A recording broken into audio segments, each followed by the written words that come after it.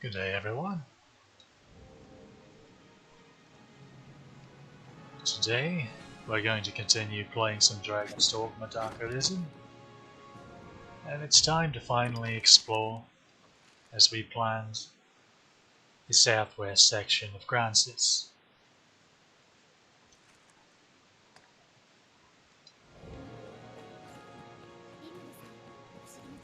But first, as promised, I need to explain how to acquire a leaden globe. Now, this is an item that, with the possible exception, because this is a vague memory, and even the wiki hasn't been able to verify it, of possibly being able to find them in chests in Bitter Black Isle, although no one seems to quite recall where. The general way to make it is to combine ancient ore with alluvial ore ore.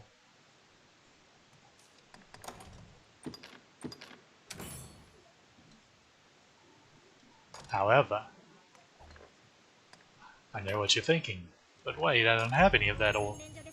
Well, to find ancient ore, as one might expect, you can find it on any mining node in the ancient quarry. Alluvial ore can be found way up here at mining nodes at the Blue Moon Tower, which we will be going to shortly in the story, unless we accidentally sequence break slightly. However, we'll be going there anyway, even if it's not this story quest, for one in the next set. But there's another place.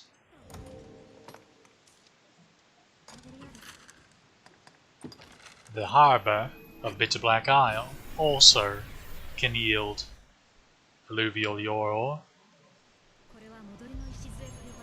This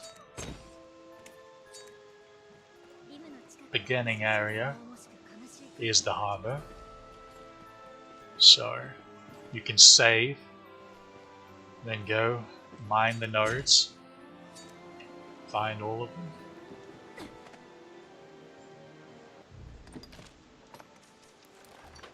You can conveniently swap classes in case you need access to levitate or double jump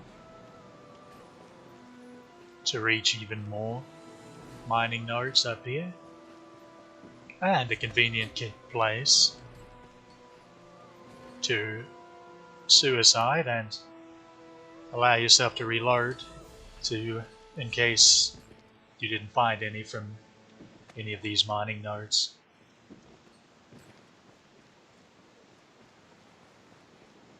Now, both ancient ore and alluvial ore are moderately rare, so it could take some tries, but you will find them eventually, I assure you.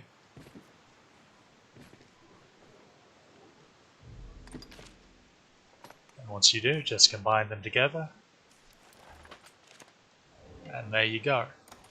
Now, the leaden globes themselves, well, you need to turn this one in to complete the side quest. But as a tool, what it can be used, if you use it, it will petrify you. So basically, if you happen to be able to get a little small collection of them together, you can sort of use it like you use the God's Bane in first game and New Game Plus to save scum, chests, and the like when you're trying to farm loot.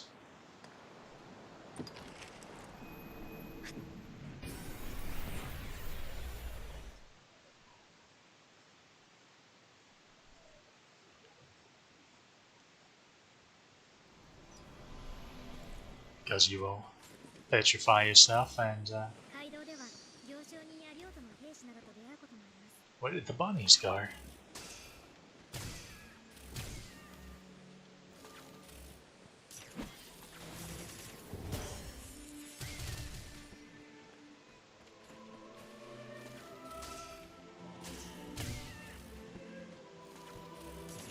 So we took that detour to reload this page.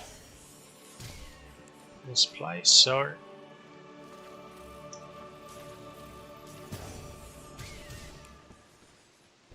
as we still have this need to kill 45 bunnies, we only need 9 more. That should be findable here. Hopefully. But if not, it's easy enough to clean up what's left at our leisure.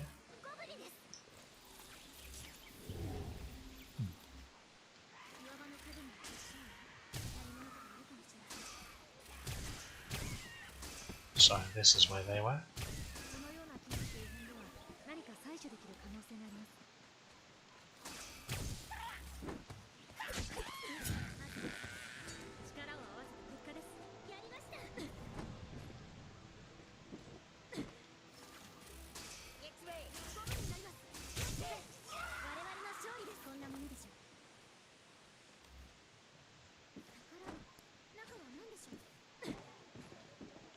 So we should like roughly 4 or 5 or so. Oh, 3. Alright. Miscounted.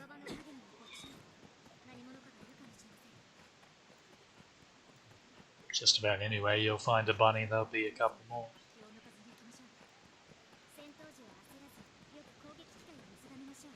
Now, first order of business, we have 35 Iron Hammer bandits to kill. Iron Hammer being the name of this particular squad of bandits, these male bandits here. The lady bandits are the Western Labrise bandits, if you were curious.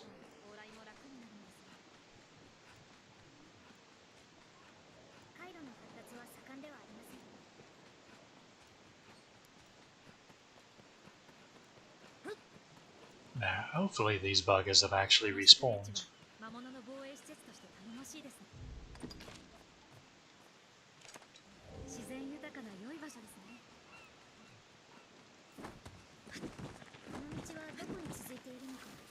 Okay, the wolves have respawned, that's a good sign. Sort of. Wolves respawn quicker than the bandits do. Should be getting about time for the boulder trap to respawn, actually.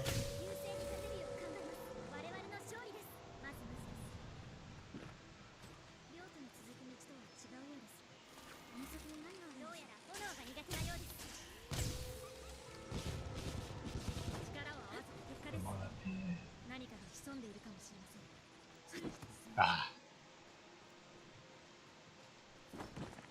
Game's very nice, proving me right like that. Okay, trigger the boulder. Hide behind the bush. Boulder. We all know boulders can't see you behind the bushes. That's good distance. I'll give it a 7.8. Try arching your back more next time. Or raise that score.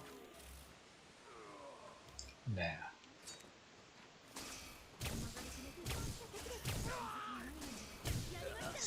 $35 is quite a large number when it comes to these bandits. Incidentally, if you're curious why they're always carrying these shackles, it's because you use those with scrap iron or hunks of iron, one or the other, to make skeleton keys. So, obviously a bandit will want to be able to get out of jail. Neat little bit of lore there that's involved in mob drop.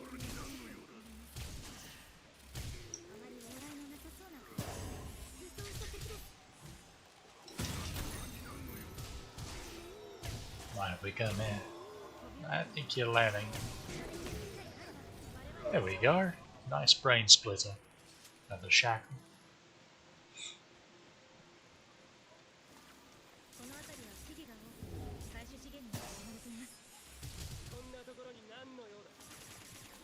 Wow, this really doesn't do anything to them, does it?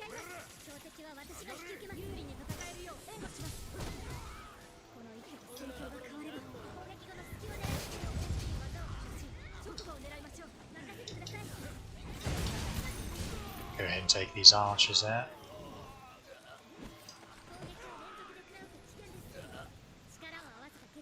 What attack did you just do?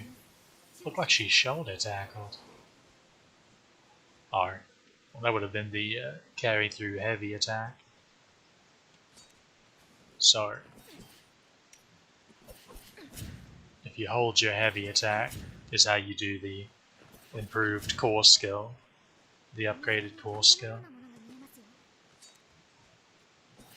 Whereas with melee, at least you have to time a combo for your upgraded core skill. So normal combo is just that, and then this upgraded, throw in some fancy roundhouse kicks. So to get to 35, not only do we have to kill these, but typically we'll also have to go down there and handle those little buggers as well.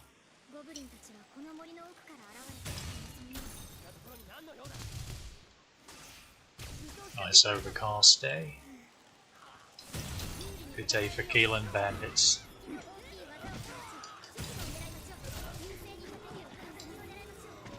Watch all the archers. Oh dear, there's a bush in the way.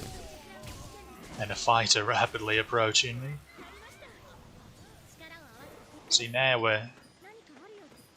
we got enough vinegar in us to where even these strangely tough bandits aren't really a match. That being said,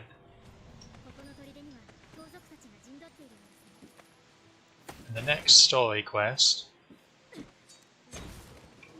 I'm going to obviously show you the way up there instead of just teleporting despite having a port crystal there.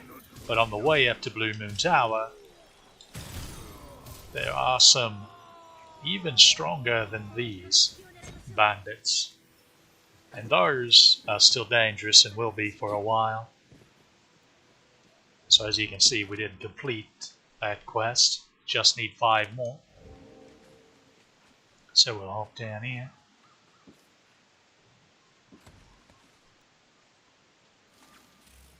That's strange. Should be able to see the Cyclops by here. Go ahead and save. Game. Better safe than sorry. As you can see, there they are.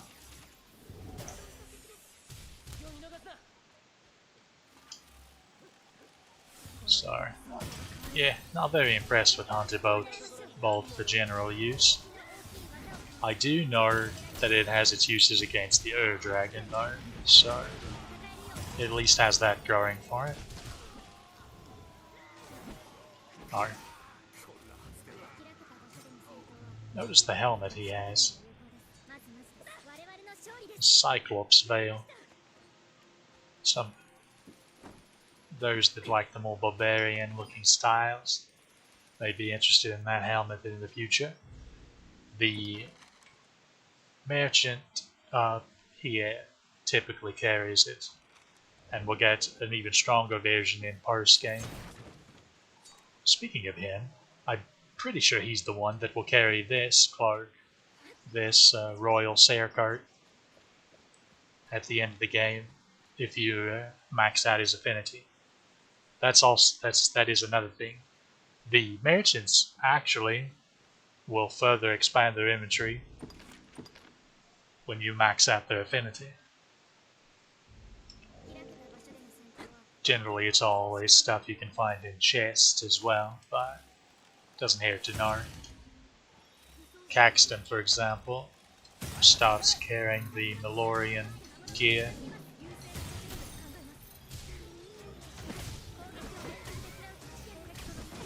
Speaking of Caxton and Madeline, if you'll recall, last time we turned in the idol quests for them, which means their inventory are going to be improved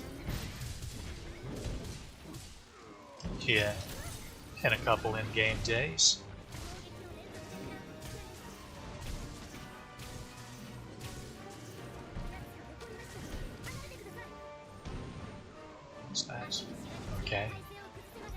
I can tell that's all of the bandits because Katarina immediately booked it towards the Cyclops.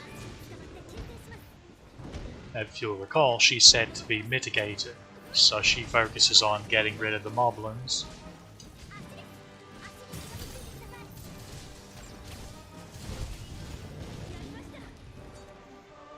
So we have less to worry about when we're fighting the big bosses. And just fighters in general draw a lot of aggro. Go ahead and let her heal and go to work. Now this is how a mage is supposed to do. Notice that she didn't stop fighting to randomly heal me even though I got whacked at some point. She waited until after the fight. That is a nice mage. That's a good loss. Nah. Incidentally, there are an assorted array of little chests hidden in little corners in this bandit stronghold that I didn't show that you might be interested in. Though generally it's similar stuff to what they're actually wearing in there. Little hand wraps and bandages and the like.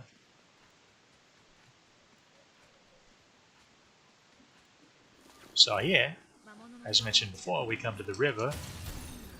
And we have these saurians up on the rocks. We need to kill 30 of the little buggers. And they're all up in this river, and they're all in these woods. They're not alone in these woods up there, though, as we will see shortly.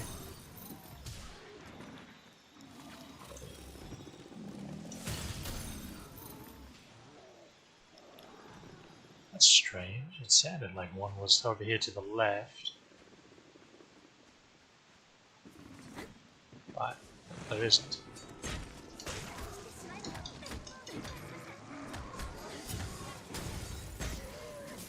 Oh, how'd you miss? I guess the boulder got in the way. There's some fish. This, we'll finish these off and I'll show you that little crevasse.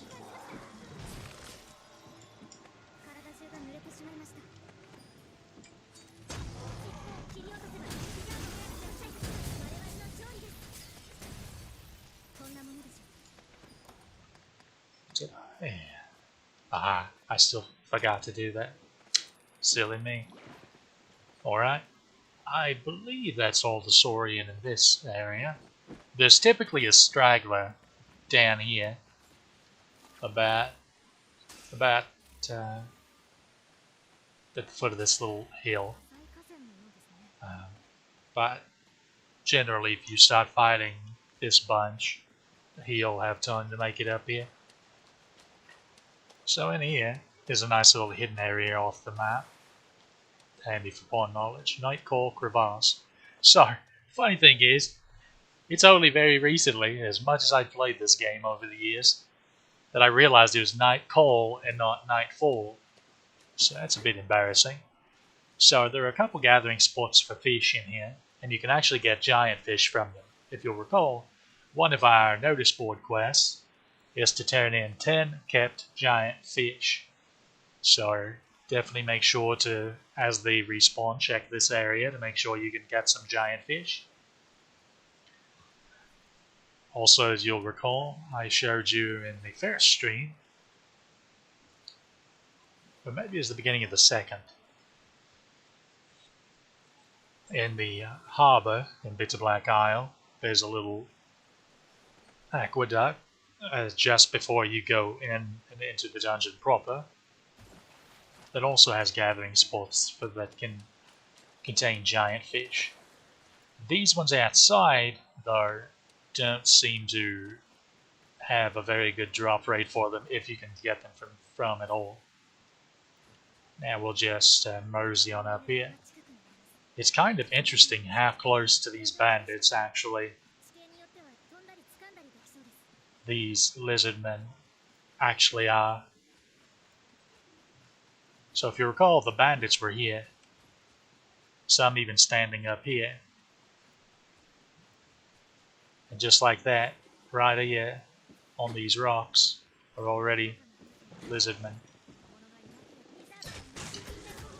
They could have spat on each other. Yeah. A couple bandits would be standing right there.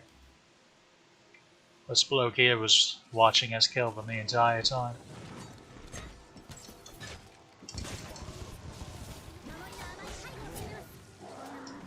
They're being very generous with these coin patches. I should probably not bother wasting time picking them up at this point. It's not like I ever really buy anything at this point in playthroughs. It's a habit. What are you going to do?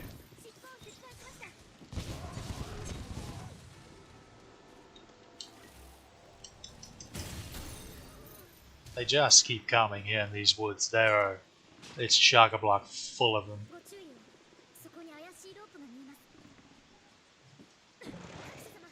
Oh, I thought we already got you.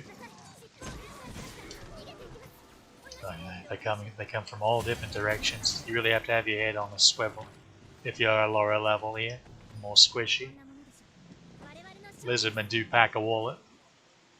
After all, even these base levels. 3 ducks in a row.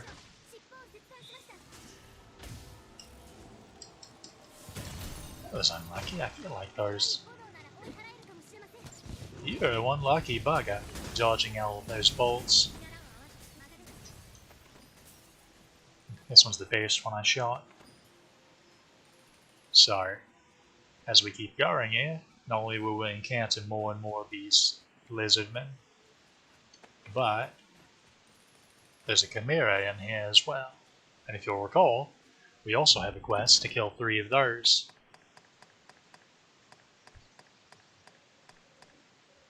Which we can either do, which we can easily accomplish by, in one go, by killing the one here, and the one here, and then the one here. But there are 2 here, and we've already gotten one, because we found one up here. So, lucky us, we can grab the bugger that's around here, and there's another. I'd say roughly around here. Around this spot.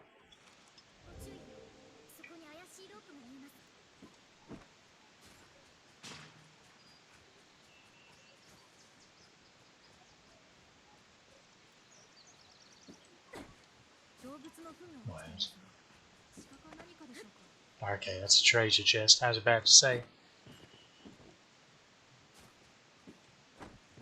So, these little rope traps are supposed to alert enemies to your presence, but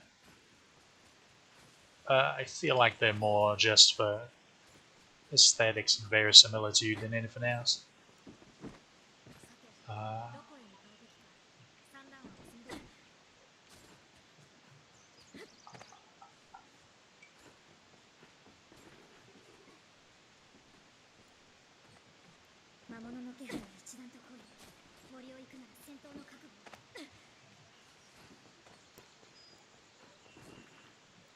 Should be nearing the next batch of Saurians in the Chimera just shortly. Bones on the rock. There we go. Speak of the devil.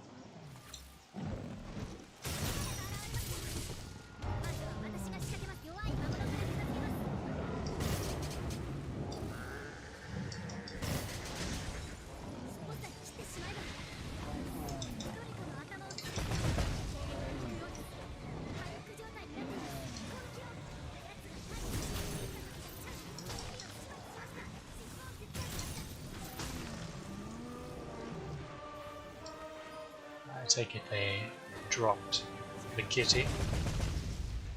Seems so.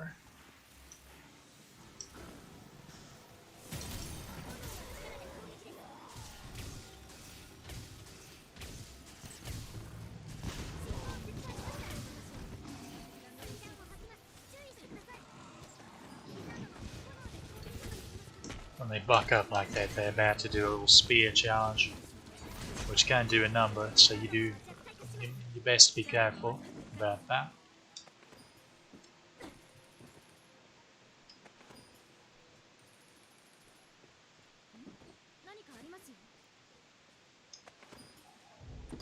Where'd we end up over here? Nah, as if there.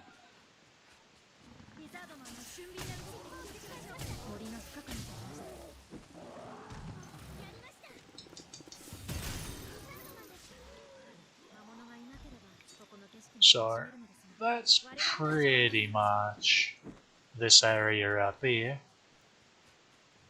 So you keep going this way and it's just kind of a shortcut up here. Sort of. You have to sort of shimmy along a little thin ledge and watch out for some falling boulders. But it'll take you nearby the rest camp, or at least nearby the area where the hobgoblins and the armored cyclops are, right here. Now, down in the field.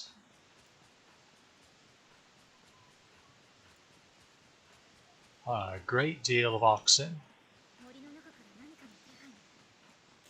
Gotta be very careful there. See, your pawns will actually warn you, although this time she said it as we were leaving instead of coming, about hearing things moving in the woods. That could be taken as an alert for the lizardmen, or the chimera, or both. So, generally, there's not a lot in most of this area. It's called the eradication site. However, again, no griffin can spawn. That's interesting, it's not even sunny and he spawned. But again, apparently the sun thing is allegedly just to make them more common.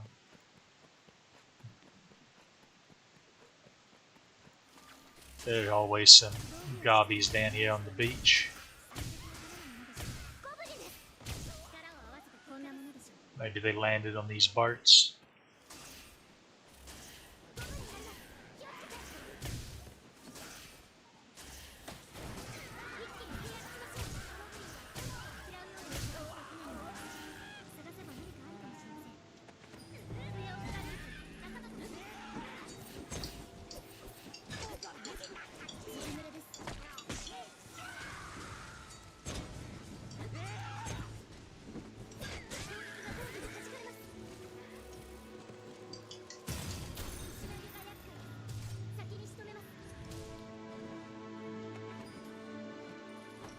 Are you still alive?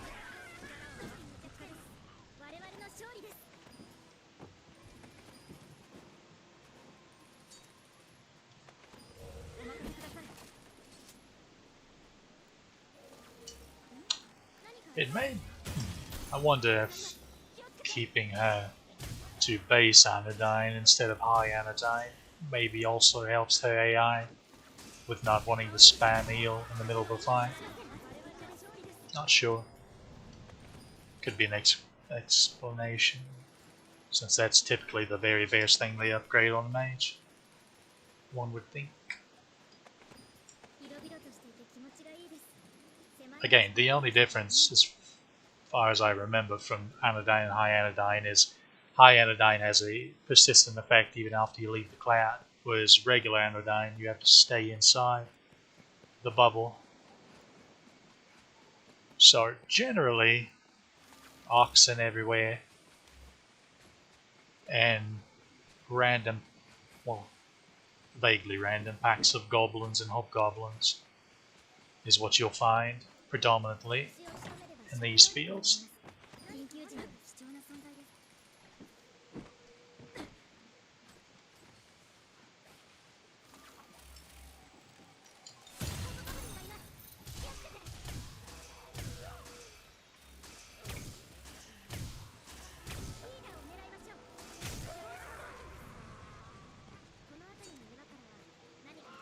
Oh, I missed this guy.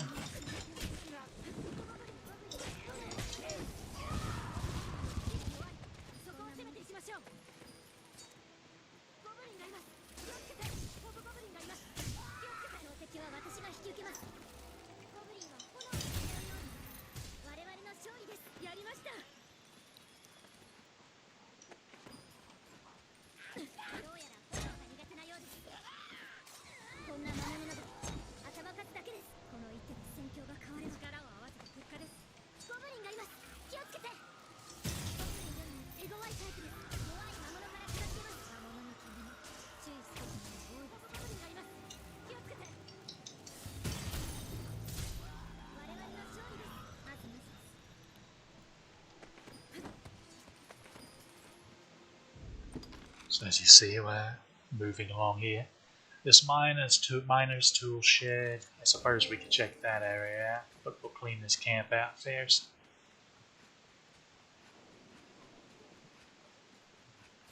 Actually, we should go into the tool shed, probably. This is just going to take us further away. There are random pawn walking around out here as well. And over there, as you can see, is the Chimera. Just to the west of the tool shed.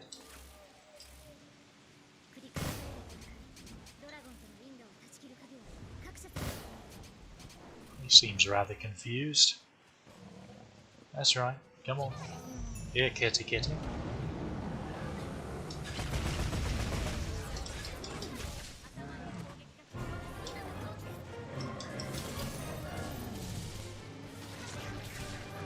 So as you can see, fire does fine against him, but he's not generally particularly weak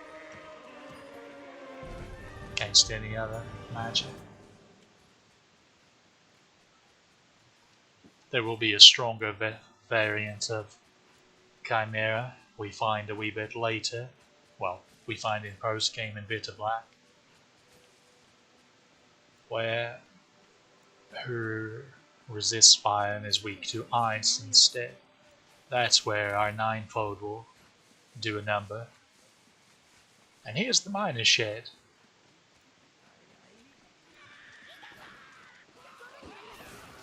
Has some gobos in there.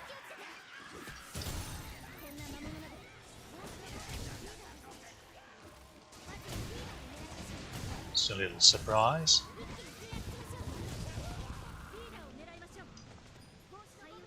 Lots of money.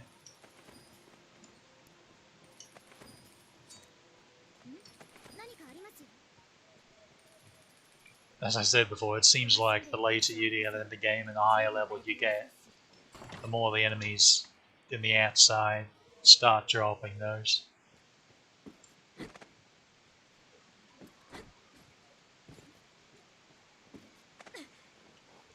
So, next destination is not here, but Caverns of Delusion, the Tomb of the Unknown Traveler. So, that's where we're headed.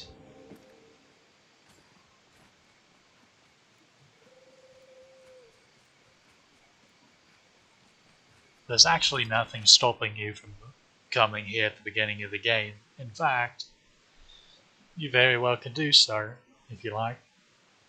Of course, you might want to sneak around these tougher bandits down closer to the fortress here, because this is yet another place where you can get a fire enchanted weapon. You can get scalded daggers, a certain steel greatsword that's unenchanted, so that's kind of meh, or Eden's Warden, the fire enchanted sword.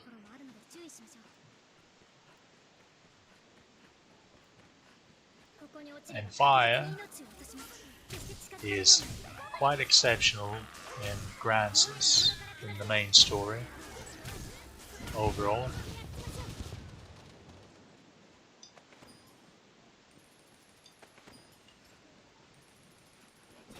I think the only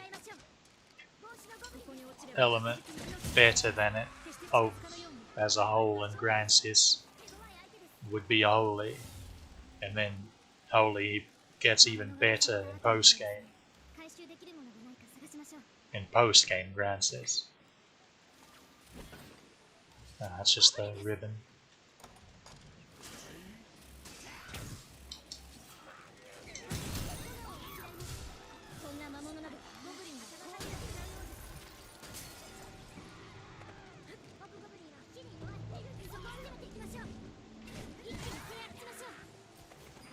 I almost feel bad for him.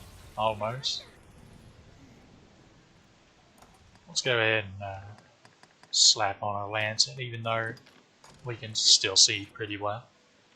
It's a nice clear starry night, moon's out, so it's not that dark yet, but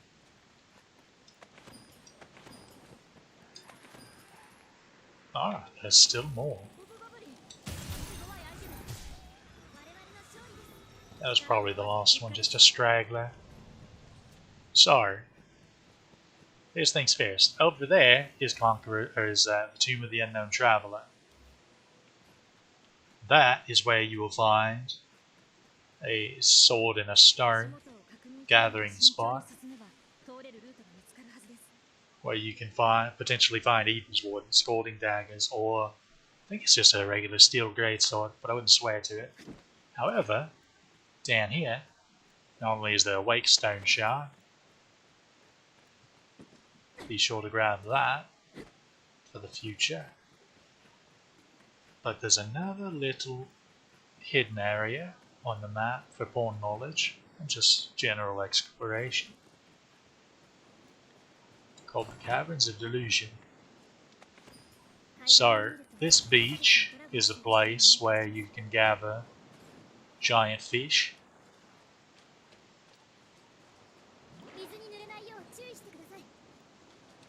Large fish are of course more common, but there you go, there's you some giant fish. And here are the caverns themselves. Nothing super spectacular, however, this chest, right now it has a barreled helm, which you may like depending on what kind of equipment aesthetics suits your fancy. Since she went ahead and picked it up, I'll go ahead and show you. It's more typical knightish helmet sort of deal.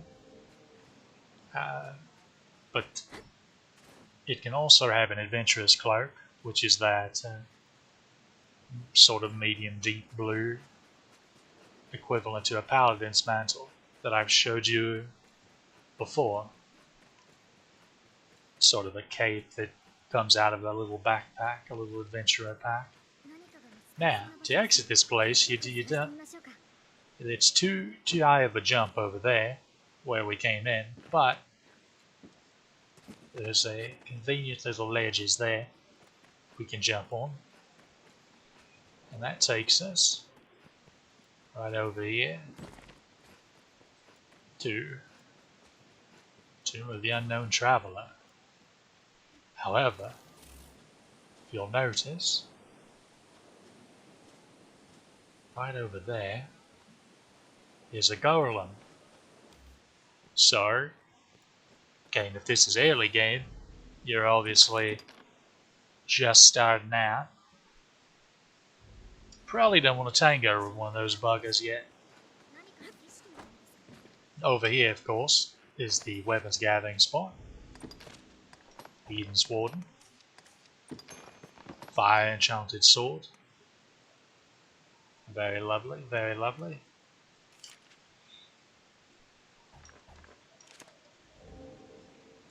It's an amazing starting weapon. Of course, I believe our dear one of them's activated the golem on us. That's fine, that's fine. Wanted to fight it anyway. Well, we were going to anyway. If you'll recall, we have a quest to kill 3 of them, and here's numero 3 right now.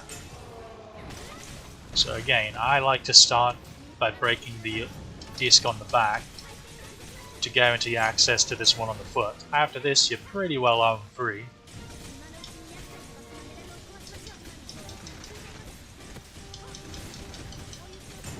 It's just that one on the foot is very tricky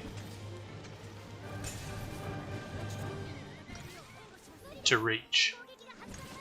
Unfortunately, the last one typically ends up being the one in the palm, which is easier to reach.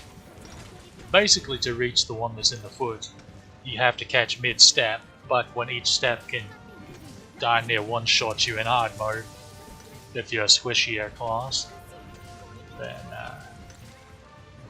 it can certainly be a bit... Reminder that when they juice up like this, they send out a big pulse wave of energy. I'm actually surprised it did so much damage. I got hit by it before and it didn't.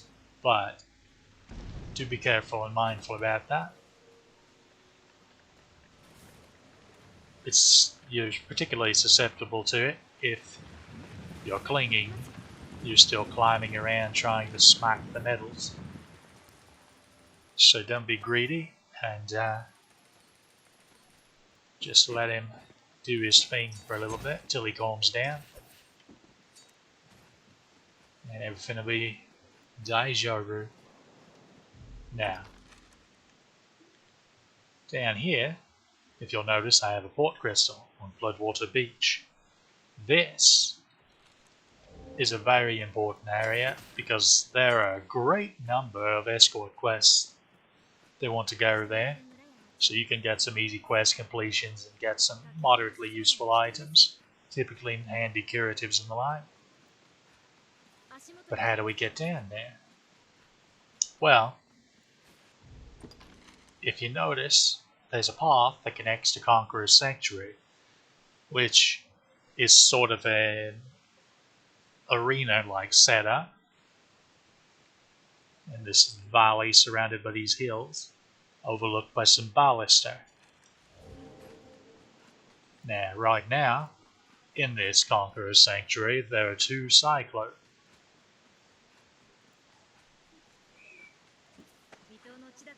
Two Cyclopes, one of which is armored. I don't think the other one has armor. I always recommend approaching Conqueror's Sanctuary from the top here, because, again, baluster. Otherwise, when you're trying to fight, there are a pack of hobgoblins down there and these two Cyclopes. So, just like at Shadow Fort, if you don't come up here, also there are more over here, and another baluster. So you might want to come over here and clear these out as well, just to cover all your bases. A little regular Grobby. He's gone. So now we simply, unfortunately, okay, we don't count as in combat yet. Go ahead and save, because again, in hard mode, one random backhand with the club from behind, and it's curtains for you.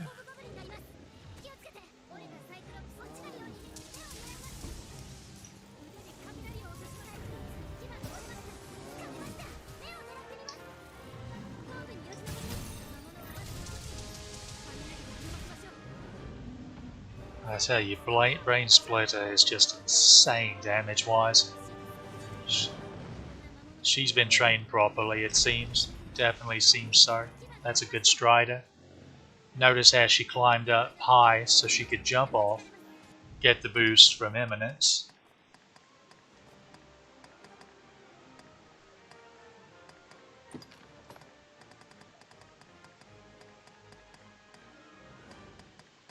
Oh, she doesn't even have Eminence. That's very strange. Either way, she jumped up to get extra damage on her Brain Splitter instead of just using it on the ground, because it has an inherent jump to it.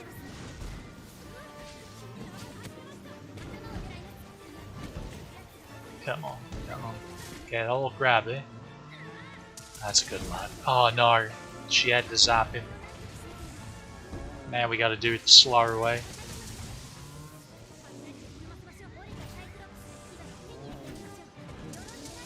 It's alright though.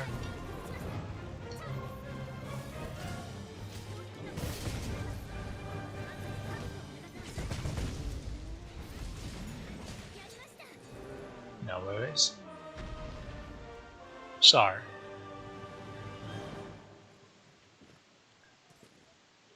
That's Conqueror's Sanctuary. And again, during the main story, it looks like this. It'll look like this every time it respawns. The challenger in it will change in the post game, but we'll share that We'll cross that bridge when we get to it.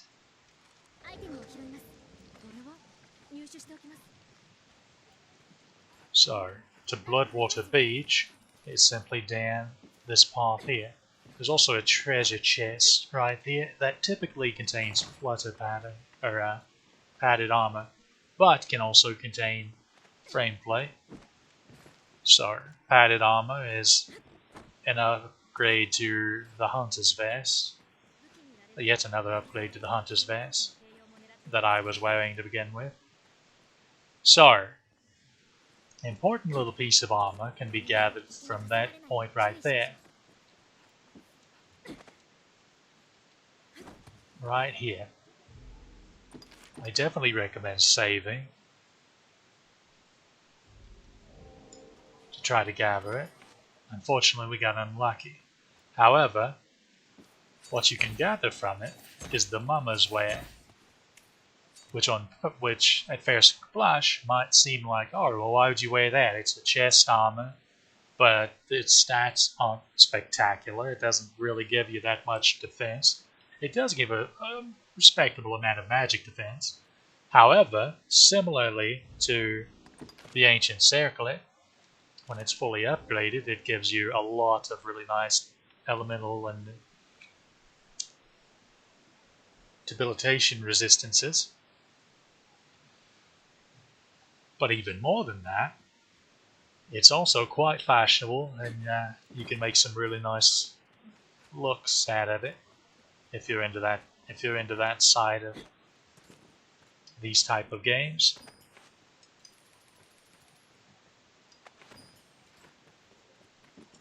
I recommend grabbing a noon flower for post game. You'll need to turn one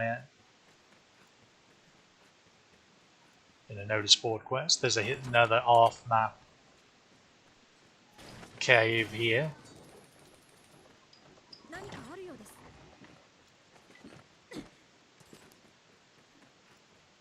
Now this can be a bit tricky to get down here without splotting yourself.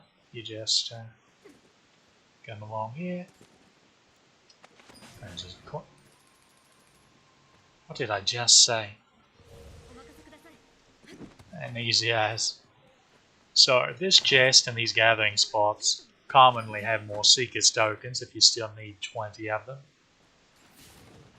But then on down here is Bloodwater Beach proper, which has a lot of gathering spots for fish and generally seems to more commonly give you the giant fish. So again, you need 10 of them, 10 kept giant fish. So go ahead and go to town gathering and come back after about 4 in-game days for it to respawn. Try again until you get all 10. The various types of equipment and gear that you can find here. Generally these seem to be the most common. Chainmail there, red leather hood. Red leather hood is an alternative red leather option to the red leather cap, which is like a little Robin Hood cap. Well, a very tiny one that kind of fits on the top of your head and has a wee little feather on it. I'm not much of a fan of it personally. The red leather hood could be fine though if you don't mind hiding your character's face when out in the wild, because you'll have a face mask. We can go ahead and put our lantern away now. It's getting light out.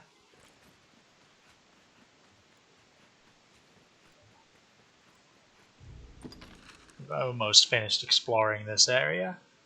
There's a traveler's camp just to the northeast, which I'm not sure why it's about as interesting a location as the miner's tool shed. It's just a little spot with a handful of hobgoblins huddled up. The interesting point though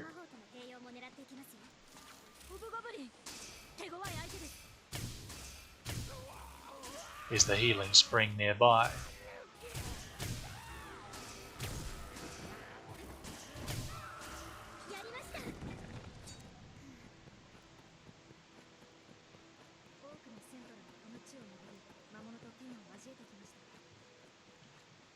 Incidentally, at night time here, besides a great deal of goblins and hobgoblins everywhere, in this part of the forest, nearby, especially nearby the healing spring, another type of spectral enemy spawns.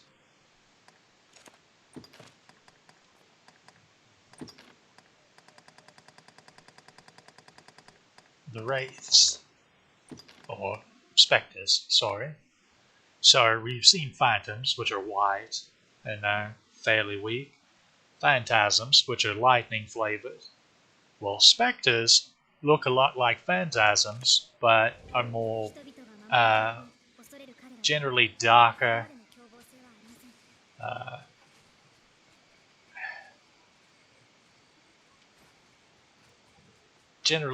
and more like a black center as opposed to a glowy blue one, and maybe even leaning more towards an ethereal green as opposed to the ethereal blue of a phantasm. And it's actually quite rare to encounter specters in this game. This is pretty much the only spot you'll be finding them very often, honestly, besides the post-game dungeon, and even then that's only a couple rooms, and perhaps a couple encounters in the arena rooms in Bitter Black, at least initial Bitter Black. So the cap should be right over here, along this path, right here.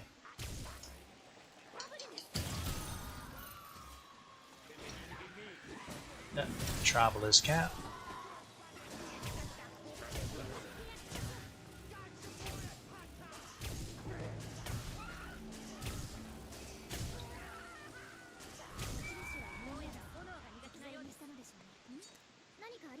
This is also a moderately good area to discipline for point farming, due to how much experience points hobgoblins give you,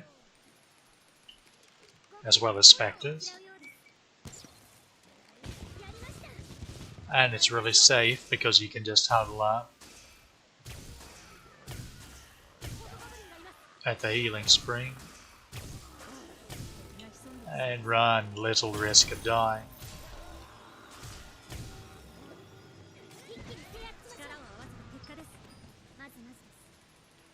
Speaking of the healing spring, there's sort of a not so much path through the woods over here that will lead you down to it. There she be. Always recommended to pick a healing spring. It's handy to slap down a port crystal there when you have an excess one that you can spare. Of course, I picked the one way up to the north, where Celine wants to go on her escort quest.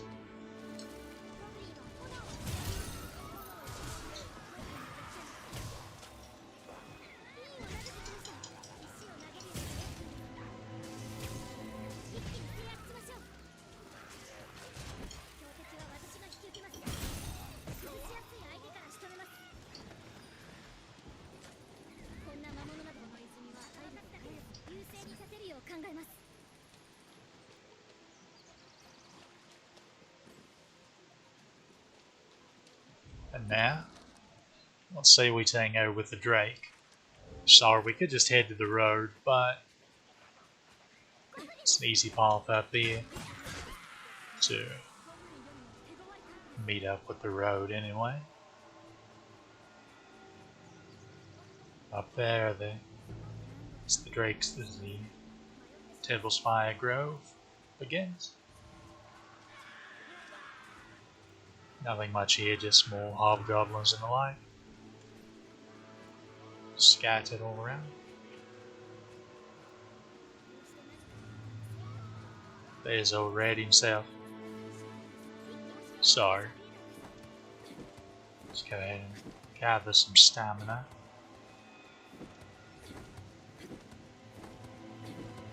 We'll go over here just so we don't aggro him early while we recuperate. Hopefully.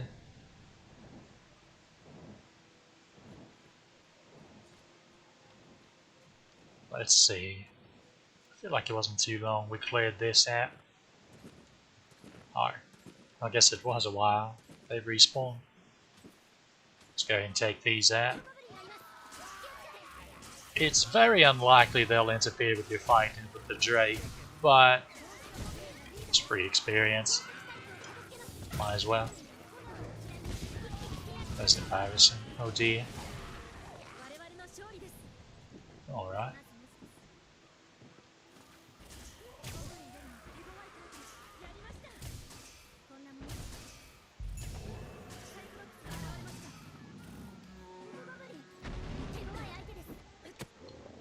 Alright.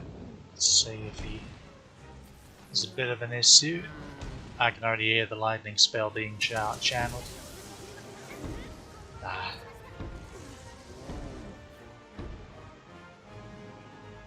What was that sound? I'll do a bad deed and come over here. Let's go ahead and keep the lightning going.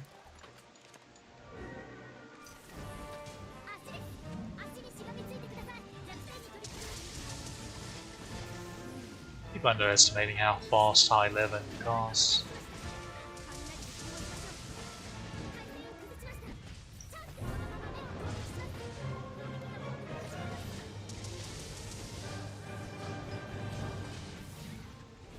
So, if you have your rumble feature on, if you're having difficulty targeting with this kind of spell, if you have your rumble feature on your controller, then it will start, there'll be a light rumble when it's actually going to hit something.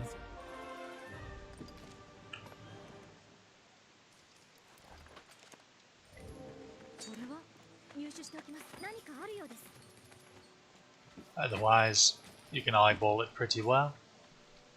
Most spells have kind of a decent size explosion radius. Now, go ahead and save, because again, these buggers can pack a wallop. Let's go say how you do. No, get back. Come back. Where'd you go? No. Don't fly away. Ah. Alright, he should be right nettled. Yeah. Seem to take him off right proper. So, the first time you hit the chest, they'll reel. Or their heart, rather. Because, alright, he's about to breathe fire.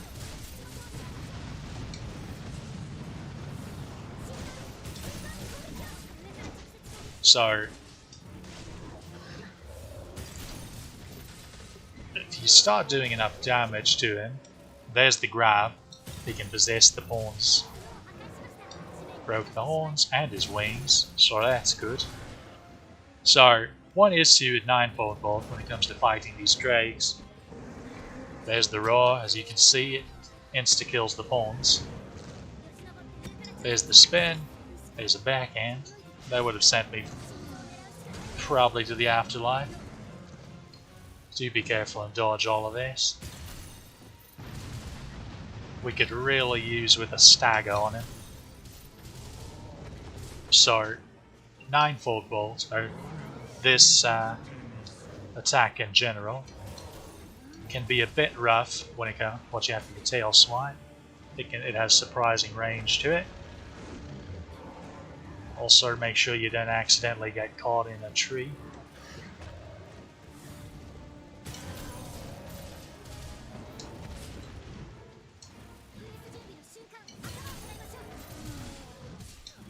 Ah.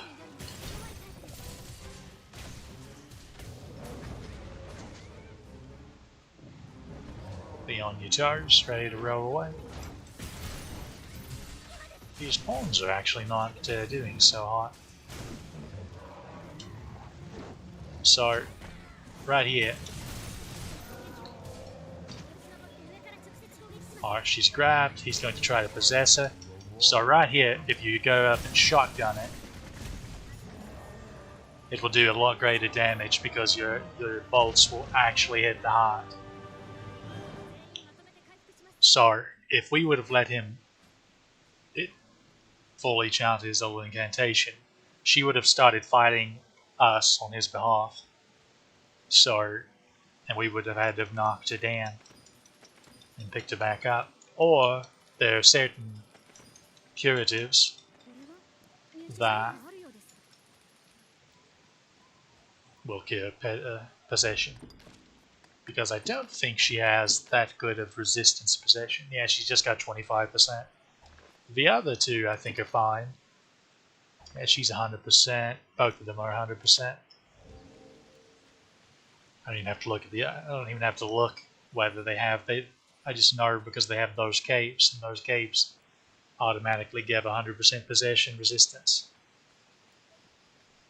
Possession resistance is completely worthless on the Arisen, by the way, because you can't get possessed. And Draconic possession is a different kind of possession than when spectral enemies possess you.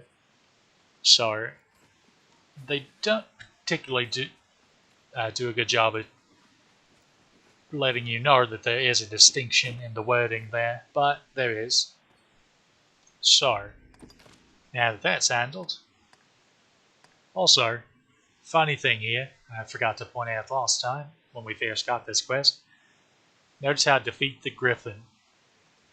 The translator seems to have misspelled Griffin. However, they did spell it correctly down here. It's kind of amusing. So, we need to do this and go to the Frontier Caverns while we're over here and kill the Cyclops. Also, enough time has passed, and the next time we go to Grand Soren, this quest will complete. Well, we'll complete after we turn it in. But we can witness what the verdict is with Fornival.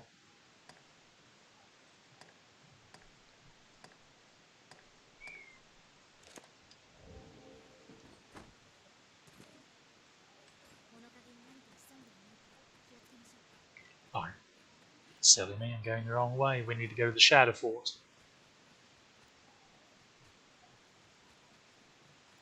So that's a Drake fight. Just focus on trying to aim at the heart. Do be careful with his attacks. Also, if you fight it, you can perfect block most of his stuff. But most of his physical attacks at least. It's best to just dodge the breath.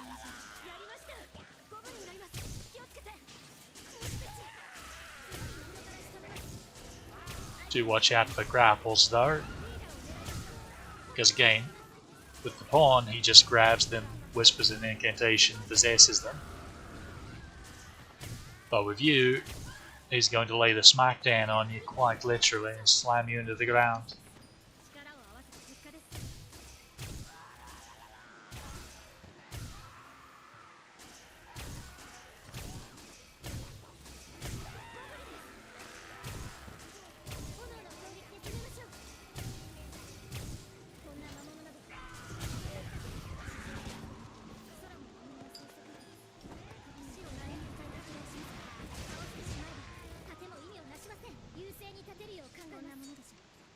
Like I don't see her use dragons more very often.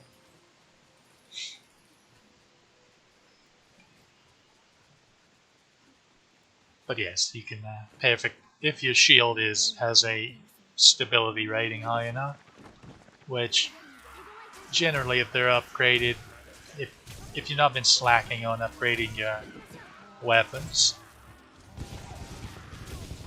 and that's both actual upgrading them individually and getting a newer one that's just a higher tier as they become available at shops or finding them in chests, then you should be good to go to actually be able to block even his heavier attacks.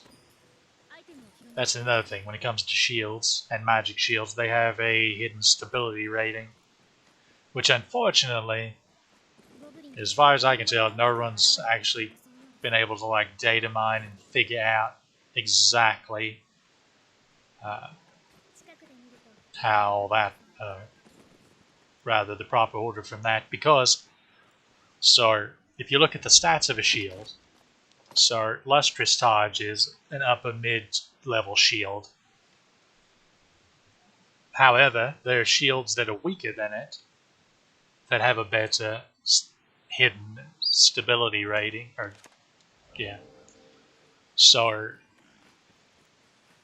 can block heavier attacks that will break the guard even on the perfect block of this shield.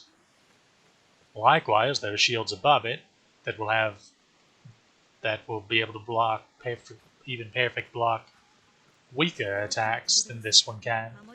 So that being said, generally it improves when you get better shields. So try not to worry about it too bad, but it is a mechanic that unfortunately no one's really been able to get their head around. Someone did post sort of a chart listing of at least the base game vanilla Dragon's Dogma shield stability rating. However, that was long before Dark Arisen came out, and hell, Dragon's Dogma base got patched even before then, so there's no telling if any of that's still accurate. Because again, certain pieces of equipment got buffs when Dragon's Dogma Dark Arisen came out.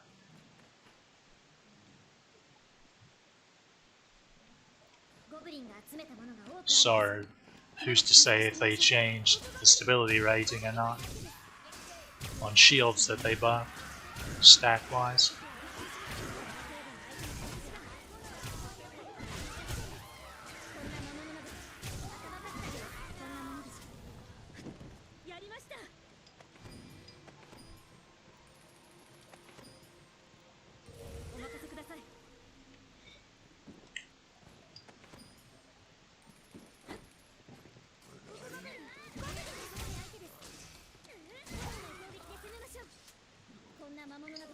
I'm not even certain if in the upgrade screen if the shields actually will let you know if or when they get improved blocking ability, because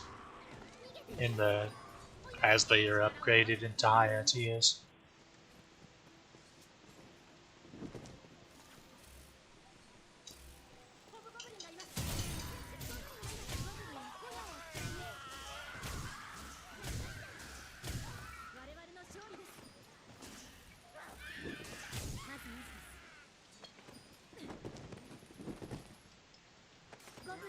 But you can find that on the wiki as well, so that's handy. You just can't find anything really about the stability rating of the shields, which is unfortunate. But and now notice this gate's open, and over there's our target. Notice there's even a further gate though that's still closed. Now, that gate will never be open for us to explore, but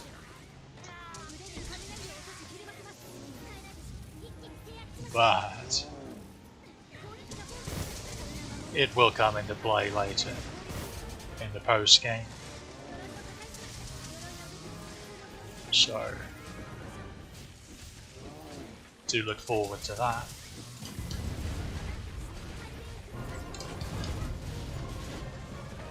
Easy as. Silver idol acquired.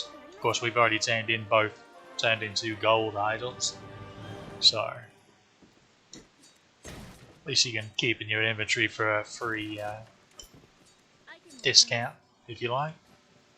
But again, on your first playthrough, you'll need to turn it index to either Caxton and Madeline.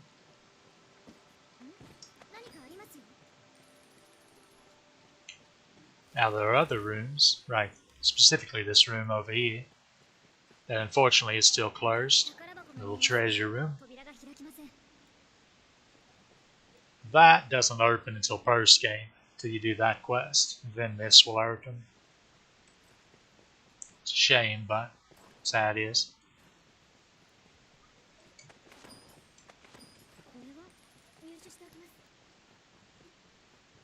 Nothing more of note here, really.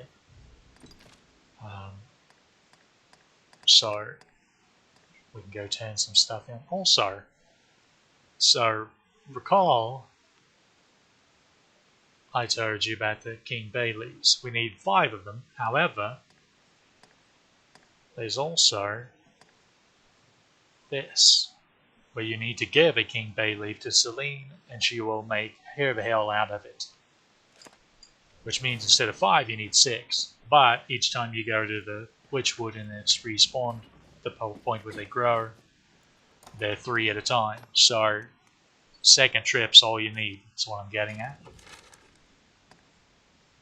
That being said, if you remember, Celine's now at your house. So head here.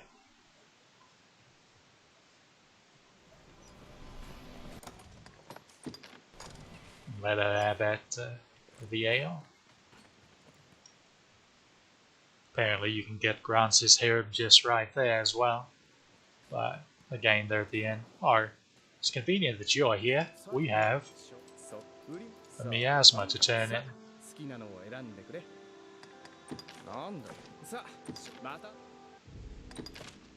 Right. The trial's still live, so let's see if we make his quest. Yeah. So now, once again, we need to do more business with. Also, again, if you haven't acquired, actually, we should probably we'll just wait on this, since the trial's throwing him off. Basically, you can buy a petition for guilt or a petition of innocence if you need more evidence for some reason, which you shouldn't, but it's an option. And we were going to Celine.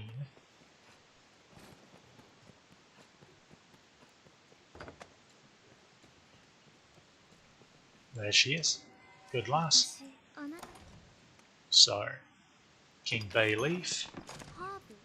And now, we're good to go to Grand Soren. Several things to turn in. And again, if you don't have a miasmite, you get them from phantoms. So, at night time, chock-a-block full of phantoms all around here. Then there will be a handful more, 2 or 3 more in the catacombs, but mostly this is the area you want to be in. You'll find quite a few of them each night. Do that until you find a miasmite. Hopefully your luck's better than mine. Sulfur lizardmen. Need to kill 10 of those. Easy as. Be right. I'll be right on that. As you approach the center is where the cutscene takes over to for the trial. Now, before we report to Holderus, let's go ahead and turn in this mess that we have at Arsmith.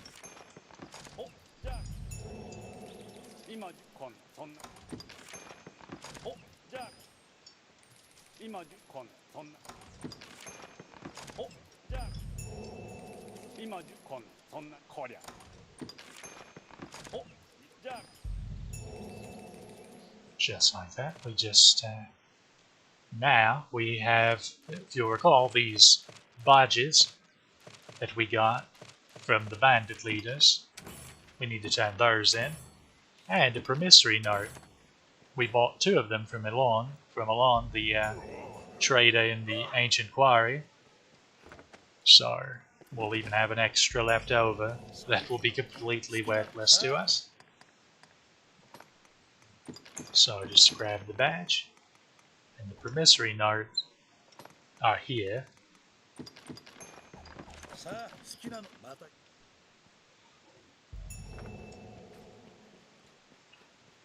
And then that's 3 more easy quests for us to turn in. Easy money, easy experience.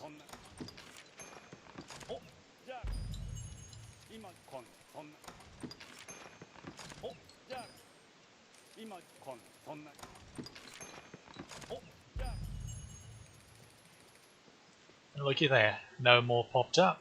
So we're quite way down by our rewards. It's pretty amusing.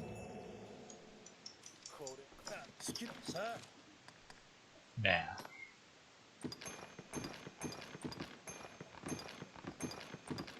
make sure to deposit the noon flower, or else it will wilt after a bit of time in your inventory, and that's no good.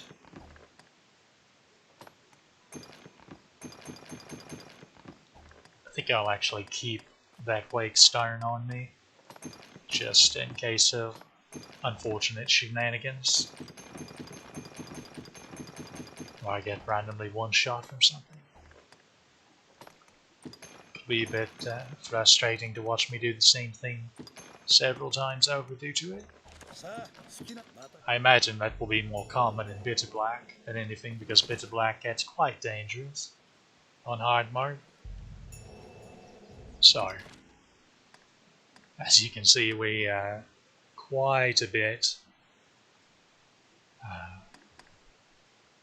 further along in these quests. These are all Bitter Black quests, so ignore those. Still need 4 more snakes. Easy, 3 more rabbits. We can also do this. I keep forgetting the giant fish. So I've already showed you every area I know of to get the giant fish. So when you do, you just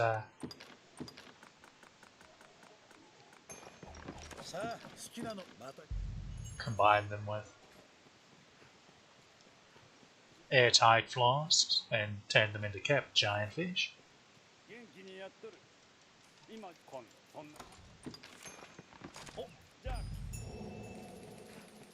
And another one bites the dust. Sorry. I think it's time. I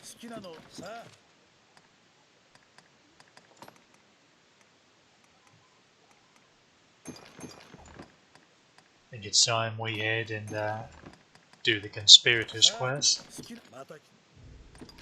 However, there's also a couple other side quests that I haven't even mentioned yet. For Kino, actually.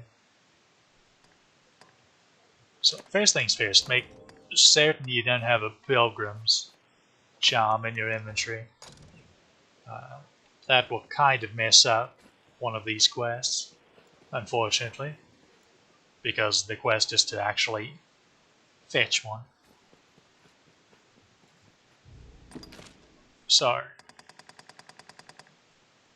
So for Saurians, if you'll recall, on the path to the north, we will find some snow harpies. They're going to be all over the path to the north. The griffin, we'll get that guaranteed very shortly.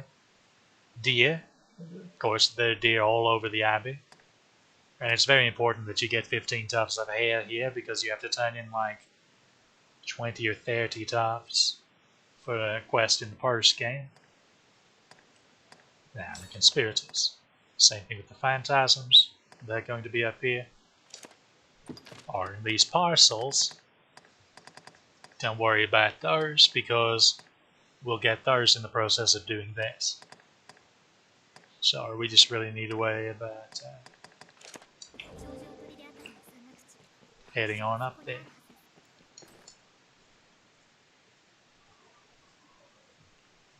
Believe it or not, we've just about got every non-notice board side quest licked.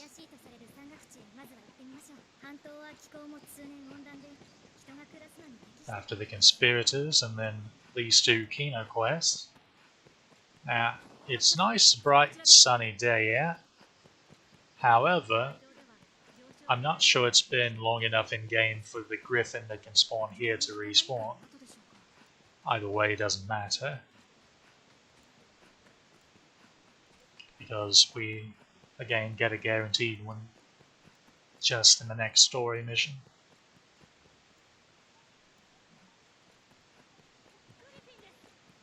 I guess it has. He respawns quicker than I thought. Wait, where is he? There he is. So, again, to bait him down, you can kill some oxen because he would generally target one of them. So the way to bait him is to actually hold a corpse in your arms and let him just come at you. He chose a different one.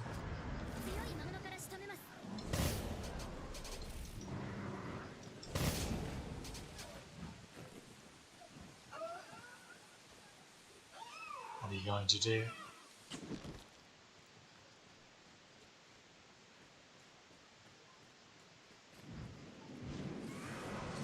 Okay, that was a warning. But, so, he's on fire, so he should crash.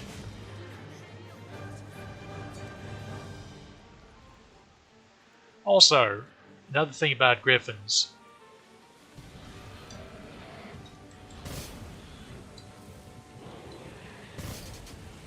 If 3 members of your party climb on him,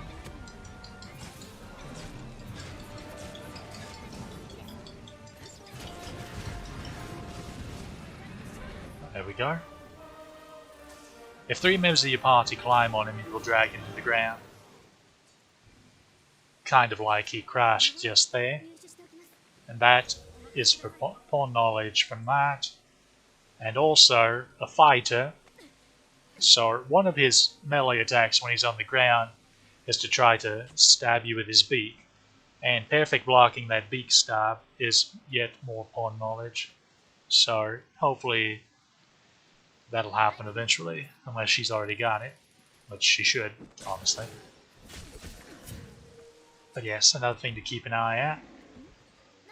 When it comes to trying to get pawn knowledge for stuff, as you level up, and it's like, oh, well, now we're killing things too fast for the pawn to really learn from fighting.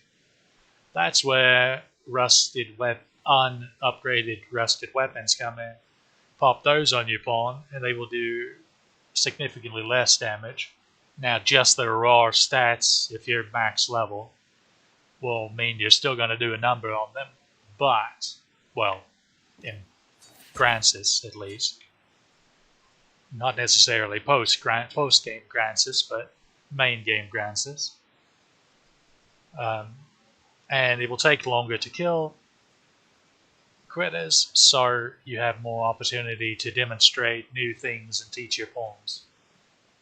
Also, because rusted weapons inflict debilitations, that can be potential more pawn knowledge.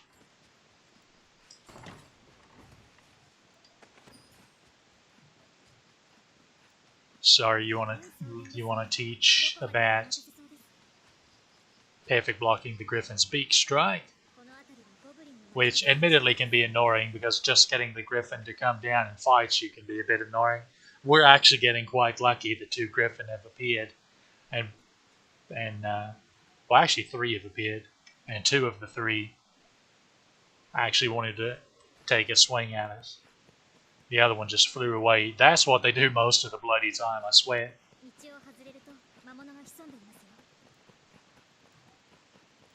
But the big way to bait them down, this is pawn knowledge as well.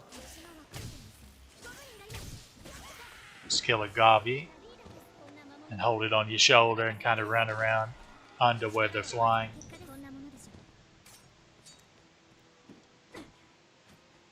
Fortunately, now, oxen are their favorite food, seems to be. But generally, well, you can't pick up an oxen, unfortunately. Their corpse kind of disappears when it falls. Go over here and tango with this Chimera. as we head up here.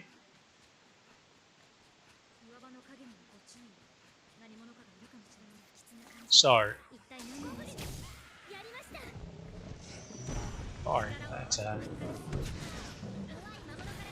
that was really unlucky. Mighty unlucky. Or I must have taken this guy's lunch money before something. He's got it out for me.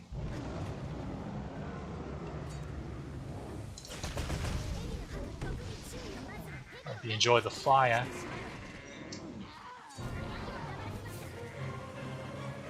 Never in doubt. That's for emphasis. I need some heals. Let's, okay, unlucky. No holy heals from that. It's unfortunate. Wait. Okay, they have their weapons out, so I thought there were more critters around, but now I'm just confused.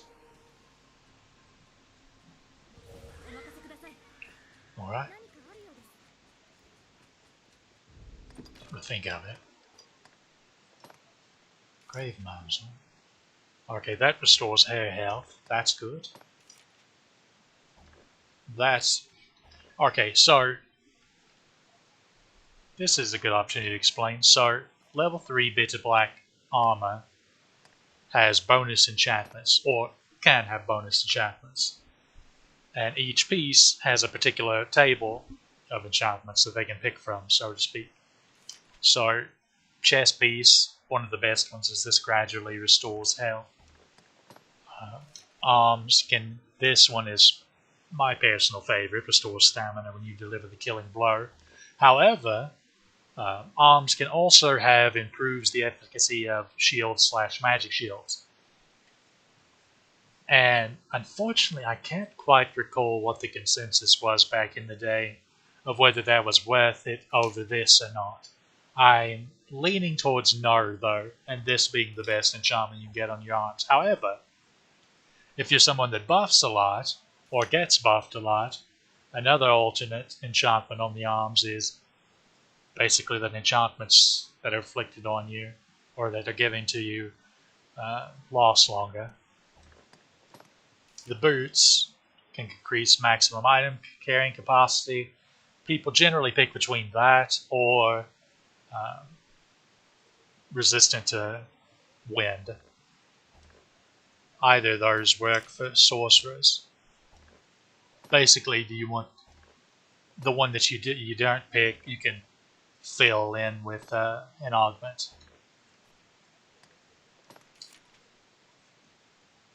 See, that just means you can grapple enemies, smaller enemies, and hold them in like full nails and stuff longer. She's got the good gauntlets. Those are the ones I always search for. Gradually restores health. That one, when you is alright, I guess. I'm not very familiar with the ones the helmets can give because I rarely use. I basically just use circlets 9 times out of 10.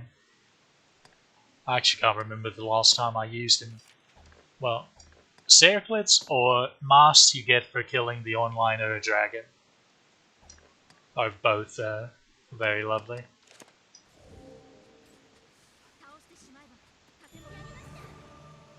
Oh, that's funny, leveling up from killing a goblin. Also, did I see something strange? No. So, 10 deer. There should be deer, yeah, around here.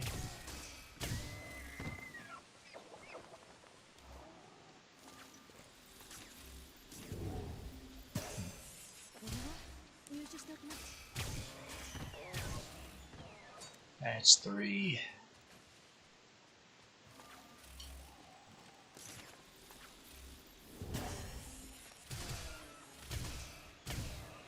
That's 5. That's half of them. are also on this rock. Interesting, it's not here.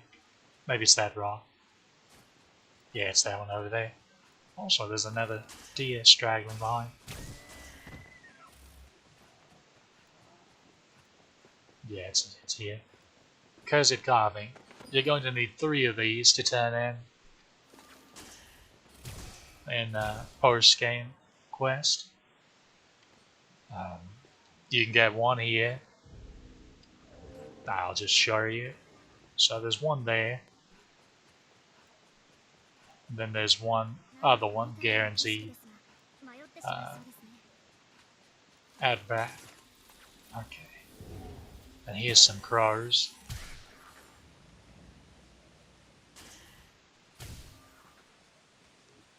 If you'll recall, one of the notice board quests is to kill a bunch of crows. There are quite a few of them over here, even on gravestones. Do be careful when you're doing that though, you don't want to hit any of the ladies. So, here's Kina. She's a nun now. She wanted to learn more about the dragon, and the faith have access to all kinds of literary books and the like. So it gives her an opportunity to go to a library on the mainland, wherever that is. So, fortunately, speak. So, speak to her, and then speak to her again to get a quest. She gives you a flower and asks you to take it to a priest so they can appraise it and see what quality her holy magic is or whatever. So, this flower is one of the most important things you can grab in the game, because as long as this is in your inventory before it wilts, it grants wheel, which is basically it doubles all experience points you get besides those from quests. So everything you kill will give double XP and double discipline points by extension. However, after a certain amount of time, I think it's around 8 hours, it will die. So the very first thing you need to do with this bugger is take it to the Black Cat and get him working on forging it. Then you can take the excess copy and show it to a priest, or give it right back to Kina for a really cute scene to complete this quest. But it's vital if you want to, if you have any interest whatsoever in doing some quality leveling, you need this bugger. So always make sure you have a spare ready to go for in case the one you have on you happens to wilt. Because once it's gone, it's gone. That being said, I have a lot of them in my bank, so we'll go ahead and notice I have a port crystal here because this is a good place to teleport to. It's a nice central location. It's nearby the quarry. It's nearby this area, and just up here in general. And of course there are a couple quests revolved around here. Now, first, I'm going to show you another location for the cursed carving. And that is in this circle of flowers right over here. Also, it's getting dark, so pretty soon 2 ogre will spawn next to these torches. And that's enough deer. And right here is a second cursed carving. So there are little treasure chests scattered among here, and most of which have a chance of having another cursed carving in them. Although it does seem to be fairly rare. So there's one there, one over here. Good money. Another one down here. There may be one more, but I think that's about it. So those chests have a chance of having another cursed carving in. So that's at the gate, the third one you need. Won't be long now.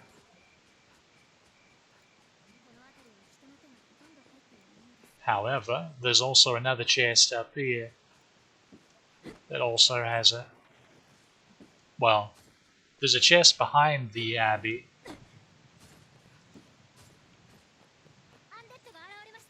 And then there's one over here. Both of which have a chance of having a cursed carving. We got unlucky, but it's just the way it is sometimes. So,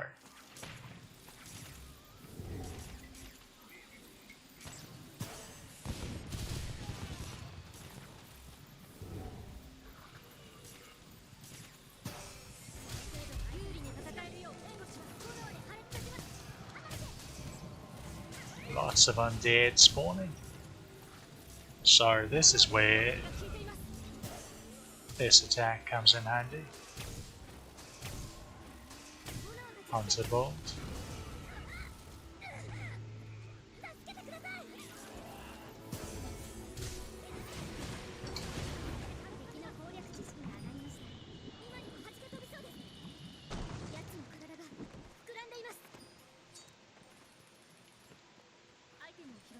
And over here should be a couple ogre. Yeah, there they are. One there, one over there.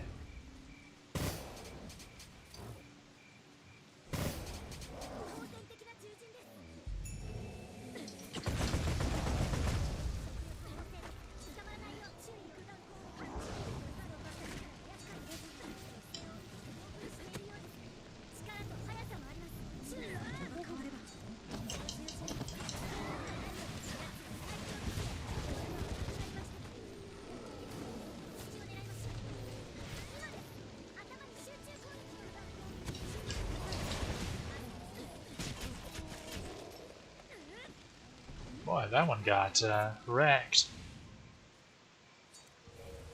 He died before I realized he was even in the fight. It's pretty amusing.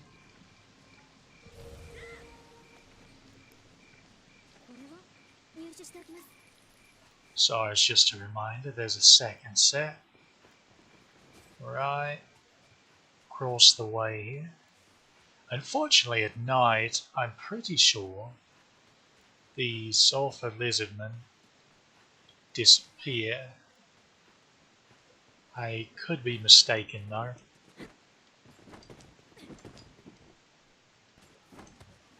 Could just be some weird coincidence of where often I'll have come through in the day and already killed them. More recently than they have a chance to respawn. This will let us know.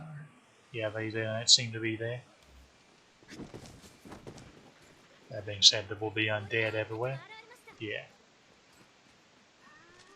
So, we'll ignore those. We don't really have any use for them at the moment.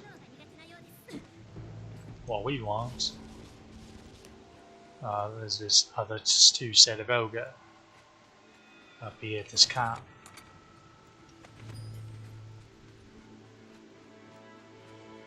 And then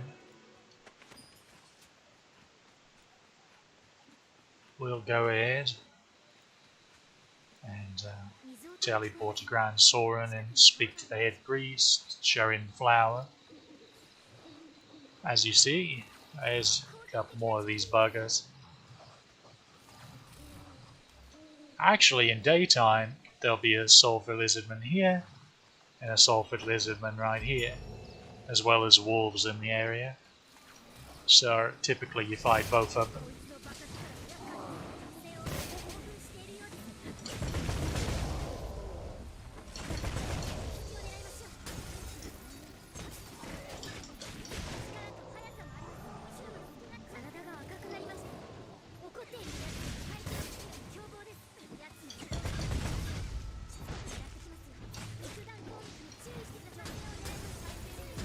Oh, that one's already dead.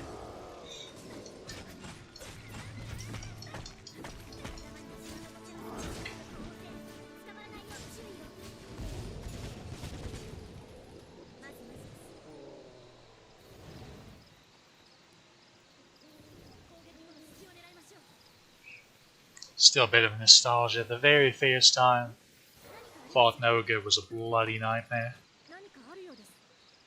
We were barely level 20. I had stumbled into the ancient quarry. That was there was vanilla dragons, dogma. Good times, good times. Nah. So no one knew what the hell they were doing.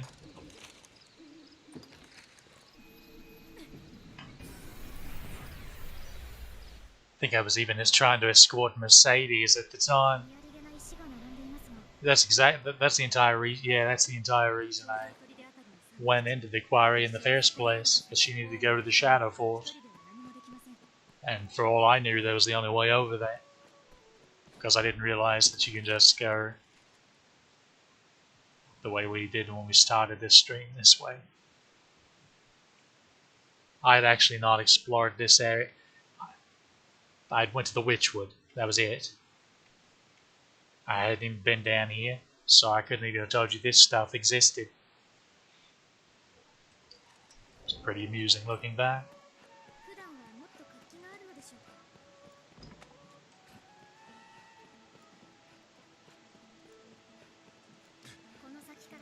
Took us like a half an hour to kill that fair starter. Then go report back to the bloke, and then he's like, hey, there's 2 more of them in there. It's like, oh dear. I don't know if we can do that. Ah, bollocks. Of course. So, important note, similarly to if you have your lantern out, make sure to put the blessed flower in your storage before you sleep at an inn.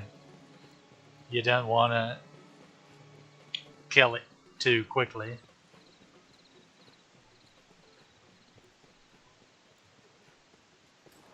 What in the world?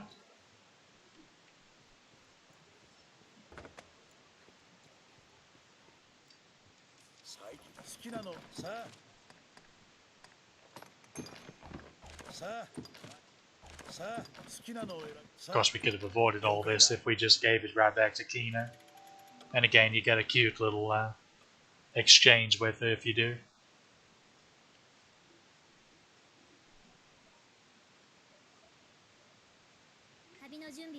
No.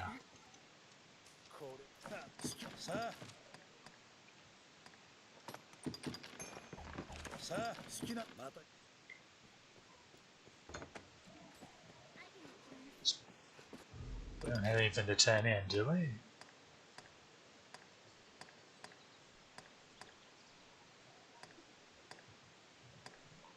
More crows, still 3 more rabbits. Fortunately, there aren't any rabbits in the path we'll be taking.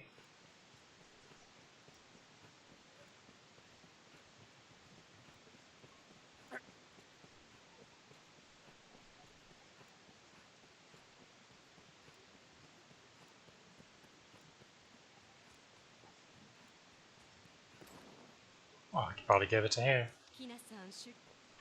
Oh, maybe not. Guess it has to be the head priest.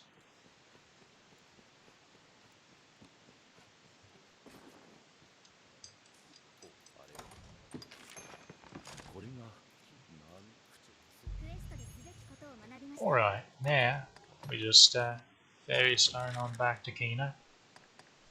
Of course, if you don't have a port there, just, you know where the place is. It's just here at the western area of Wilted Forest. It's not really difficult to find. It's on a big old hill, surrounded by some nice sturdy walls. Well, moderately sturdy.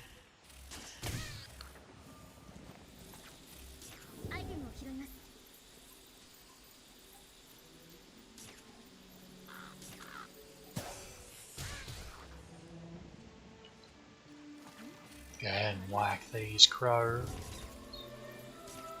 Okay. Easy as. Now.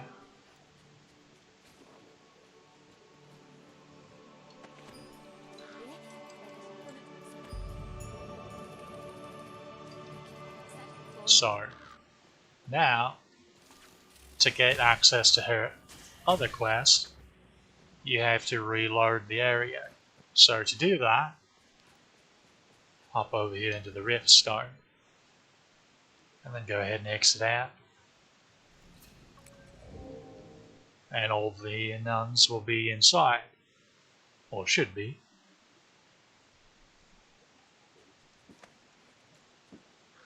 Well, I guess she stays out here, but Kina and the other ones are missing. And here, Masons also taken up residence around this area, by the way. So basically, Kina's wanting to go to a trip to the mainland so she can look at the library to find a way to heal your chest scar, or your wound in general, not necessarily just the scar. So they're trying to get a charm for luck for the trip. So, just like with Valmero, that charm is a pilgrim's charm. However, there's a spatial one that Kino is going after that's actually in the catacombs. And we can escort her along to find it. And this both increases her affection and gives you a better reward. As long as you agree to allow her to come along with you to fetch it. It's just a really quick in and out job.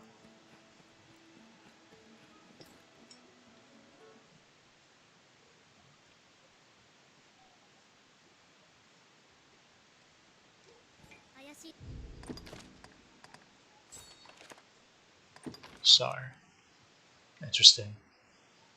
It's actually not showing on the map.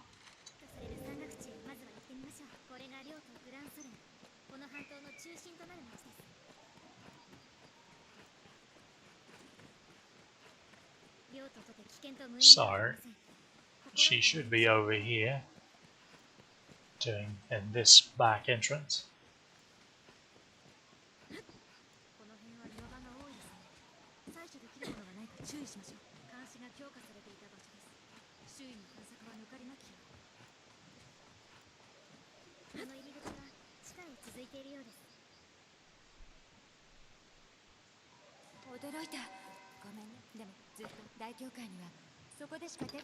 Support her, and now choose to support her or you'll make her sad.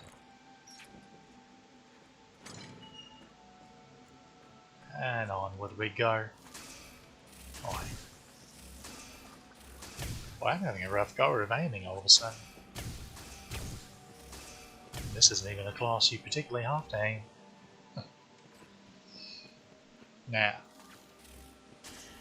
that is a Spectre.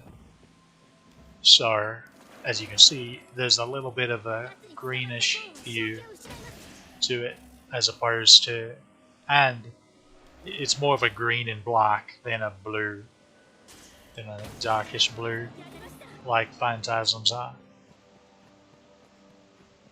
And that only spawns doing this quest, just like this chest is only here for this quest.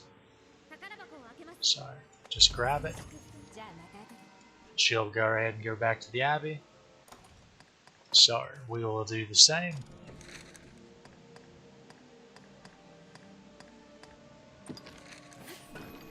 We'll turn that bad boy in.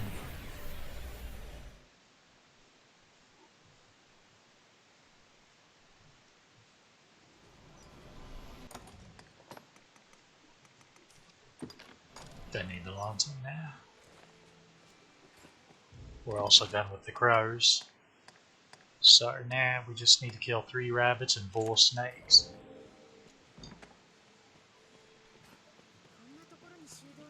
So just talk to the Mother Superior up here. Give her the Pilgrim's Charm. And off she goes on a little journey. And that is the completion of Kino's storyline. That they were actually able to include in the game at least. With the rush deadlines they had. What's up here? I suppose it's not the most wild thing that a crow would be taking off with some money. It is shiny after all.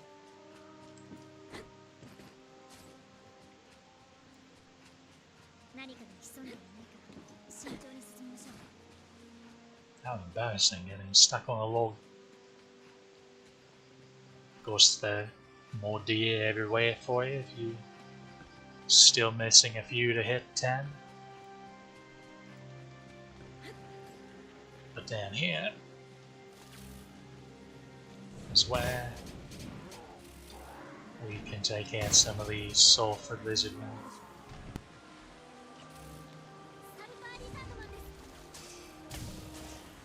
I gotta be careful, I'm burning my stamina quite quickly. Hard mode can be rough for a long time on your stamina.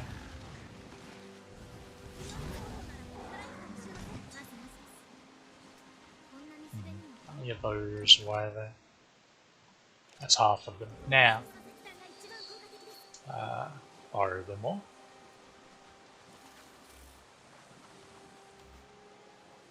I just wonder about 6 here. But...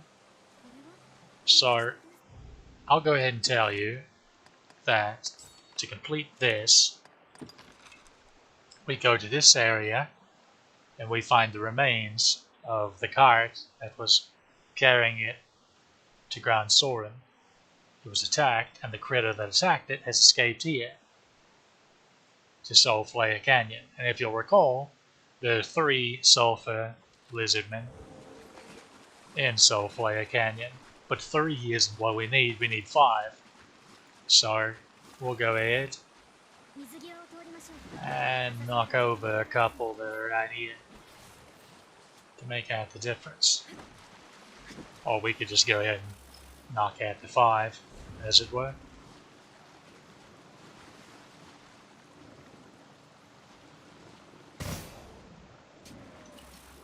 There's one.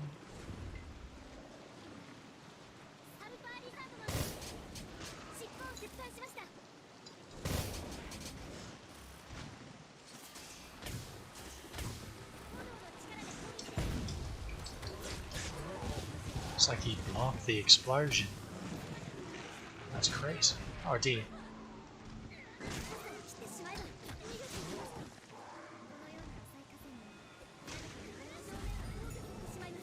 There we go.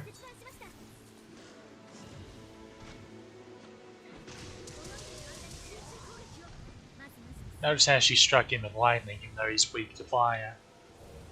That's because he was soaked through, and you take double damage when you're soaked through. Just notice she hit that one with fire. She knows her stuff. I like this mage. Finally a mage pawn I actually like.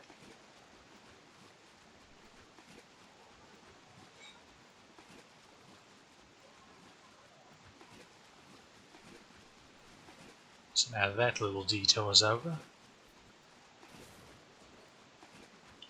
Sadly, the lady bandits and their little pet Cyclops is missing over here, or should be. It typically is, because they obviously have to put the cart here instead.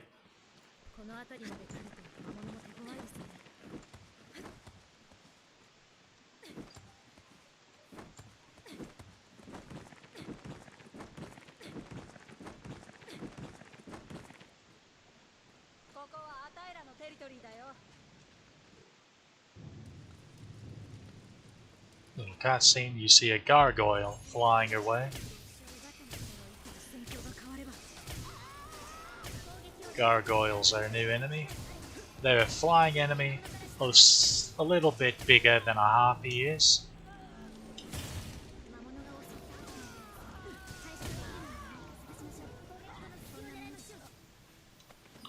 This is strange. Typically they aren't here when this is. But again, the Cyclops is missing. So we gotta go up into Soul Flare Canyon. Now, this gargoyle is in a very particular area.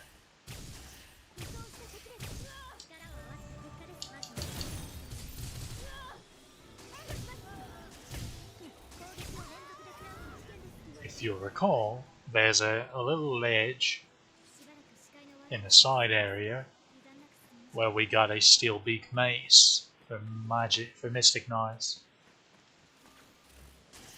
That's where the bugger makes his nest.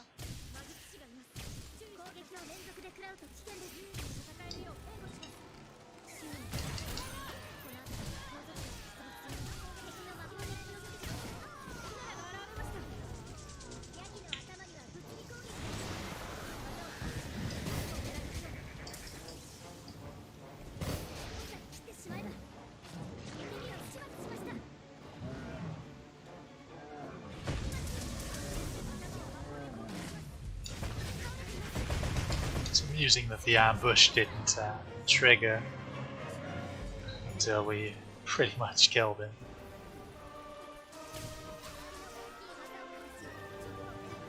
Alright, we'll go ahead and head on in. Over here. Remember that there are a handful more of these lady bandits scattered around towards this end.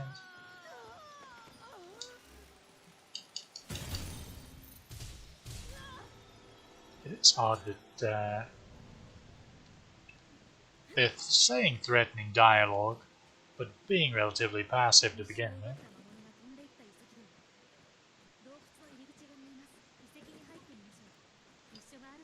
Very strange. Sorry.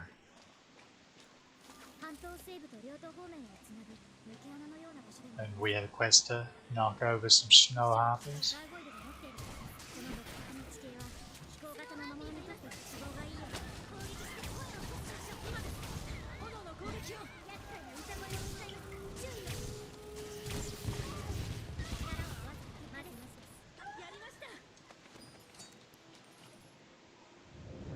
And this is just showing you where he is through a quick little cutscene, just to help you out. Crowned Hood is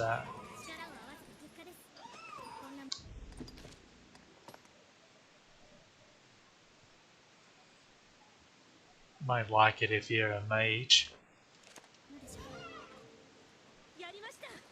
There's an upgraded first game version of it that comes in white, but otherwise is the same model. So if that strikes your fancy. This one's made to go with the Dalmatica robes, whereas the post game one goes with these holy robes that both post game, of course, as one would expect. Oh no. Come on. Right here.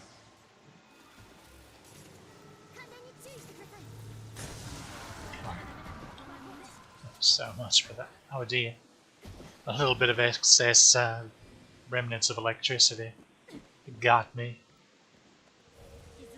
Reminder, this chest over here can contain a lightning enchanted longsword or regular sword. So if you want to be all zippy zappy, There you go. Some hobgoblins over here.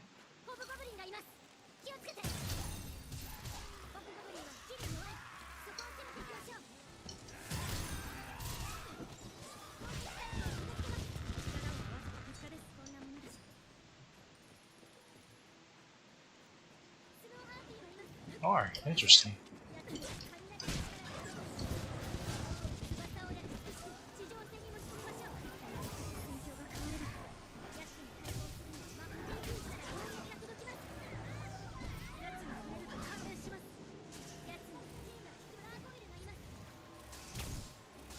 Oh, the gargoyles even in here. Gargoyles are weak to lightning and blunt. They're very sturdy. Their lunge, they will try to lunge and jab you with their stinger on their tail, which can petrify you, so do be careful. But said lunge and grapple can be perfect blocked, and that is another little piece of spawn knowledge. So we've killed the gargoyle, but unfortunately, fine over knee boots are very nice. Quite like the look of those. They're what rangers are wearing in the preview screen. So, we've killed the gargoyle, but we haven't recovered the loot, so we still have to go to its nest. It's actually odd that it's aggro. Oh no. It's alright, love, we'll rehire you. That's twice that's happened on this playthrough. That's quite unlucky. Alright, let's quit fooling around with these harpies and get out of here. So, we need to recover the loot. And next to the loot will be the 10 parcels we need to turn in at R-Smith's for the notice board quest. Also a reminder this can have a bastard sword in it, which is a very nice mid-late game sword. For this part of the game at least. Of course there's Pilgrim's Charm here, which is like a much shorter duration Blessed Flower.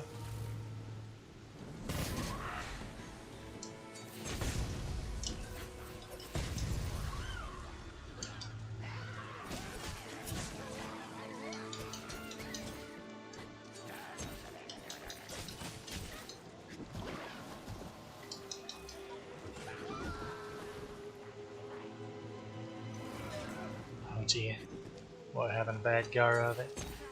Where are my pawns? Oh, you're a quick little bug, aren't you?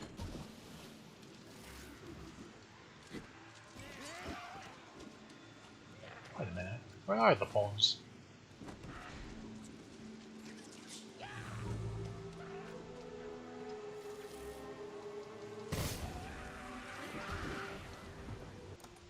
Yeah, I should probably use a curative.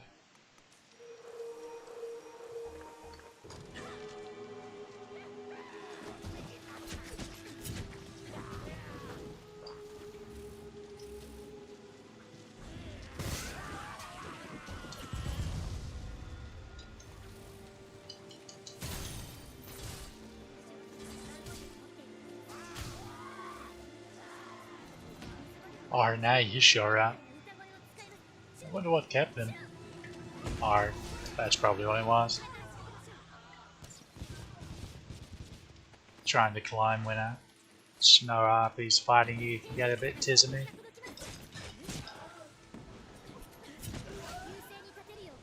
Alright. Unfortunately we have to go through this as well.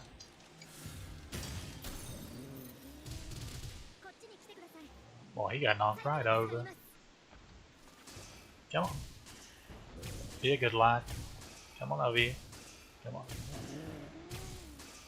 You know, the more you stand over there, the more I'm going to shoot you.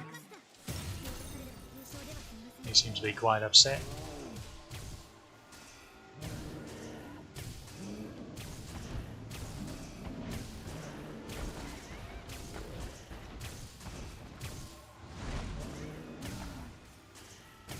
Perfect block, knocked him on his bum there. It's pretty amusing. So again, he can't get through the crack there. Unlucky for him.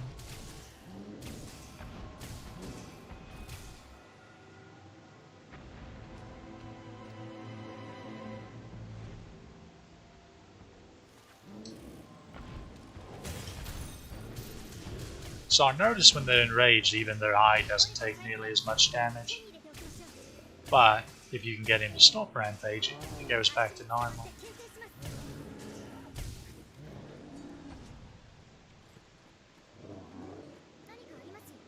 And again, once you get about halfway across this bridge, some harpies come. So do watch out for that.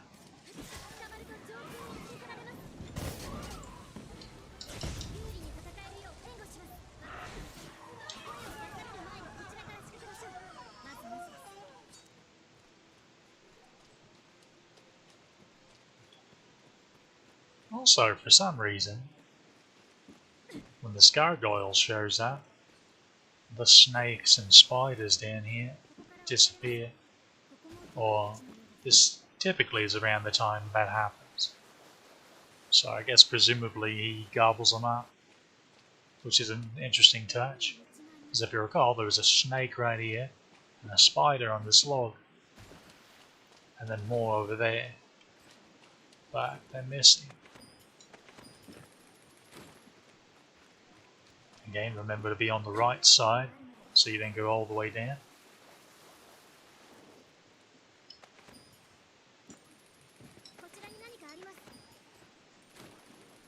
And over here, scattered about. Admittedly, this can be a little bit difficult to see how these parcels. 10 parcels and a confidential letter.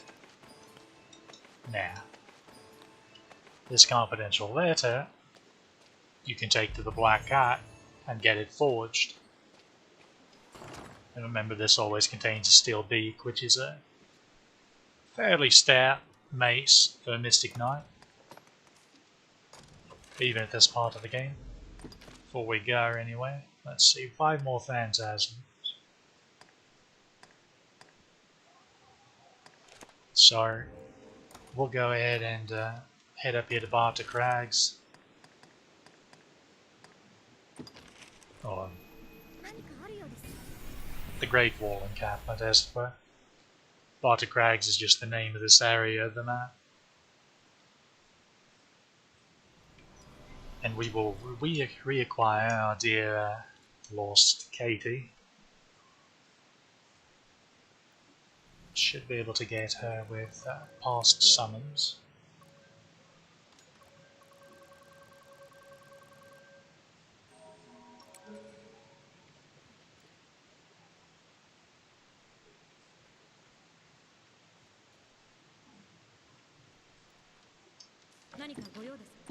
So what I'm going to do is I'm going to hire her and then immediately release her, just so we don't muck up. And I'm going to fix her rating, so now she won't be a body bag. She won't muck up her ratings due to accidentally falling in the water. And now we can freely summon her again and not have to worry about it, unless something similar happens to her. Then we'll just do this again.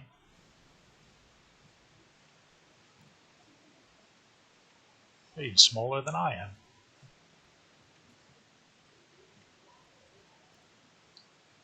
That's a nice robe. I quite like the crimson robe. It's a late game mage robe that you can do some nice things with aesthetically. Also doesn't hurt that it's red. Red being my favorite color.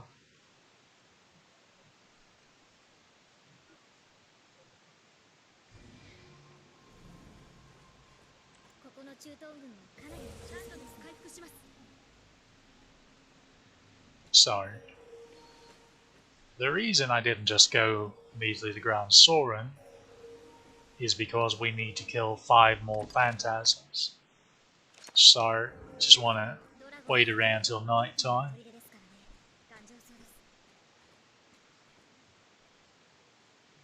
So we can go ahead and mark that off the list as well. And of course they'll start appearing down there in this bog. While we wait, I think I'll take the opportunity to answer the call of nature, so I will be back in just a moment.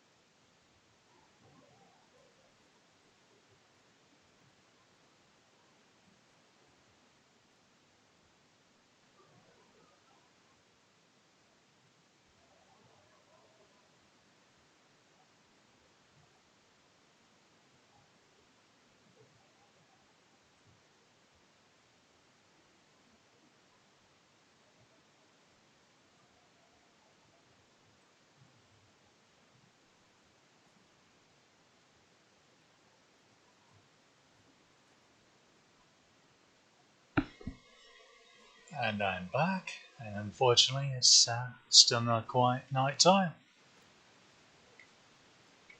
Day-night cycle here can... it's not... I feel like it's fairly good rate of speed. Doesn't really seem like it takes an eternity, but it also doesn't seem like, oh no, it's already getting dark.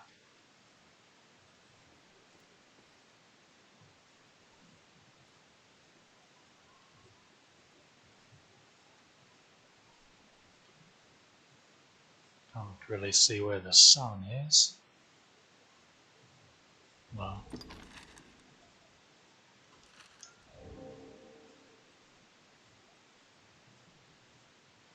it should be over this way.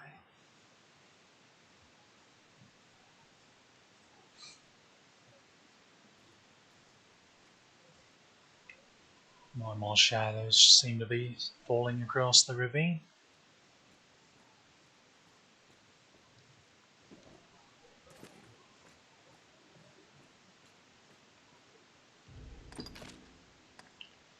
So, after we turn in this side quest, that will be all for this stage of the game, stage 4.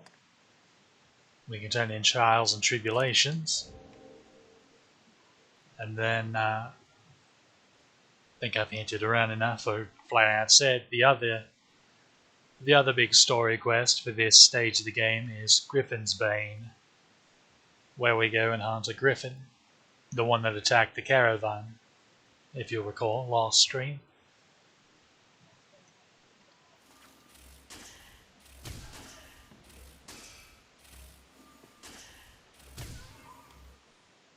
That was random. It just suddenly wanted to fly up here and die, I guess.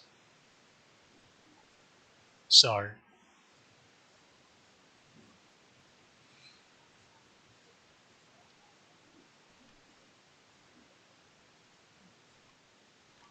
the way Griffin's Bane works is, we actually have a group of the Duke's soldiers that go with us to try to kill the goblin and use it as bait to lure down the griffin. Now, here's the tricky part. So the Griffin the encounter is designed similarly to the first encounter, where after a very short scuffle, the Griffin is supposed to drop everything and then fly off to his nest, where then we report back that it got away and then decide to go after it at its nest, which again is Blue Moon Tower, way up here. However, if we're too strong and we end up blowing him up before he has a chance to leave, then we never get the prompt to go to Blue Moon Tower for that quest. So we'll have to wait and see just how it plays out for us. That being said, the Stage 5 story quests, one of which will take us right back up there to Blue Moon Tower. So either way, and that one's not one that you can forgo. You have to go there. So either way, I'll have an opportunity to show you the way up there and the area itself. Shouldn't be too much longer now. It's time to get rather dusky. Of course, hindsight being what it is, it would have been better just to rest till night at the encampment.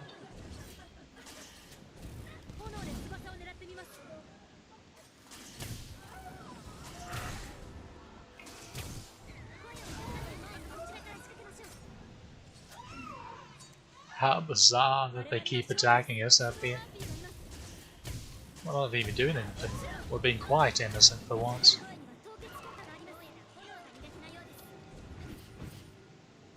Now you're spinning.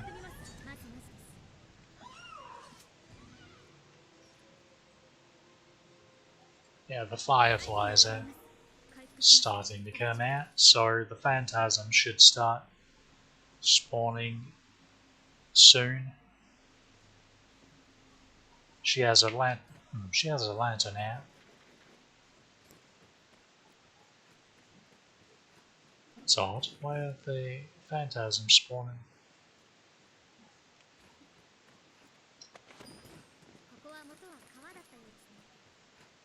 Oh, they'll be down here at the big bog at least. Also, this is an opportunity to once again attempt to get the comment about the fireflies neutralizing the poison in the bog during the night. Also, might as well kill this bugger. Camera, what are you doing? Oh no.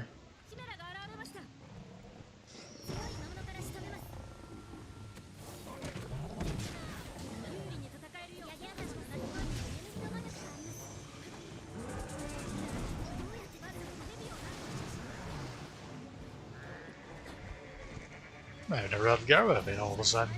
Oh dear.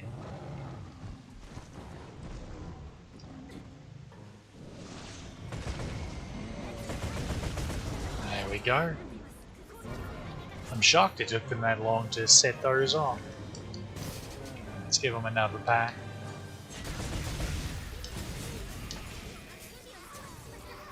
No worries.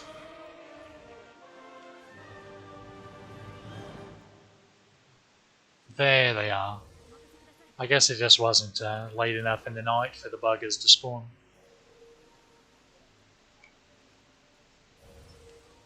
Should get us a nice fight against a white as well.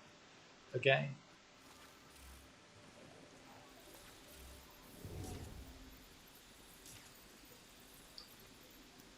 And that one's too far away.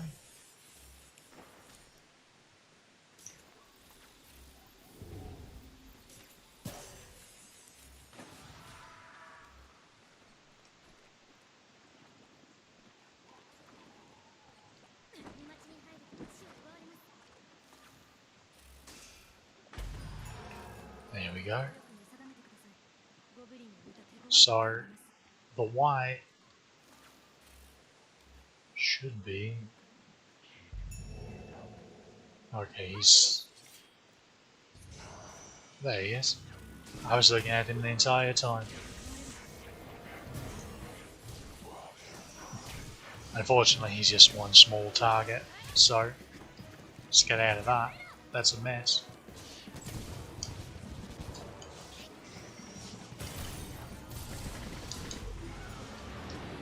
There we go.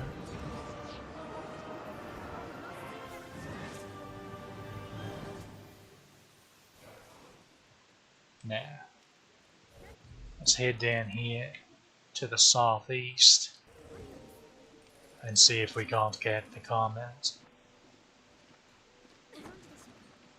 There we go. That's the one. So, presumably, although since it's a different set of pawns, it's difficult to tell, but presumably they need to experience the marsh's effects first and then come back at night when the marsh is kind, and then they will be able to comment and learn about it. So, since it's night time, we could turn in the letter fatal. Now again, to get extra reward for it, take it to the Black Cat and forge a second copy, because there will be a guard up here that's one of the traitors that will request you hand over the letter, and if you do, the quest will complete and he will give you the full reward. And then you can go over to the spot where we rested at before.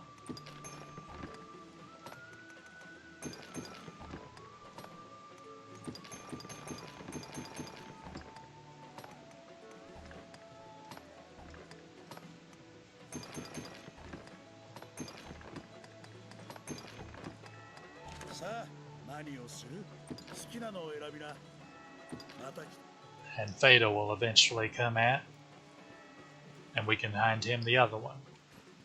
However, since I've already made you wait on it getting dark, I'll go ahead and forgo getting double the reward and just turn it into Fatal like normal.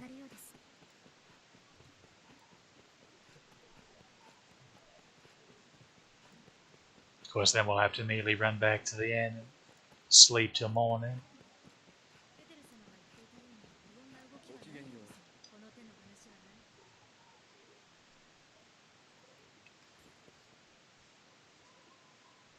This little cutscene shows you that there's a guard over here wanting to talk to you. In fact, he runs you down if you pass him up.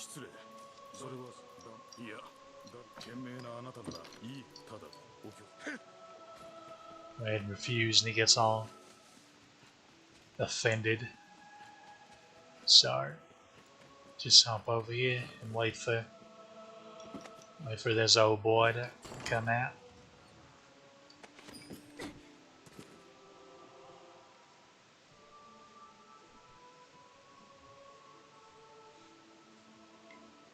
Of course, I could have just handed in there and been done quicker. Again, hindsight being 20/20 and all that.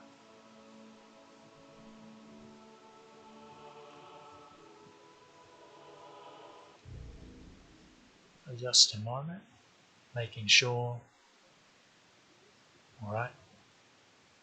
Things look to be doing okay.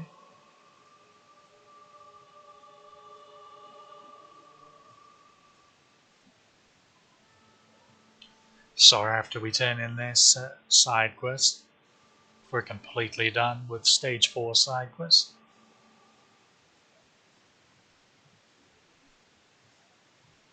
And the majority of non-notice board side quests in the game.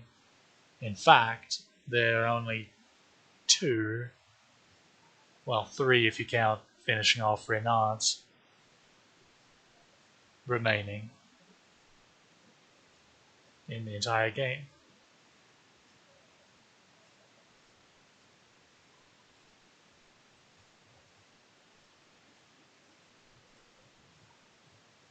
So after that, we'll turn in the evidence, turn in the quest for Fornival's trial, and we'll go hunt a griffin. After that, I suppose we'll call it a stream.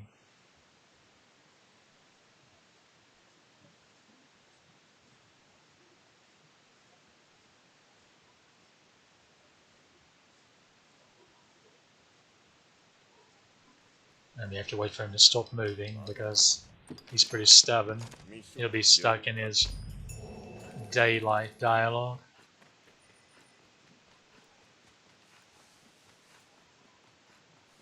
Now we have to go to daylight.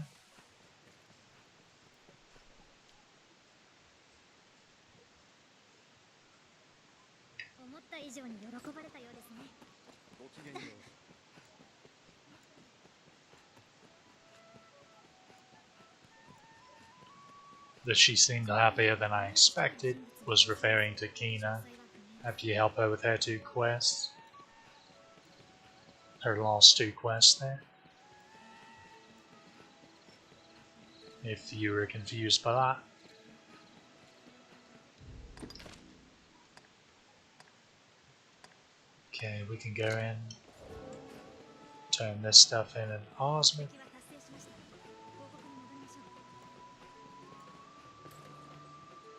And by this point, if you've, unless you've went ahead and start, again, Black Cat, when you want to forge something, you drop it off, you pay the price for forgery, and then a full 24 game hours, a full game in-game day is what it takes to forge 1 item.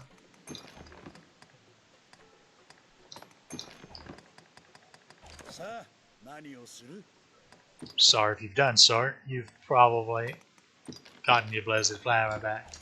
Now, it can be a bit tedious, admittedly, to keep running between Black Cat and back to forge another copy of an item and back, but it's a necessary evil most of the time.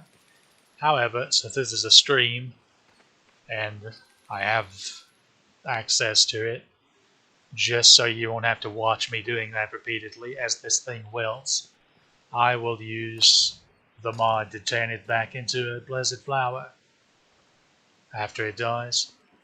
So,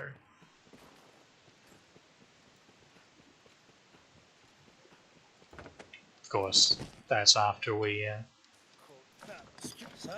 rest till daylight. I almost forgot we had to do that. Silly me. Stay till the morning. And this will also seal in erasing the body bag for Katie.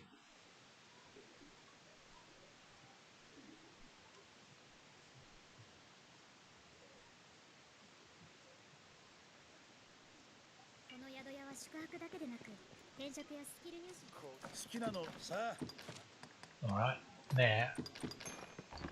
Also, finally, remember to give her 1 king's ring. And while we're at it, you've got an awful lot of heavy stuff, it seems.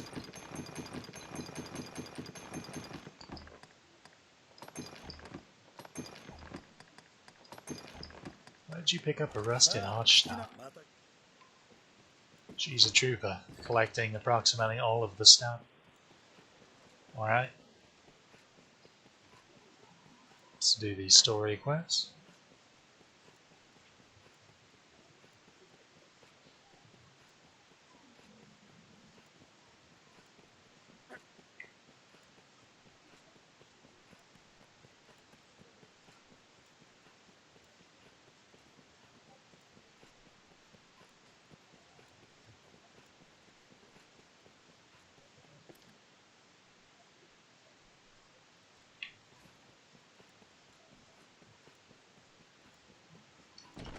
So after this, after we do these 2, so after we come back from killing the griffin, whichever point that is.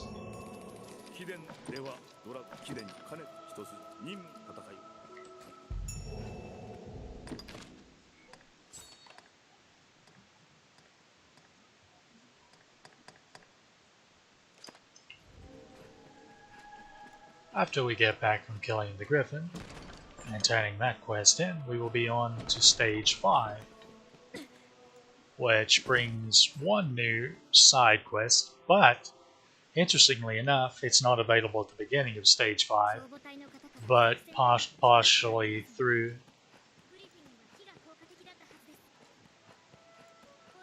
So, to kick this off, we need to meet the Duke's men right outside the southern gate of Grand Sora.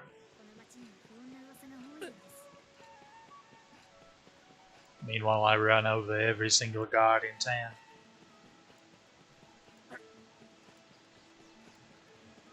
Like clockwork. Incidentally, if you helped this bloke with his grimoire earlier, then he will show up during the fight against the griffin at Blue Moon Tower. The final fight against it. I actually hope that we go up there because it's actually quite the cinematic affair. Of course, I have to skip cutscenes, but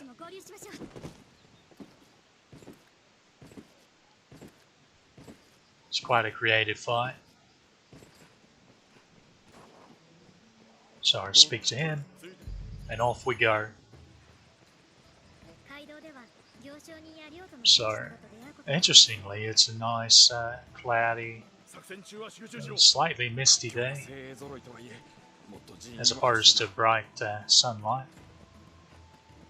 So, we go up here to these goblins. As you might have guessed, we're going to the field up here on top of the hill instead of the field that's all of this, to bait the bug in, which is a little unique because, as far as I know, outside this quest, no griffin comes there. It's always, again, this field out here. The price of trying to show people things. Suppose I could have just waited until we killed the Garbies, but that would require being intelligent.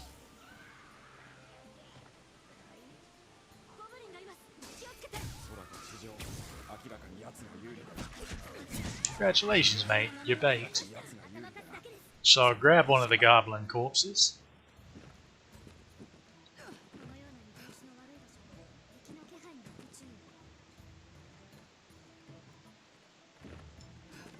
As we get up here, it will show you the spot you need to put it in a sort of mini cutscene. Your character will automatically drop the goblin corpse in the middle of it for some reason. Quickly pick it back up before it despawns. Get it on in here, and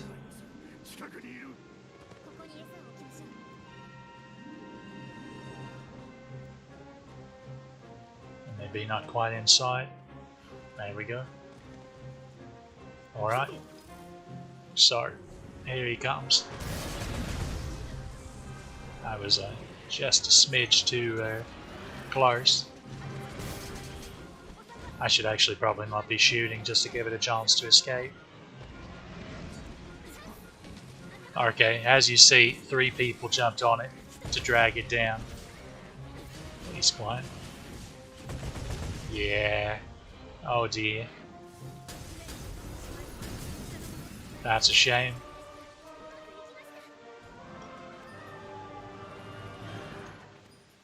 Wow.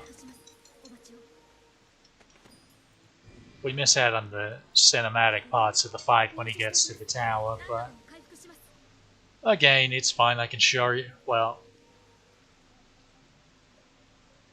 I can at least show you the tower in the next story quest.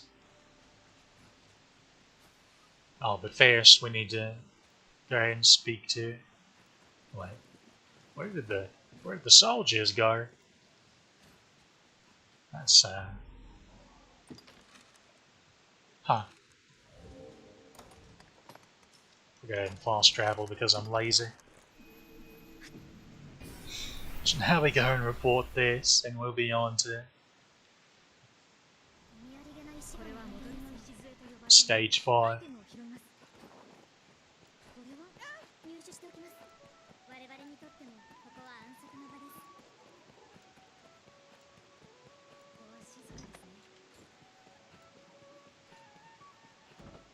He was about to get away too, but all 3 of the pawns jumped up on him and drug him down.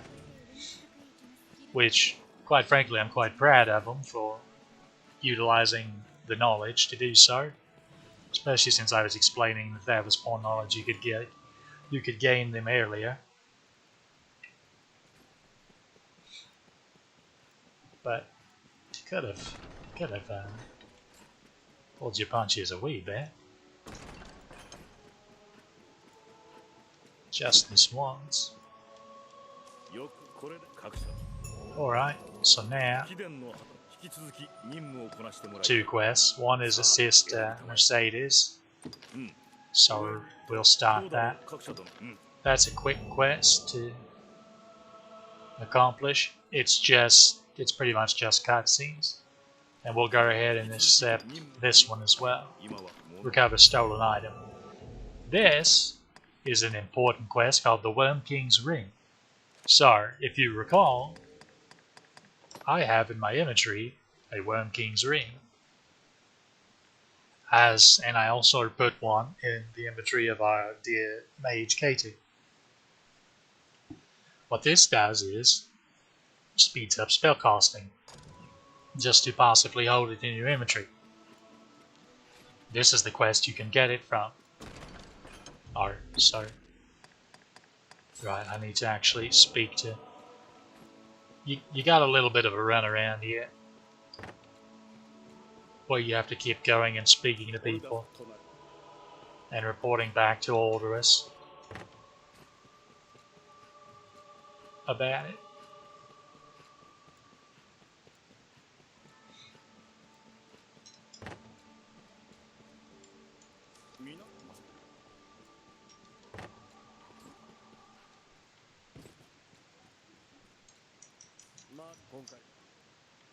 We got a little bit lucky here in that all of them were nearby. You don't want to do that. So, inquire about Salamet.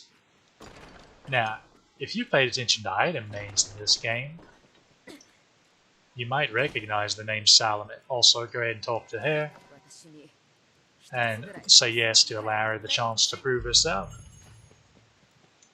So she sniffed out that there are some traitors in the mist, and she's going to go confront them.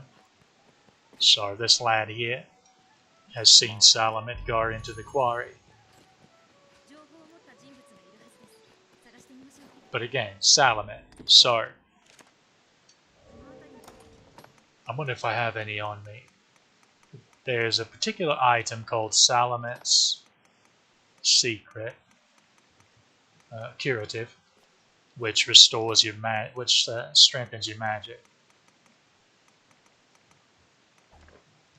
And then the grimoire we fetched for that lad that I pointed out that would help in the Griffin quest was Salamet's grimoire.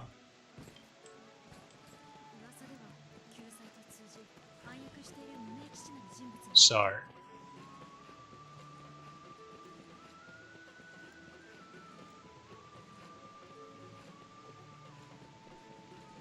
Salamet himself is who we're after. So he's this Banos mage that's created all this stuff. And he wants to use the Worm King's Ring to... I believe the implication is turn into a lich.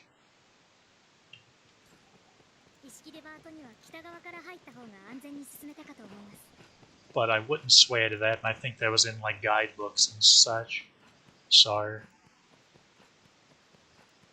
if you're interested, you can always read up on it in the wiki. Again, we head over here to the quarry. Be funny if yet another griffin showed up, but surely it's not been long enough for them to respawn this time.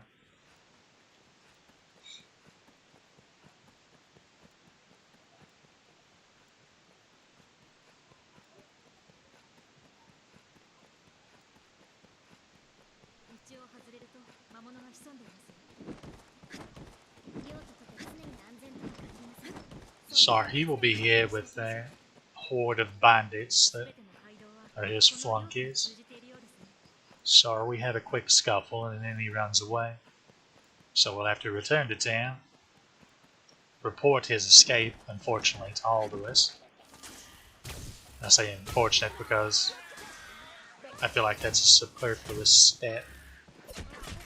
Then he will obviously suggest, alright, go ask around town again and see if anyone spotted him this time. So we do that. Then we have to let him know again where they said he went. And then we can actually go after him. I feel like we only need the last step of reporting to him.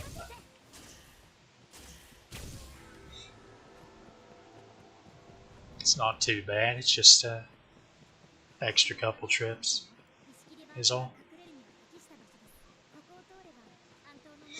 So again, the Worm King's Ring. So it's a very nice item that if you, well, even if you yourself aren't a spellcaster, if you have any pawns or any support pawns that are spellcasters, it can be very useful for them. Actually, let's do this.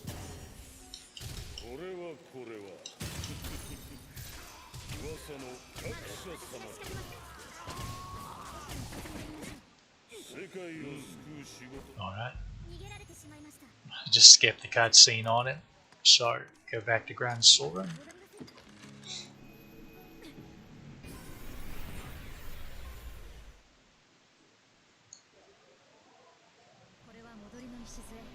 Now you may be wondering about Mercedes' quest. Don't worry. Her quest takes place at Windbluff Tower, right here, which is on the way to Blue Moon Tower. So, we'll knock that out on the way. Also, we're in stage 5 now, but notice that notice board doesn't have anything new on it. And I'm pretty sure neither does this one. Yeah. There may be some minor things in Cassidy's in the encampment, but we can check that in a bit. So again, the Worm King's Ring, as I keep interrupting my own train of thought, unfortunately. The Worm King's Ring is an item that you very much want, well, just to be safe, 4 copies of, a total of, eventually. So, theoretically, you play through the game 4 times if you get it 4 times. However, again, to complete the quest, you need to turn the thing in. But that's where the Black Cat comes in again to the rescue. Now, he makes forgeries. Forgery which does not carry the effects of the ring, but will trick them into taking as if it was the ring.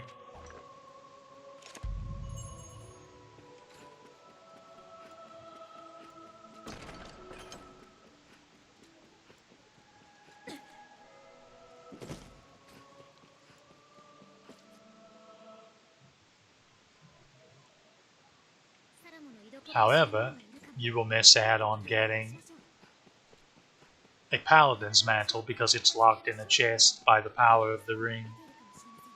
Although, you can actually sneak in at night, if you're very careful about dodging the guards, to the little treasure room, or the reward room, and unlock the chest yourself using the ring. I've actually never done that before. So, basically it's, do you want the ring or do you want the Paladin's Mantle? I'll remind you what the Paladin's Mantle looks like right now. Let's see, it should be... It's this number right here. So it's one of the small travelers pack with the cape coming out of it. Here's the Dragon Knight's cloak. This is a post-game variant. And I guess I sold all the adventurous ones. Well, the adventure ones that look like this as well, except the cape is a dark blue. It's similar to the Grand Serre cart. So it's similar in color to... I'll need to be here. It's similar in color to this.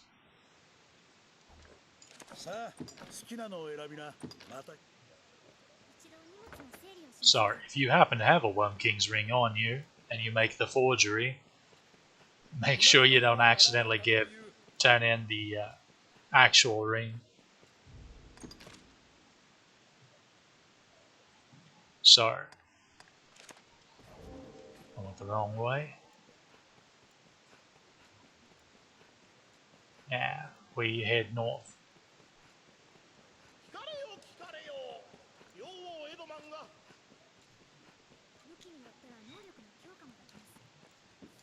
So yeah, unfortunately, if you need... Now, unless you're running, you want to try out the quad sorcerer sync casting nuke explosion army, then you don't actually need 4, but since you have 4 party members, potential party members total, it can't hurt to have them eventually. It just depends on how much you enjoy the game and want to play through it. But at the very least 1, 2 to be safe, I think is fair, in case you or your pawn wants to be a caster, and then you hire 1 as a support. Because it's not just mages and sorcerers that benefit from it, Mystic Knights and Magick Archers also do. And those are very fun vocations that you will definitely want to give a swing, most likely, at the very least. Oh, how curious. What is this creature? It almost looks like a griffin, but it's... Oh no! This is a cockatrice. Don't worry, we'll be well acquainted with these later.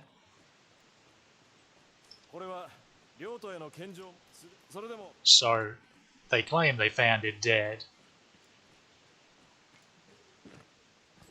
But in strangely good condition for something that's seemingly been killed. That's a nice little hint at something that's going to happen in the future, in the near future. After we, in fact, right after we complete these 2 quests.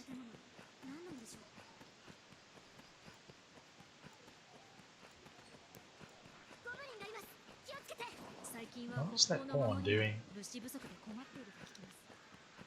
So, this is very strange that this little group of snow harpies that are supposed to be under this tree, the past few times we've went through here, they've not been here. That's very odd. Not sure what's up with that. Unless we're supposed to be being ambushed by something. But it's not spawning for whatever reason. Sorry, Chimera or Golem.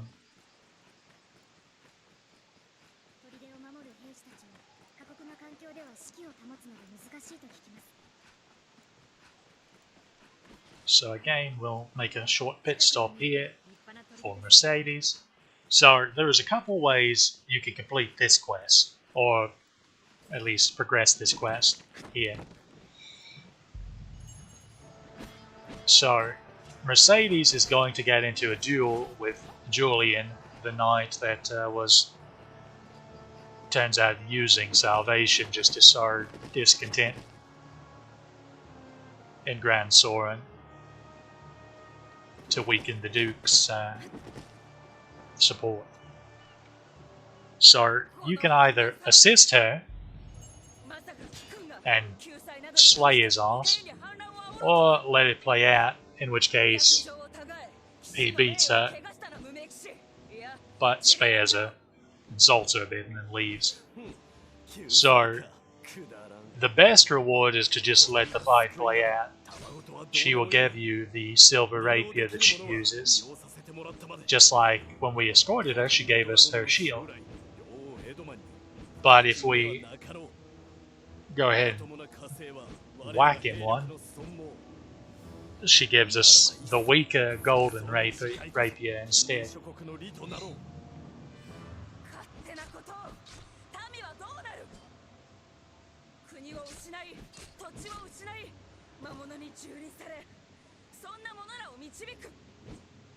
So you can decide how you want that to go. Also, B1, Mercedes disappears from the game after this. Alright, she's not really findable unless she turns out to be your beloved. So, if you do take a shine to her, make sure to give her the Arisen's bond if you want to try to lock her in as your beloved at this point, or before completing this quest. This is your last opportunity after all.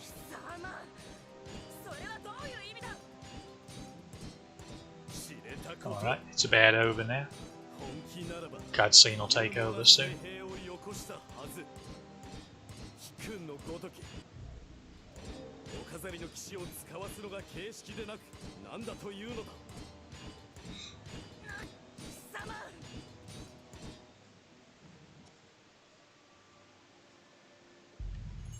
Go ahead and speak to her, try to console her. As you walk away is when she gives you the reward. See, silver rapier. And now we go report that to turn in the quest. But might as well kill both beards and go fetch the Worm King's ring.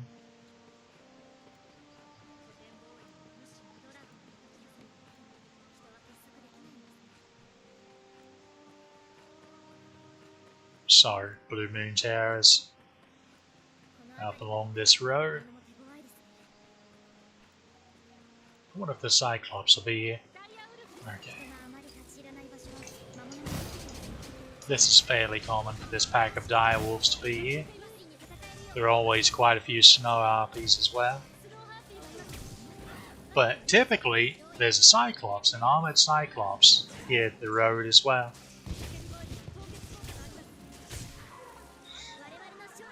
But lately he's been very stubborn about spawning for whatever reason. I used to think that he was always here, but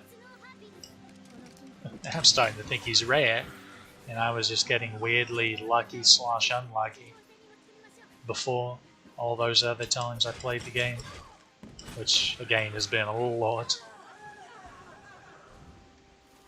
An embarrassing amount, I'm sure.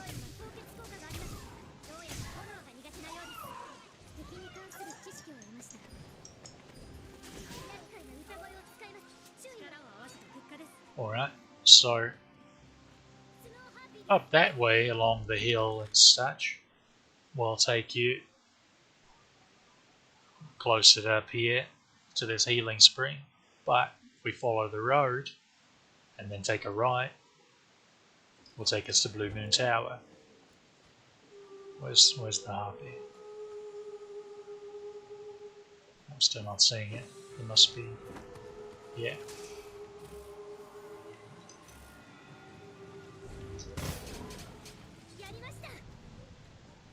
So, there are going to be quite a few bandits right here. Although this bunch isn't very bad. They don't have much vinegar to them.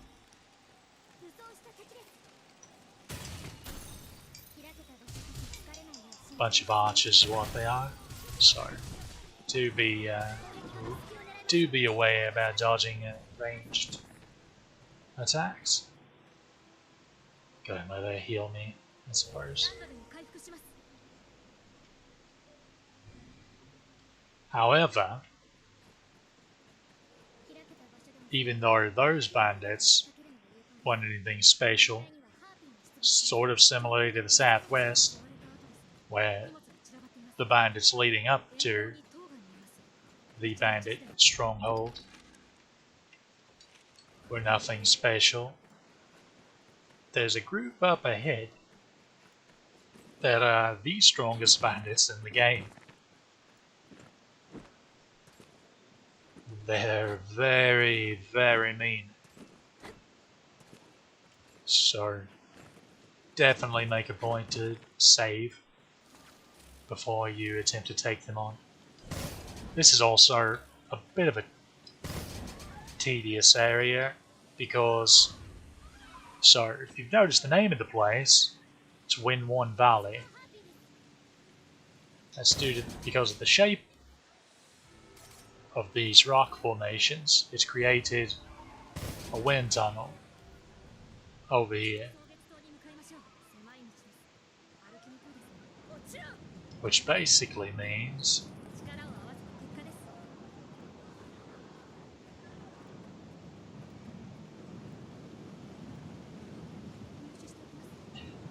it's very slow going to actually get through this little valley. Now if you go the other way, you zoom in, and there's actually a little trader and or there's a little rest camp up here that I rarely go to, and I haven't on any of my playthroughs on PC, as you can see, because since the map isn't filled out. As far as I know, even having stability won't. Yeah, see, stability only works with wind emanating from monsters.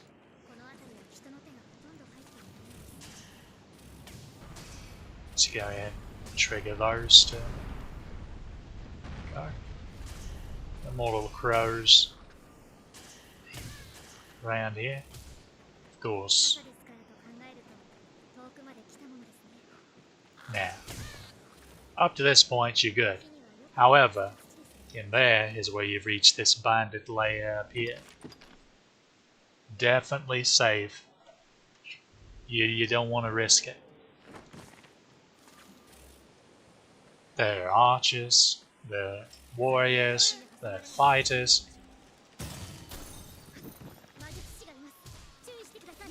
There's even a Magick Archer among them, and it's exceedingly rare for enemies to be hybrid classes. Typically, those are reserved for your Arisen.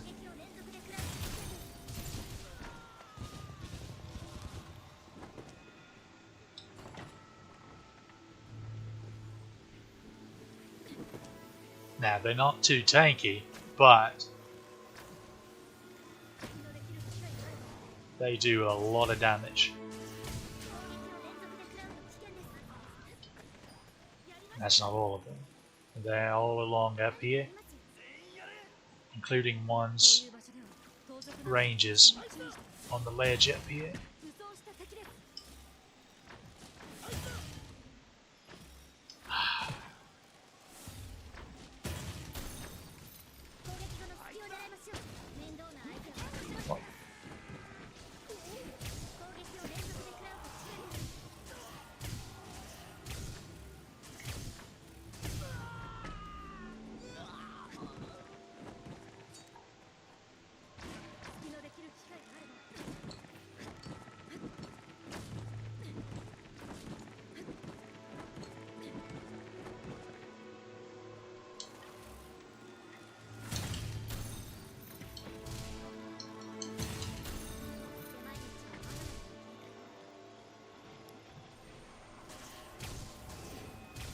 I think I got all the archers. Those are the most dangerous ones. Well, besides the obvious fighter and warriors, which will clearly do the biggest bang for their buck with a single attack.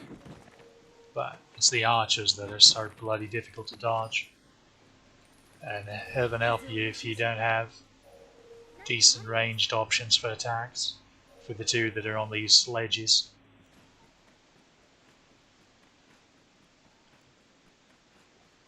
Now, you can actually go up here, and there's a chest with typically more bandit kind of gear, where you have a little bit of access. Okay, you can make it without double jump or levitate. You just have to hope they don't shoot you down first. Also, I forgot to show you a little hidden area over there. But first, there's a hidden area over here, which that was probably more execution error. Well, I'll go ahead and show you the hidden area over here. So there are a couple hidden areas for pawn knowledge, and of course they have loot in them. They require some minor platforming. This one, as you can see, that comment she just said right there is typically triggered by going into here. So that's an addition of travel knowledge for your pawns, if they don't already have it. There we go.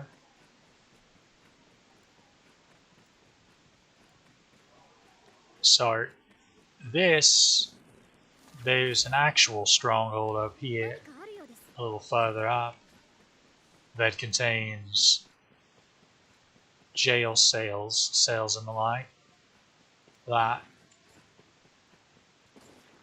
you need skeleton keys to open. And there's various treasure behind them, including, yeah, you can make it even as a fighter or a warrior. You just have to be careful about your jump.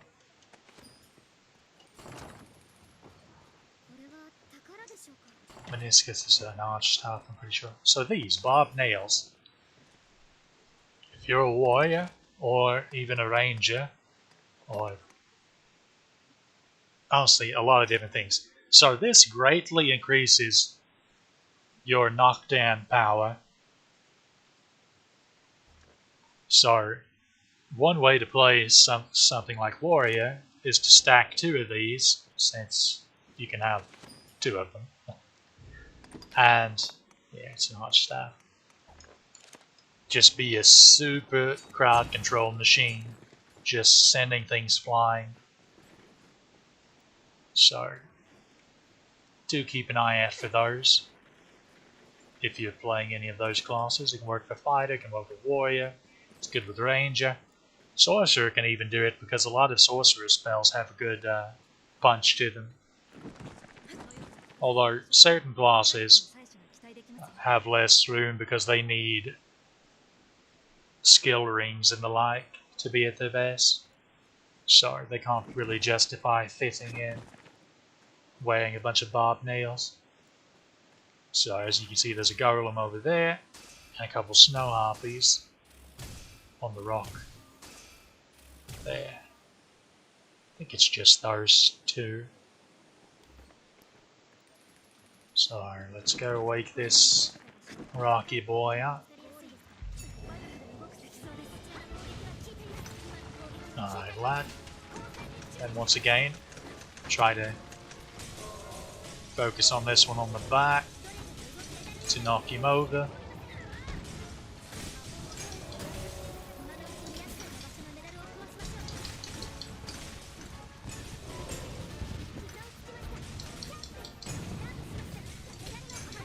Or easy as.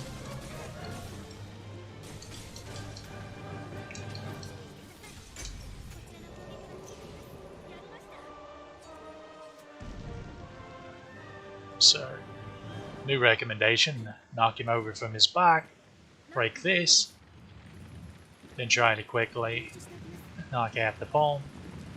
Then you can take the rest of them at your leisure, including the main one, if it's not one of those three already.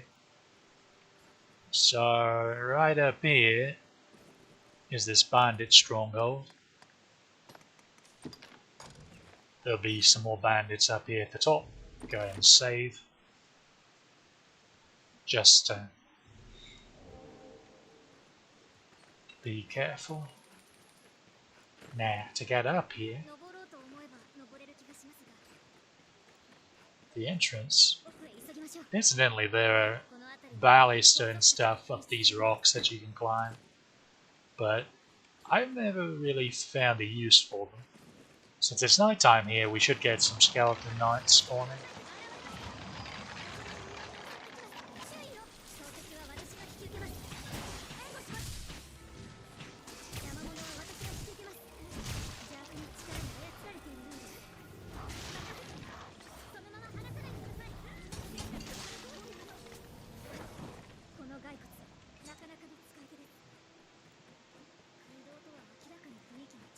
Now, the way into this bandit stronghold is right here.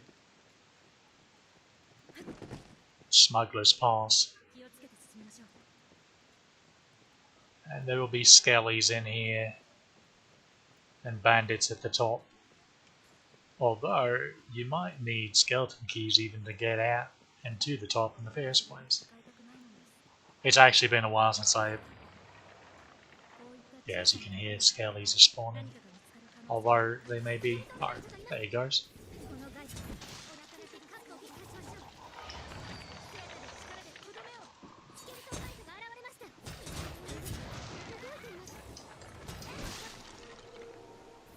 Guardian Hood is an executioner's hood.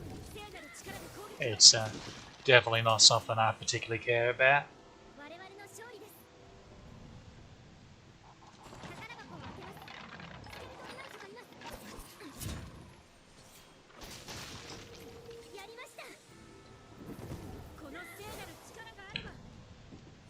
Yeah, so need a skeleton key for that.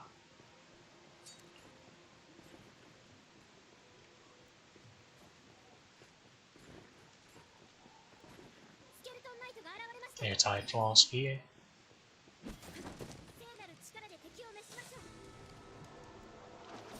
Need a key for that. I'm fairly sure that far chest in there can have a thunder kite shield, but I'm pretty sure it's something that's thunder enchanted. Thunder kite shield is a magic shield that's fairly decent stats on it. Don't really need that jewel. Yeah, unfortunately, since we don't have any skeleton keys, that's about all we can do in there.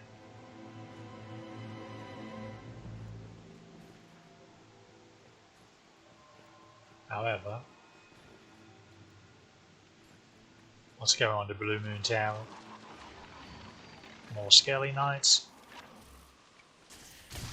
Or mages this time, and knights.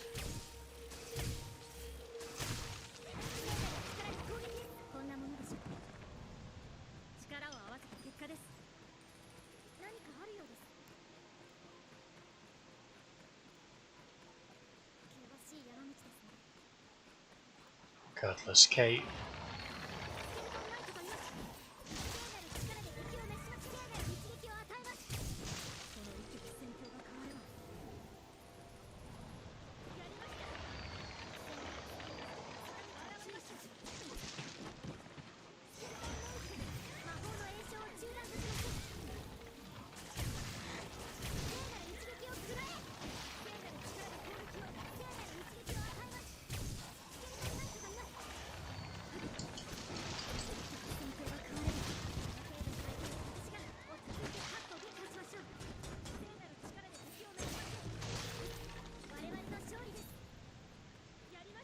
I think that's about all of them.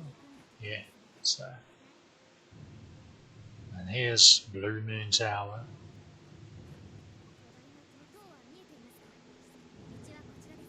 I'll go ahead and let you know there is a port crystal on top of this, which I highly recommend as soon as you grab it and complete whatever you were doing here.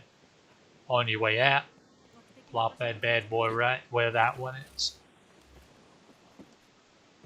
this is actually a decent place for loot. Again, this is a place where you can get alluvial Euro ore. If you like the Grand Serkart, that deep blue Serkart that Katarina was wearing before I swapped to this one, you get it from here. You can get the entire Griffin armor set here, which she's wearing the gauntlets and boots from. So if you like the look of that. Now, normally there are all kind of monsters and mostly skellies and the like inhabiting this place.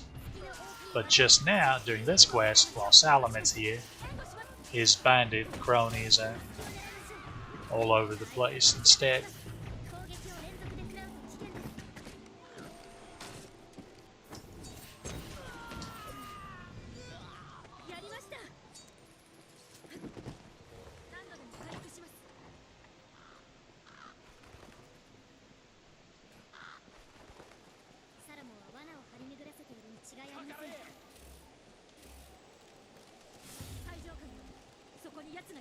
Now there's an archer over there, so he basically paces along this ledge, so don't let him surprise you.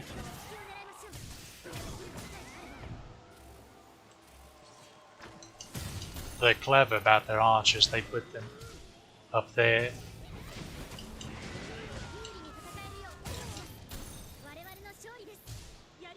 Well, they can do their worst. So over here, are little statues, little lions, griffin statues rather, and on this one, if I can recall where it is, there's a Seeker's token if you still need those. Maybe over here. Maybe it's the other statue. There's one on either side, of course.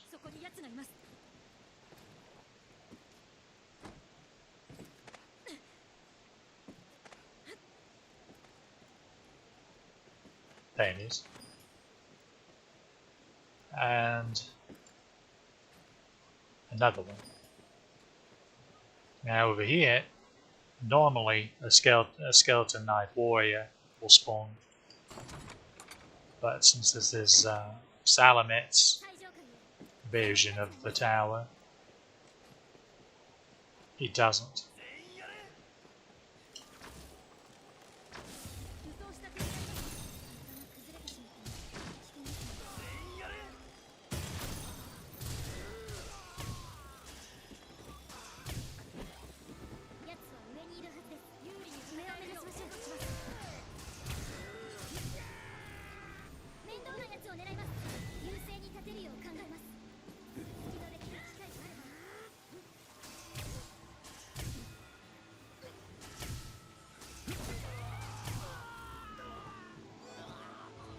I believe that's about all of those. Our Magick Archer here.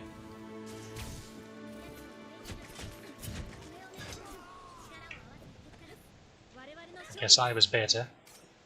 Now, down here, that chest right there. There's also 2 mining nodes where you can get alluvial ore. So this is a good place to save and save scum. If you want Grand Serkart. But they can also have Griffin gauntlets. And then again, you can mine here. And this leads up these stairs. And you can go over here. More treasure. This typically has this staff. And this has a chance of having Assailant's Braces, which are the gauntlets Ophis wears, Ophis being the leader of the Lady Bandits. So if you like her look, you can use those. They actually give you a boost to your strength just wearing them. Now, across with some careful platforming. You can go to these, which sectional iron plate is what the fight is wearing in the vocation preview screen.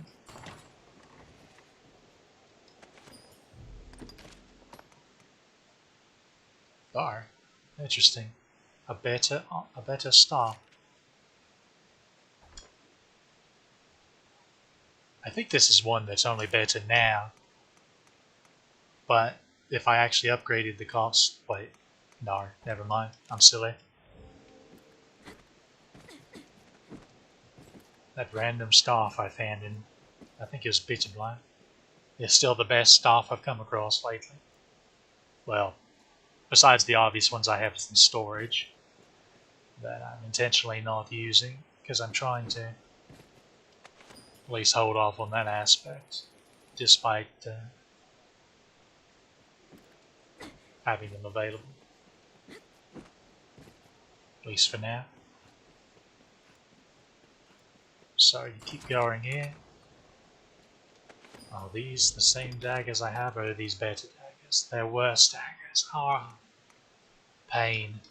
Echo. Now, we can go on up here.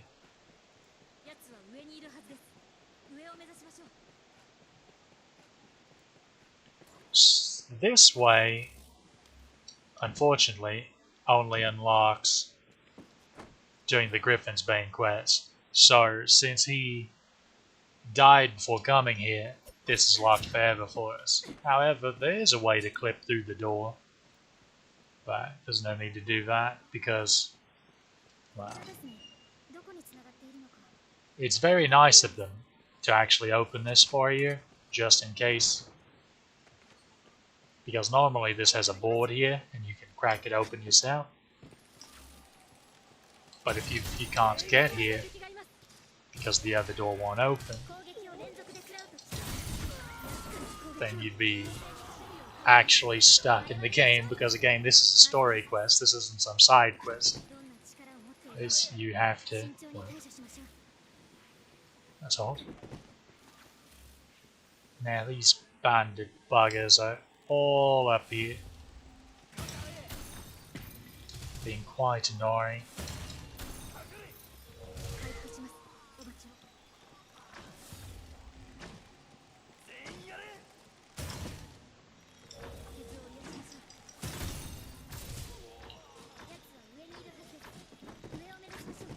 Including archers up here.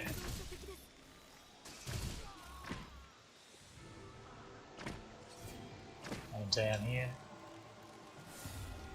Where's the bugger? There he is.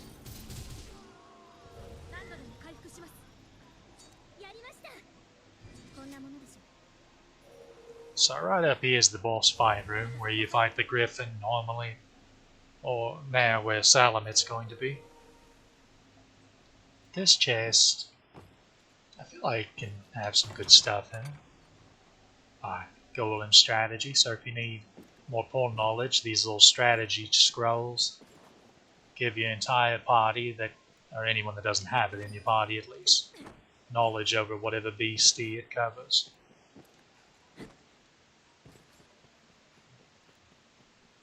Let's get right back up.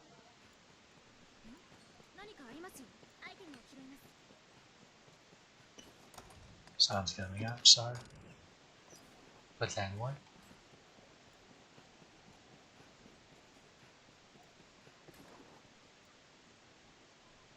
You can already see the port crystal over there. This activates a little side quest. Now, the annoying part about him is that if you get close to him, he will teleport away. So if you're a fighter or a warrior, this can be dreadfully annoying, as he teleports away casting very strong spells really quickly, and summoning Skelly Knights and the like. But if you're ranged, he's child's play. That being said, he won't actually die until he gets done with his little speech. And there he drops the ring. Now, since I already have 4 of these in the inventory, we can freely turn this one in without worrying about forging a copy of it.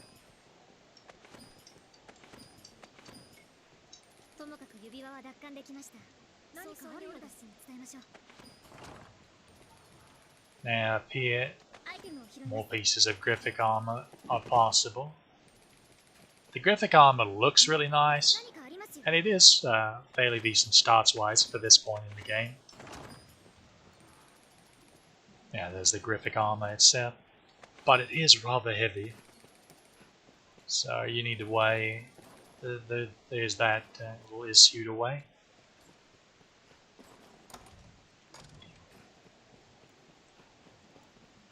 Now here's this side is the way you would have came while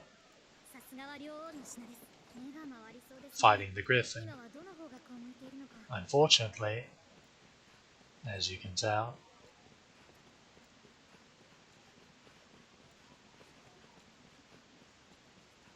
there's nothing here at the moment. Well, after this there'll be like an ogre here and stuff like that. I think some phantasms.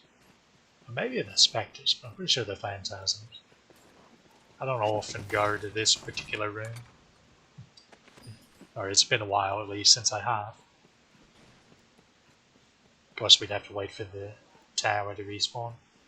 And then here's part of the big cinematic fight against the Griffin, where he's chasing you and he's breaking down this floor. So all this will be broken if the Griffin actually came here. Yeah, he's breaking through gates that are locked and you have to find ways to open them before he gets you and all the Duke's men. Even the lever's gone. It's supposed to be here. Oh, actually this one he just breaks through and you have to get dodge out of the way. But that one you have to go along there. Real shame that we killed it too quickly.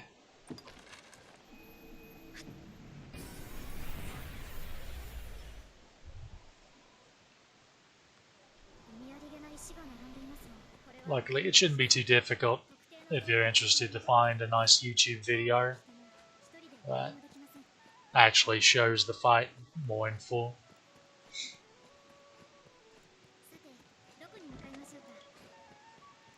Someone more competent than I at doing this kind of thing. Reminder, if you need some skeleton keys, that chest always has one every time it respawns. And now we turn these 2 in.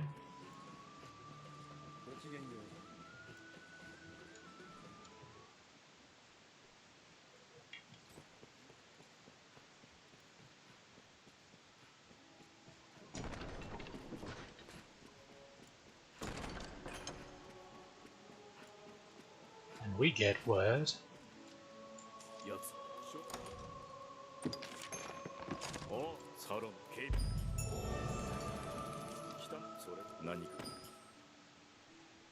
so another soldier informs us that there's been an attack at the way station, at the way castle here, in between Khazardus and Grand Soren. So we need to check that out. But after completing those 2 quests, this is still stage 5, by the way. We didn't transition into stage 6 just yet.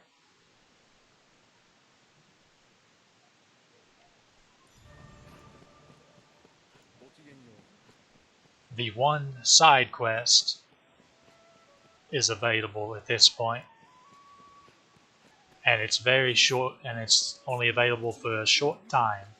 In fact, if we complete this next quest and then acquire the reward that we're soon given right after,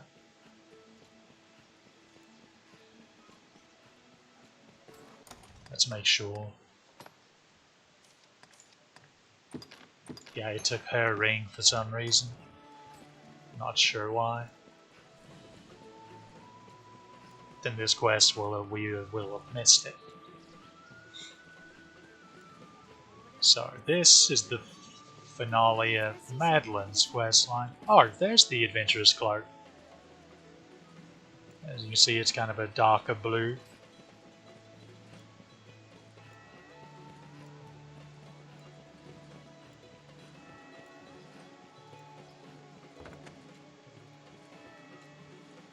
So, Caitlin there says she's missing. Pick up these daggers.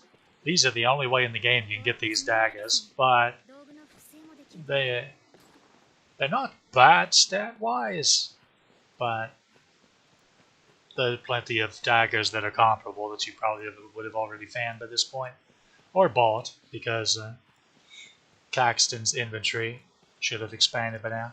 Also, I should have given this warning before, but before you turn in both of those quests, make sure you buy what you want from Madeline, because again she disappears after this. Not again, but I'll guarantee you she disappears after this until the post game. So to find out her whereabouts, we talked to these two who sort of took her in when she came here. And she's still in the city, but trying to escape. So now we go right back the way we came to this aqueduct. And we'll spot her just as she leaves this little side exit.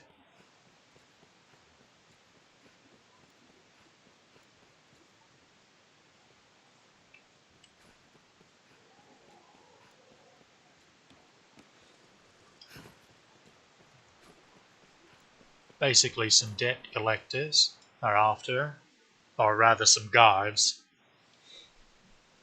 Not debt collectors, I'm not sure why I said that. She's been framed as if she was a part of the conspiracy.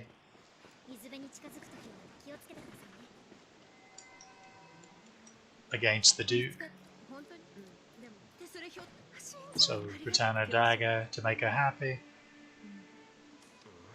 Now, be very careful here, because you need to answer no here, unless you want to give her up.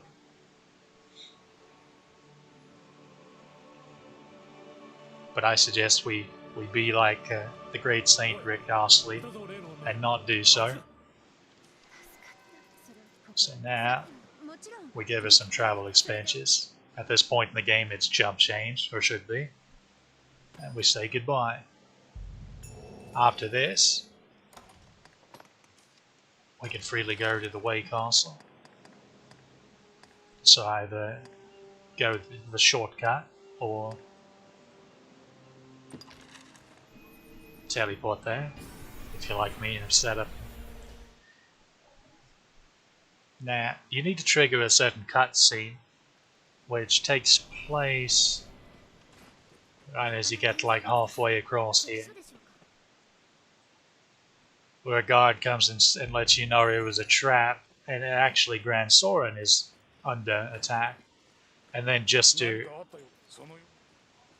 further confirm that, you speak to the guard here and he lets you know, wait, we've been fine the entire time. So now go to Grand Soren, and remember that gift they wanted to give to the Duke, that mysteriously unharmed gift that looked almost as if it were alive. Wow. So, fights sort of like a griffin on cocaine, as it were. Cockatrices are weak to lightning. Their claws and talons have poison. They have a petrification breath. They can blind you with one of their screams. Weak to lightning. Unlike the griffin, even if their wings are on fire, they can still fly. They're also quite dangerous to climb.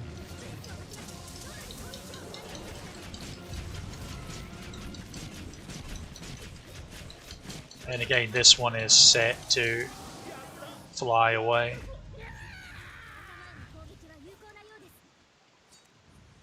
After a certain amount of damage is done. Now, if you want to find where that bugger goes, it's Soulflare Candy in the game. But I don't think he actually starts appearing until post-game. We'll get a notice board quest to kill a cockatrice. And the implication being it's the same one in post-game.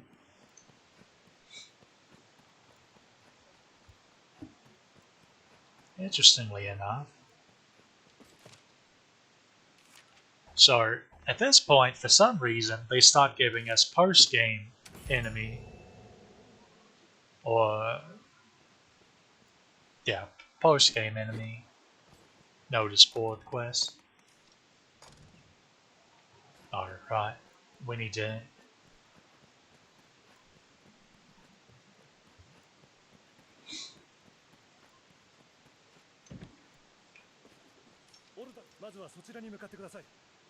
So talk to him and he'll take you to the Duke. Or to Aldous, as it were.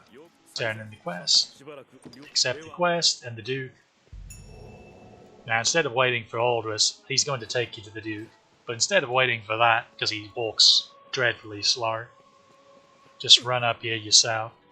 Unfortunately, there's no speeding up this next part, where you have to follow the Duke to the treasure room, so he gives you your reward for all of this.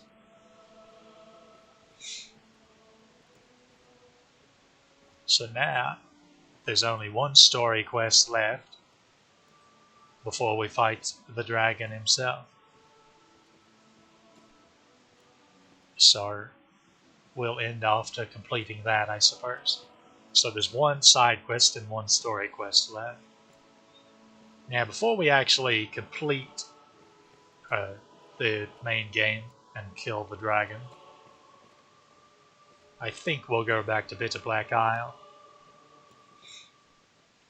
Now, I'm not sure how much we'll do, but my reasoning is there are 1 or 2 notice board quests on Bitter Black Isle that take you that are only available during this part of the game, during the main game, and aren't available during the post game because of a certain event that happens that renders the area the quests take place in altered, we'll say. So we'll at least do that. So that chest wouldn't have opened if we gave him the forged one. And it has a paladin mantle in it.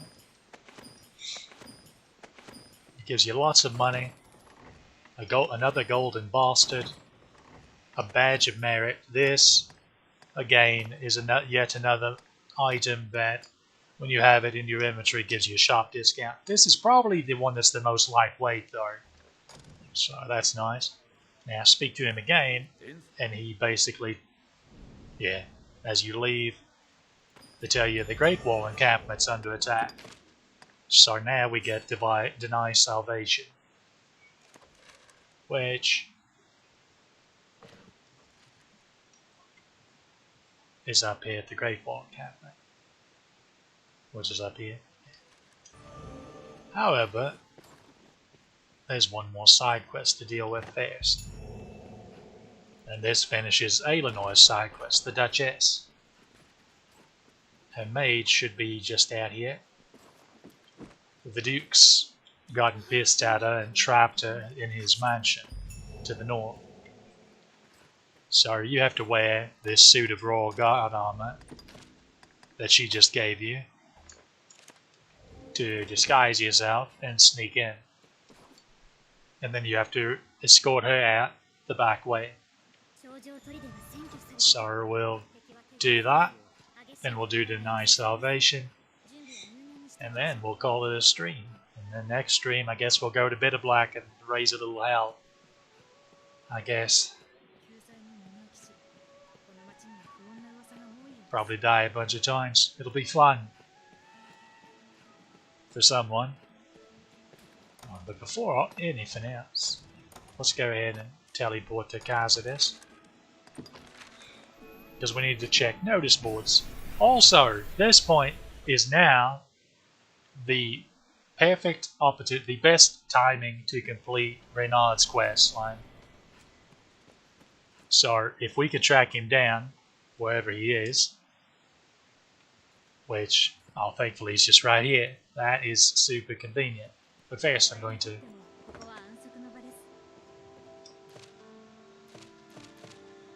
Geosaurians. Yeah, that's all we have here. Boy. So, I don't need that flask. I don't need either of those, honestly. Carrying them's a waste. Don't need those. All of this, really, but wouldn't hurt to carry. Fortunately, we have to keep the Royal Guard armor. Now, again, since we're completing his quest line, go ahead and withdraw all 6 of these journal entries. I'm not sure why the second one is out of line like that, but... And we have to do... I believe it's yet again 10 purchases from him. So the reason we wait to this point in the game is because, to do this, is because now his inventory is fully expanded. These are the Assailant's bracers that Opus wear, by the way.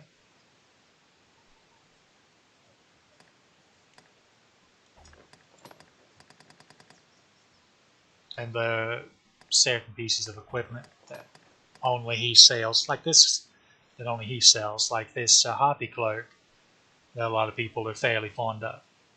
Also, there's a mod that turns it white into a snow harpy cloak, so you can use some angel wings if you like.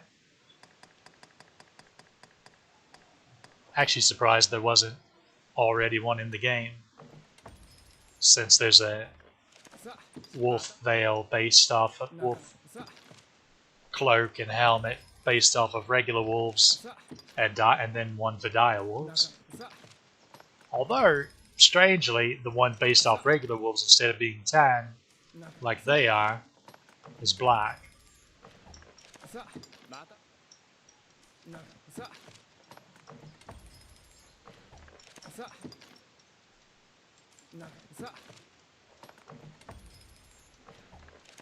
But either way, the point stands.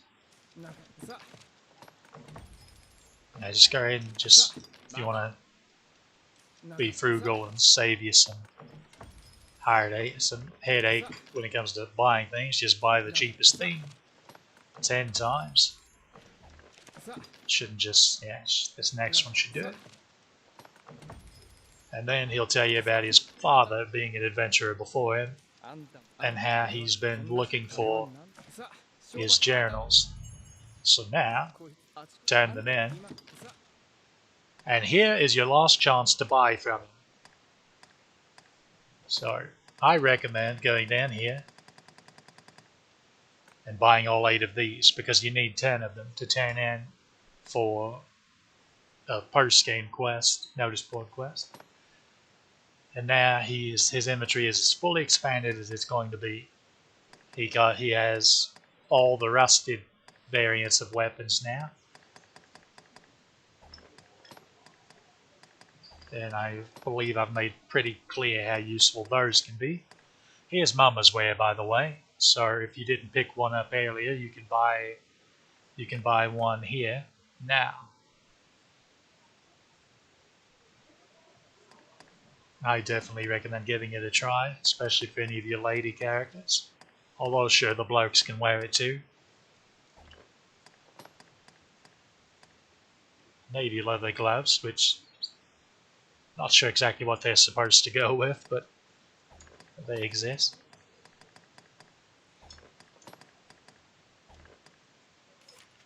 So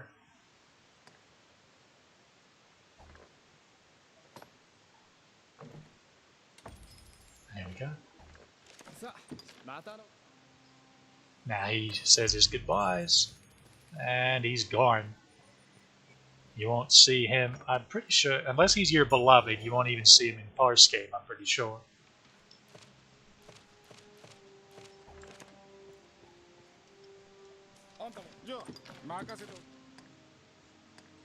Go ahead and drop these off because they're bloody heavy.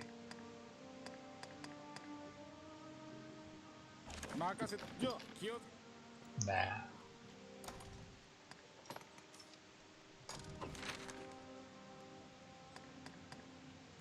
Up here is next to the Duke's mansion.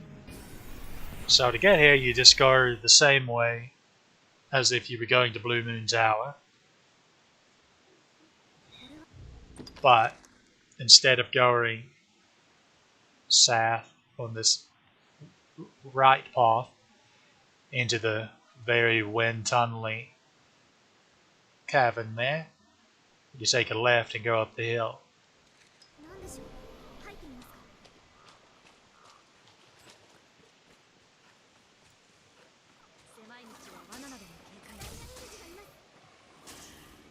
It's pretty difficult to get lost, you just follow the path. That's why I'm not really bothered about doing it this way. I'm not explicitly showing you, since it is just a very slight variation from the path we just went. And only at the end. Now, there's the mansion. Remember, we need to wear this temporarily. I'm almost tempted to use the mod to upgrade this, not because I'm not going to use it in combat, but just to make it lighter.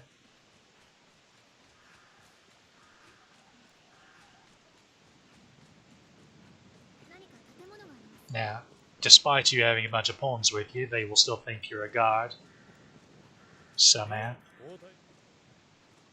So you can just mosey on in. Now, where we want to go is up a couple spiral staircases, because the Duke's got a fetish for keeping her locked in a tower for whatever reason.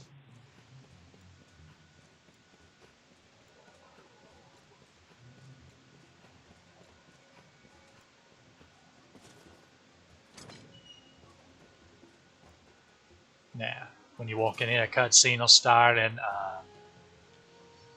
some intimacy will happen, so prepare yourself for that. Amusingly enough, if you check right here afterwards, she seems to have forgotten to put something back on. Now, at this point, you can really just put your gear back on, because you're going to have to fight your way out either way.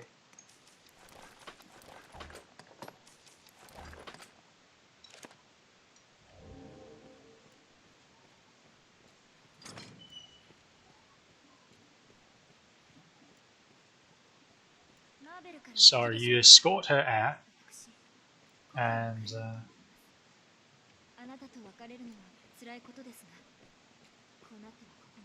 she's not too bad. Generally, she behaves alright. Obviously, she can't make jumps across big gaps, so there are a couple things you'll have to carry her across. But that's intentional, that's not just a bug in the AI or something. She's a sheltered duchess, so it should be pretty obvious she wouldn't be much of an athlete. There she is. She's good about hiding next to the walls to be safe from these guards, who do make a beeline towards it, so she is definitely their target. So, do be careful. Wait, where are you?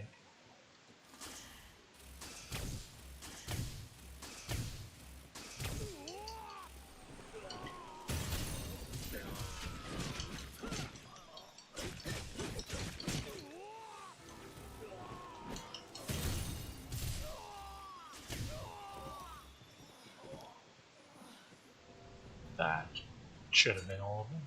Now, once you get to right here, She will unlock a secret way out for you. Unfortunately, she's stuck in animation, so you can't area her up. There's actually some moderately good treasure here, potential treasure. Especially if you like red stuff, such as you can get alchemical bangles and the like here.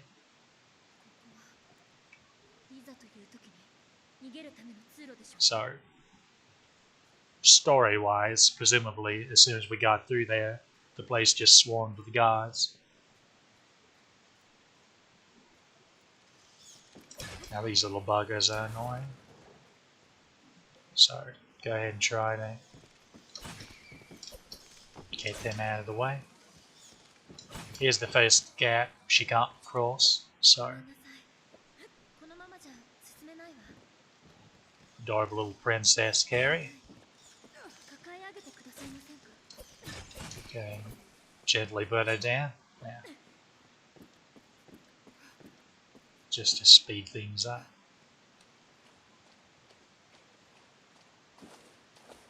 We want to go here. Now, she will walk through this. I'm just, this is faster. Alright. Put it down because there's some baddies over here.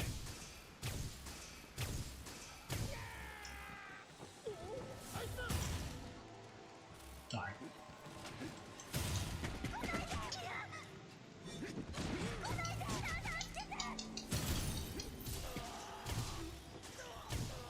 Yeah, I forgot they come from behind as well.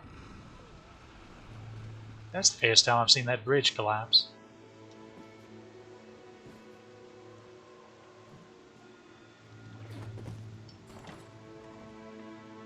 I blame my fumbling of buttons for this. Now there should be a ladder over here to get back up. Right. Or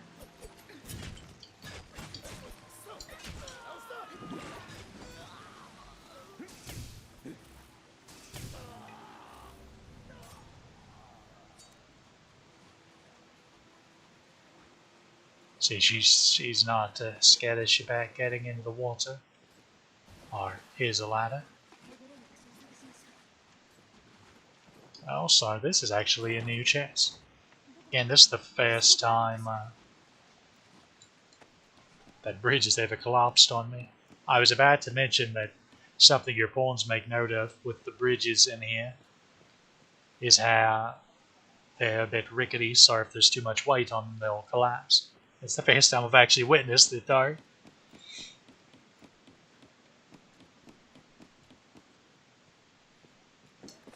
So even as clumsy as that was, as you can tell, her health is fine. So she's remarkably stat. It's probably because that set of Queen's clothing actually has a high level of basic defense. It's just it's pretty worthless upgrading. Ladies corset, it's really nice.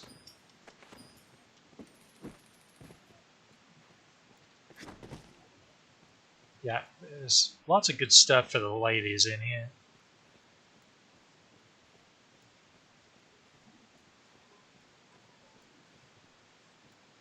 Little lanterns lying everywhere. Some curatives. Now we have to carry her across this.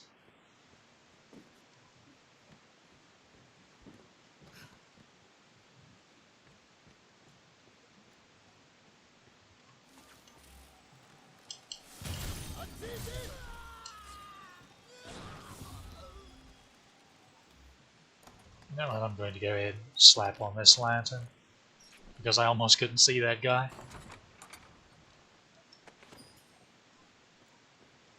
I'm trying to think if I've ever even went down here before. I don't think there's anything major though. Yeah. Alright, oops.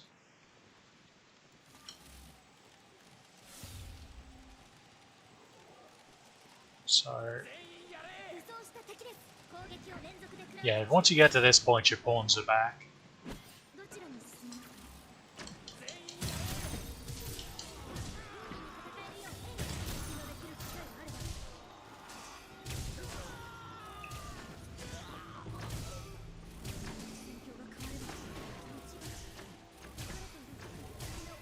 how the pawns got to this point, but these guys still here and not having went ahead and killed them.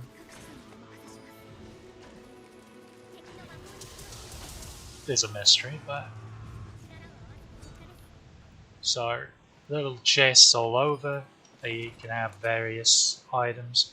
This is actually the stuff that I've been using the entire bloody game. So this is where I got it from. I was wondering. I sure didn't buy the bloody thing. Now, more chests. There's a snakeskin pairs if somehow you have not already acquired one by this point in the game. Striker greaves are the boots that go with the assailant's arm guard, so these are the boots that Ophis wears.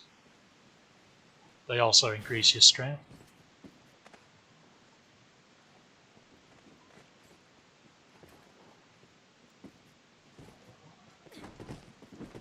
Some of these chests have a chance of having a, well, there's a summary player. This is similar to the red ones, the sultry ones, except they're yellow. So if you'd like yellow a lot, that won't be for you. And some of these chests in here have a chance of having a recluse robe, which looks rather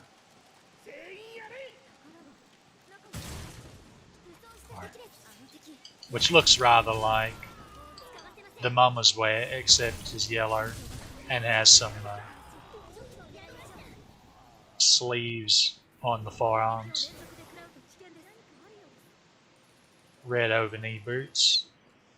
That should I'll go ahead and grab them and give you a preview, I guess. If you like those. If they were red versions of the fine over-knee boots, I'd probably like them alright, but unfortunately they're just they're like the regular over-knee boots, so that's disappointing, but c'est la vie.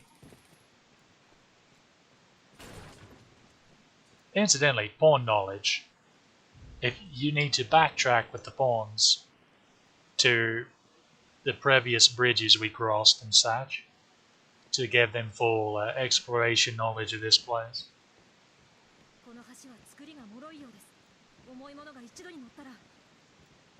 So do remember to do that if you like. And here's the way out.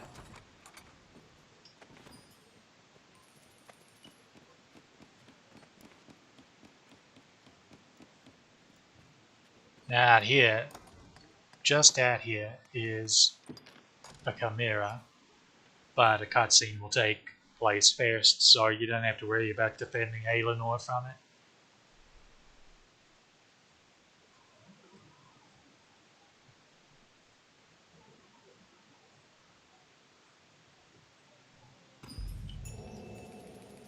And she gives you a love in the rough, which is actually, you can combine it with something else to create an Arisen's bond. If you wanted a spare for whatever reason. Let's go ahead and kill this chimera. As you see, the flower has already wilted.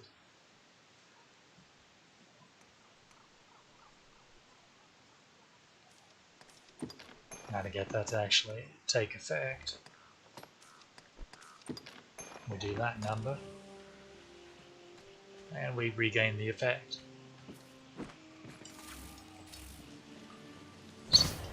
As you can see, this is just up there's the healing. Up here's the healing spring, up on that ridge. If you were curious about where this took us at.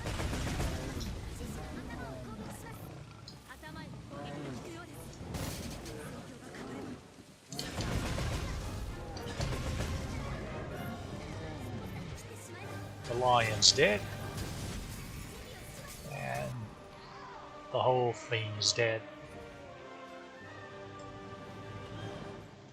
Now you can freely go back in, using this entrance to go back in the Duke's mansion.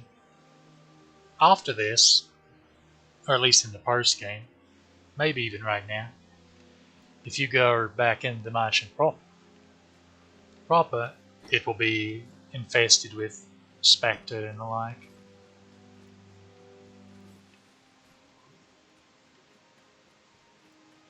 So some wicked ghosties. Incidentally, this is another way into this wind-blown canyon. And just past there is a rest camp. I suppose I could show you. Oh, it's going to be annoying though, because that wind's going to be blowing the entire bloody time. You also have to contend with some of these dire wolves trying to fight you while fighting the wind.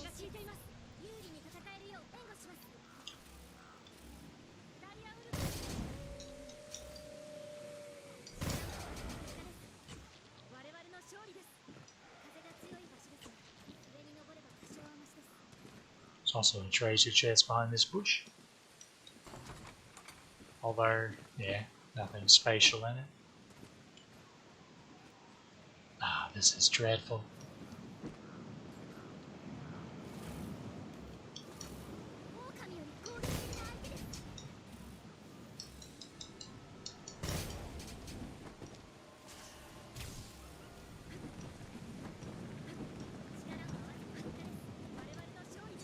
I think the more you're encumbered, maybe the less the wind will affect you, but I wouldn't swear to that. And we are pretty, well, we're average, so if we were heavy, maybe we'd get through a little quicker.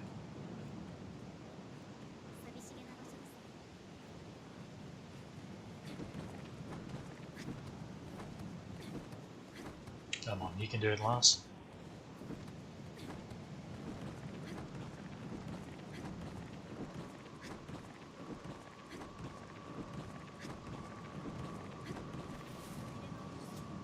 Now, there is a reprieve if you can hide behind these rocks, but you can't always do that.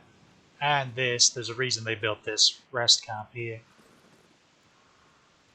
I think, now, again, it's been a very long time since I've actually went to this spot, but I think Renard can actually pop up here as well. So, that's annoying, but so this is the same as any other place. Send items to storage, can learn set new skills, and it's an inn.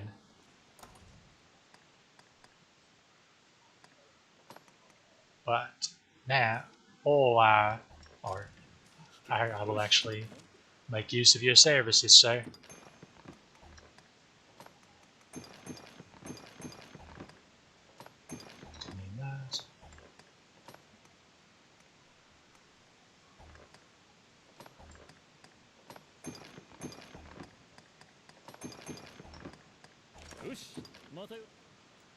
So we're going to take a quick pit stop to Bitter Black Isle, so I can acquire some liquid effluvium, because I want to test something. I will go ahead and tell you that if you do this next, so you start this next quest, at a certain point in the quest it triggers when you're actually, actively doing the quest, the Deny Salvation quest.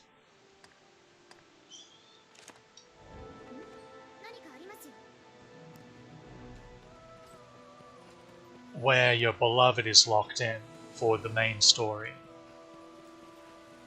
So, to make sure we get who we want, I'm going to test my theory that if we use liquid effluvium to ruin how they think about you for a moment, and then immediately give them the Arisen's bond to max out their affection once again, that it will guarantee be them That should be how it works, because it should reshuffle them to the last of the list of who got their affection marks.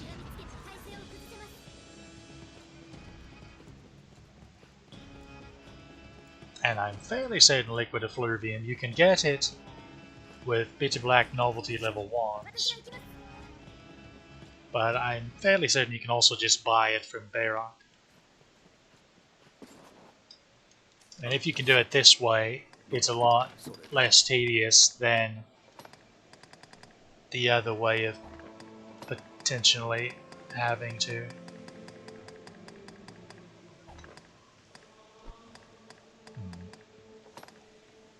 Maybe I was mistaken.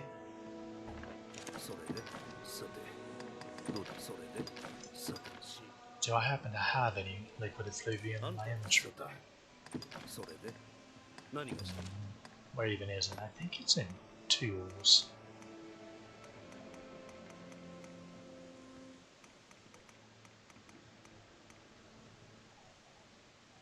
Let me look up right quick. I shall just a moment.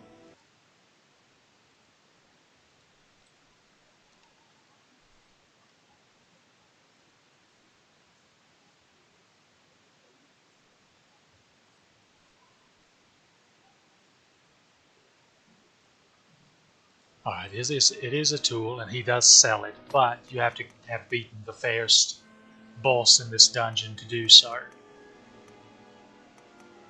So since we're not doing that this stream yet, I'll go ahead and use this just so I can test it for you.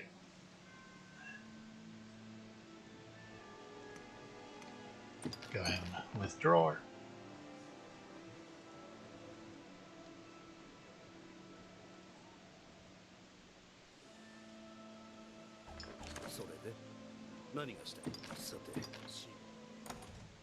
Okay, should be in Tools. Go ahead and give it to Hair and then give it back, just to make sure it took. Now, we're going back. Oh, well, we have to lift stone out first, silly me. And now, we head to Cassidy's, which we can lift stone or we can talk to Hair, because she can take us directly to Cassidy's, but either way.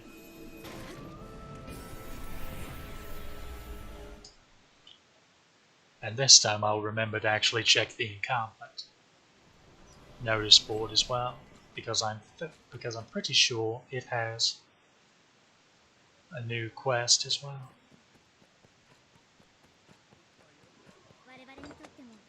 Double check this, although those are escort missions.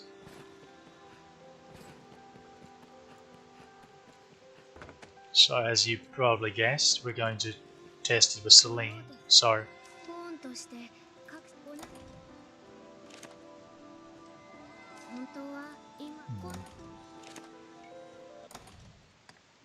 well, I need to get rid of these Francis herbs. Discard.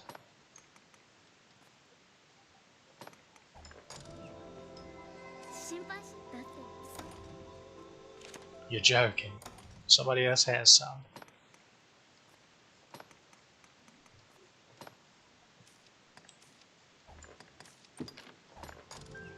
Alright. So now we can get a present. So if said present is Liquid Effluvium, then all of her affection will be gone. However, now, if we give her the Arisen's bond, it should be right back. Now, I'm just curious if that worked the way it should have. Because Liquid Effluvium is definitely something that they purposely added in Dark Arisen. And you have to think that there's a use, that there's more to it than just... Because otherwise, you would think it would be more convenient. Oh, right, we need to kill bunnies. 3 more. Boy, that character is tough. There we go. Almost, I kept forgetting about the bunnies.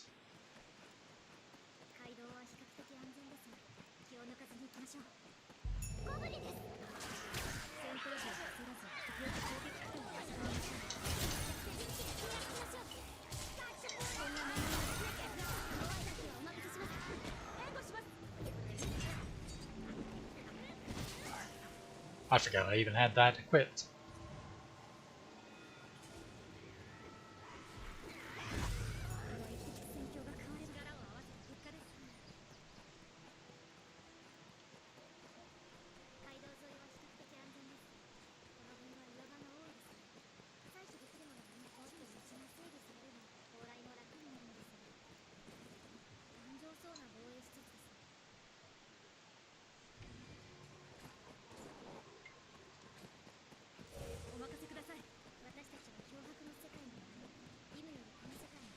I knew there'd be new ones.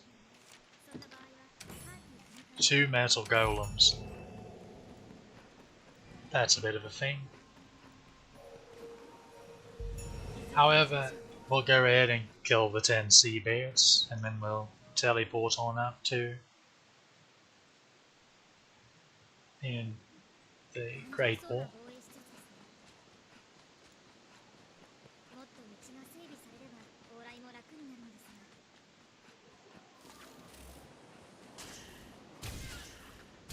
Should be a third one, right?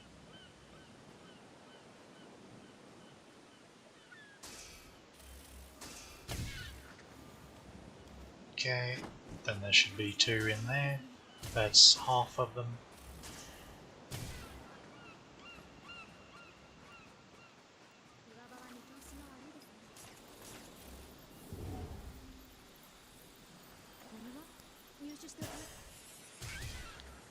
Really? That was it. Pretty sure I see one right there.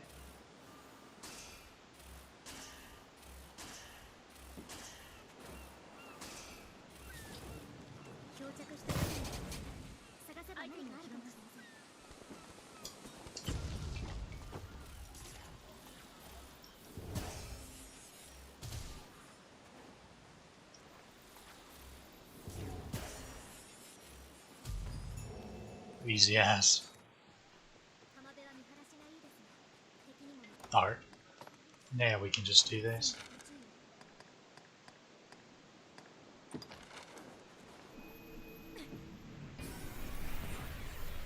So if this worked, the dragon's going to appear in a cutscene, and then in the aftermath, if your beloved is the one you gave the ring to, the ring will have fallen on the ground in front of you.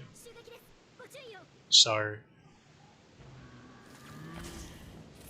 that will tell us if our little experiment worked.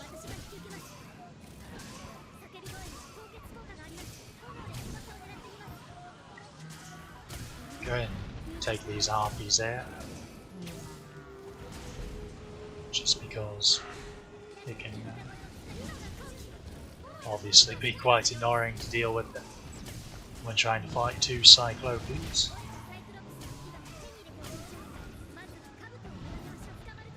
Both of them have helmets, unfortunately,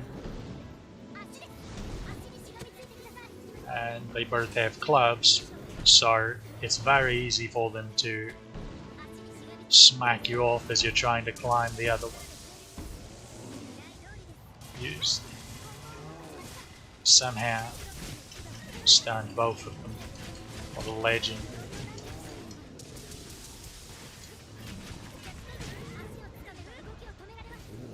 Wait, no, you're supposed to grab. What are you doing, mate? Come on. No. This is going to take a while because she keeps stunning them. Oh, that's a good loss. Yeah, come on, try to grab her. Try to grab her. Go on. There you go. Oh, he actually got it. She got loose though.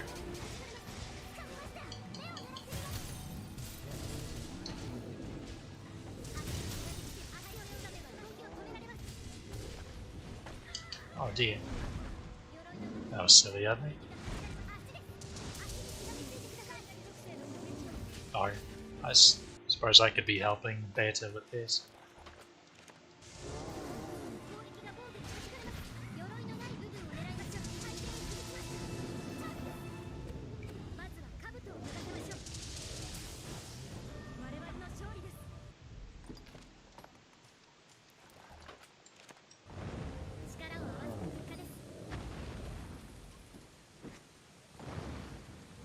They were being particularly stubborn about being grubby. That's where specifically the Levin spell is both a blessing and a curse. It's really fast casting, and it does respectable damage for how fast a cast it is. But it, if the Cyclops is struck by lightning before they have a chance to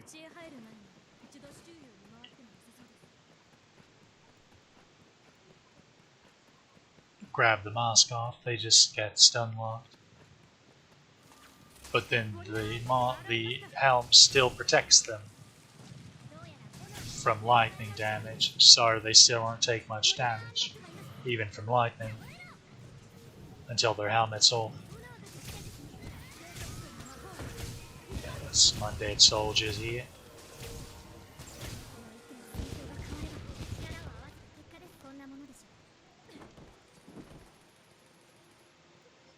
That's probably poor knowledge as well. That's why they made the comment about looking around before going into the fort itself.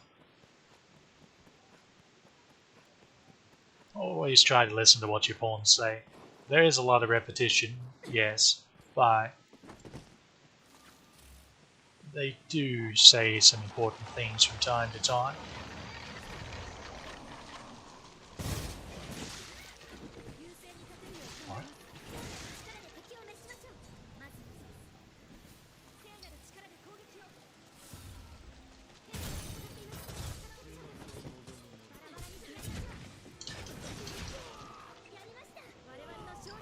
I wonder. Yeah, didn't think so. So, glory walls like that.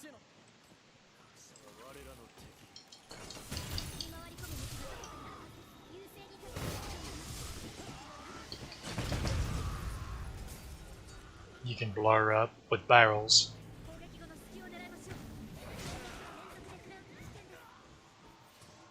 Let you lances take care of that wanker.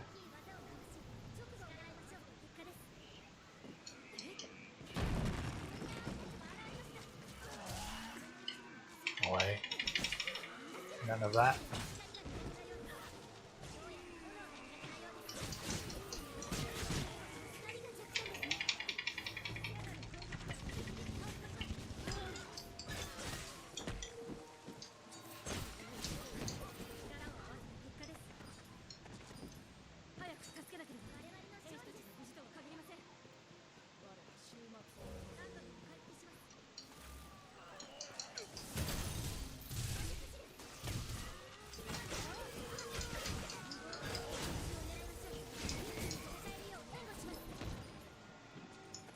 Sorry, you rescue the soldiers and they all run up to you and give you gifts.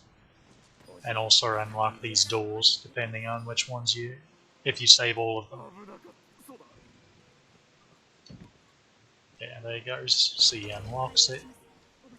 So there's typically treasure chests around. These are chimerics. These are part of the chimeric armor set, as you can tell. They're heavy black steel armor. Looks like sort of traditional knight armor, you might like. They're even heavier than the Graphic set, but they're basically early post-game level defensive armor, quality-wise. There's no reason why bother opening that. Now, of course, they open this way as well.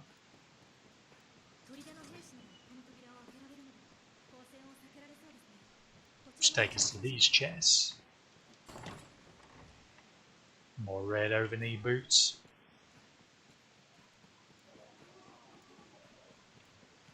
Now, this takes us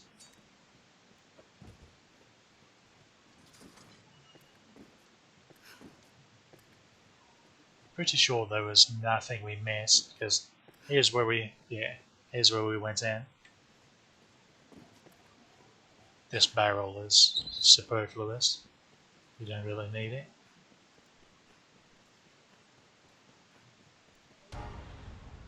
So Chimera's trying to get at that soldier. Gotta wait for him to break the crates so I can actually shoot him.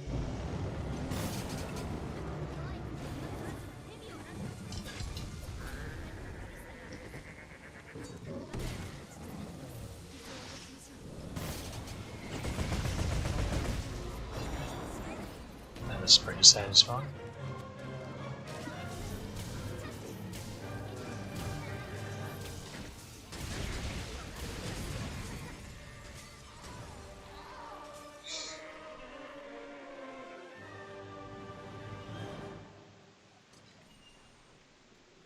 So now he opens the way for us. Don't think anything really dropped of value there. More chests. Nice graphic cloak. It is vaguely similar to the Harpy cloak, except it's an entire cape instead of wings. But it's very feathery. On the Mystic robe, I actually have some, so I could have showed you of that, but it's a nice looking mage robe that you can combo various things with. It's slightly inferior stat-wise to the Crimson robe, but both of them are very respectable late game level robes.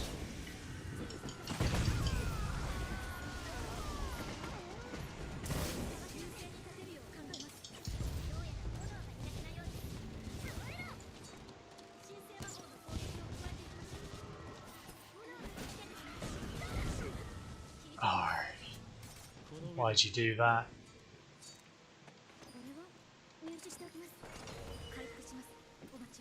Now the good news about this wall is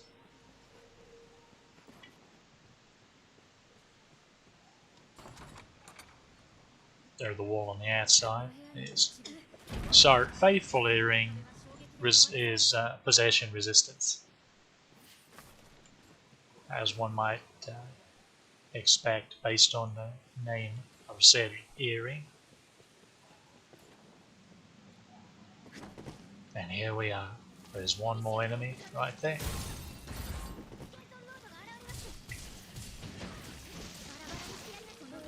Skeleton Lord. Those are tough old boys. If you'll recall, there's actually one early on in Bitter Black Isle in the room that spawns in the room we open with a skeleton key door. And that's a mace. No, that's a warhammer. There can be decent things in that chest. Unfortunately, I got unlucky and got a warrior weapon. Now, if you go out this door, your beloved is locked in. So, do make note of that.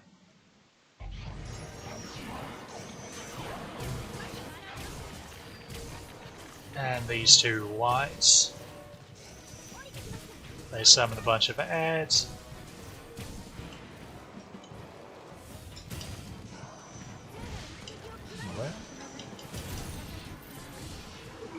Boy.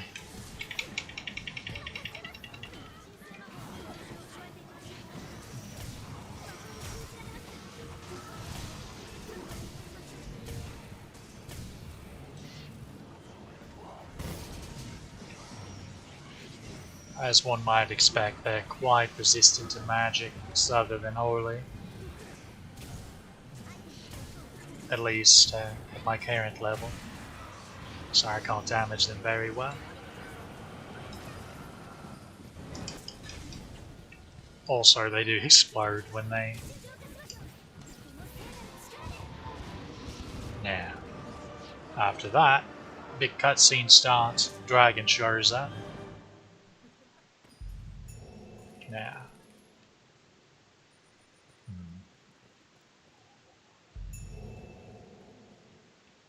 Well, the experiment seems to have failed. Unless I'm blind. But because I don't see the ring anywhere here. So now the question is, who did he grab? Oh no. I'm actually disappointed. I was pretty confident that that would have worked.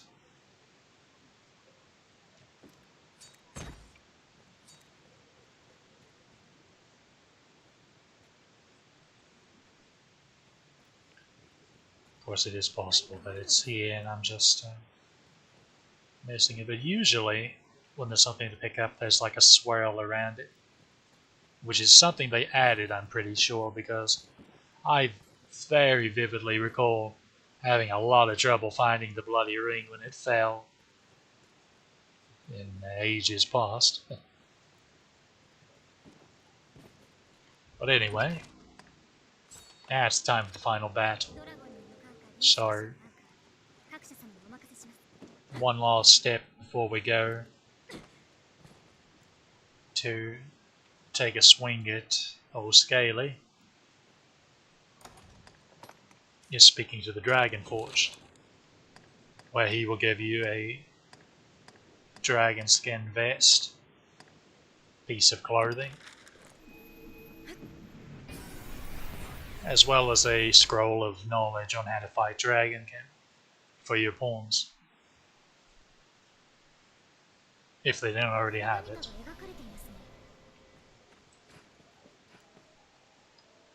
And after that, it's just a matter of going inside the Great Wall into the Tainted Mountain.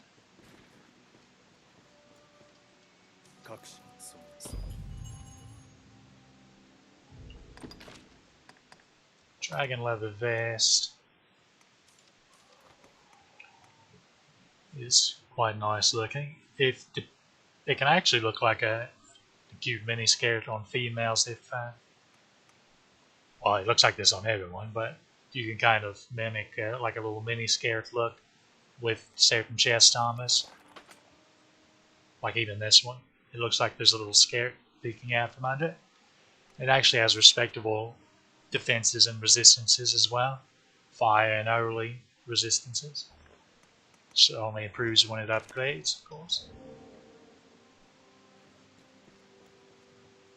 So now,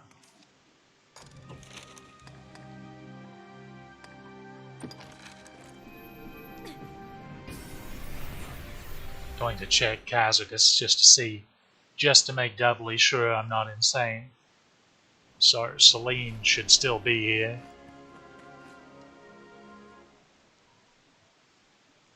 So it could have been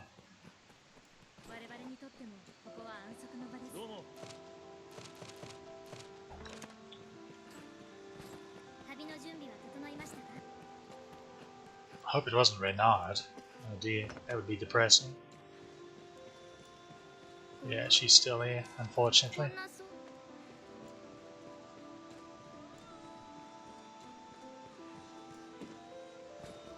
So I guess you have to go into your, where would you even find that? Profile. Is it general? History. It'd be history, I guess.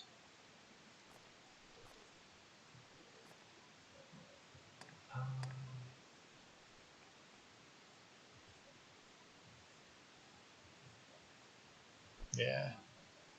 So, 23 people.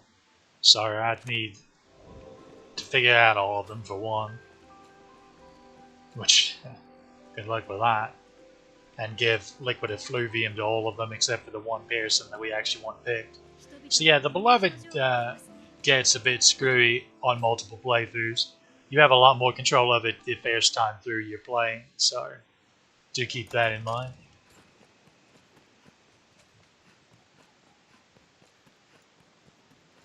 Could be Madeline, could be Eleanor, could be Reynard, Bugger.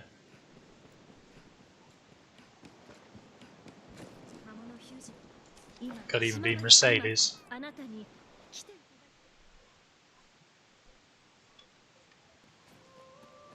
So, welcome back to Bitter Black Isle. Now, normally I wait until beating the dragon before upgrading equipment. But since we're going to do some Bitter Black Isle first, I'm debating on going ahead and doing it.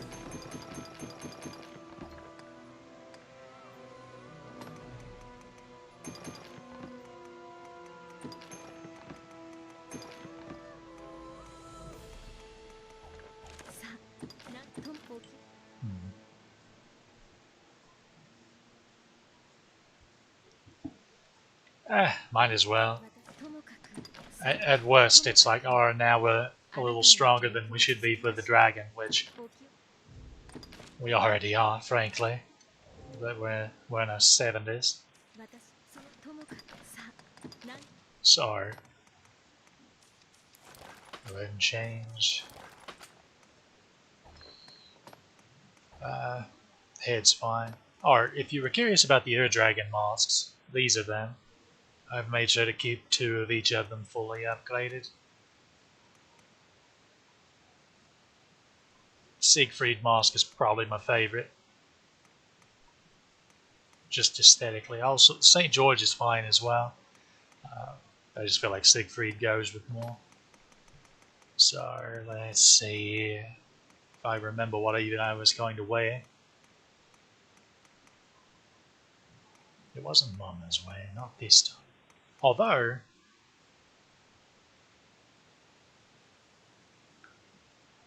I'll go ahead and show you one of my favorite looks that you can do with Mama's wear and an archer. What are they? Gauntlets of Oblivion. The ones with stamina.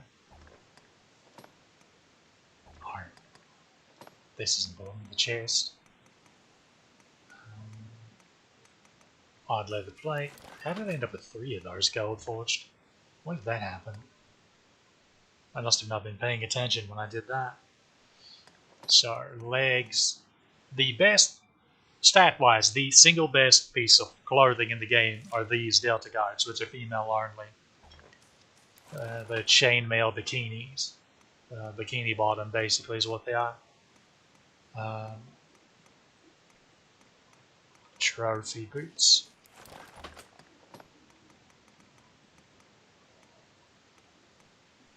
Farewell cloak and dragon wing circlet. There.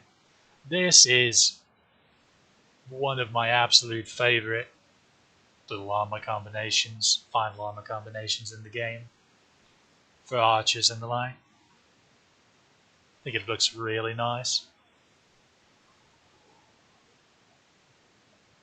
In fact, my primary pawn on PlayStation, she was wearing this, or wears this. She's still around. That is still out there. If I had access to my PS3. However, that's not what we're going to be wearing, at least for now. I may break and decide to do it anyway. Or I can go ahead and show you, since I'm a Magick Archer and they can wear this, I'll show you my favorite look for a mage as well. Where are they? Carrion claws. So grab those. Legs. Actually, bandit stalkers and grave greaves. Yeah. Sorry, grave greaves instead of carrion greaves, even though our carrion is a bit stronger stat wise.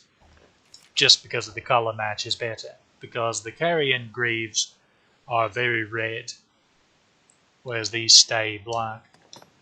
And then the Nomad's Clerk. There we have it, my favorite sorcerer getter. This has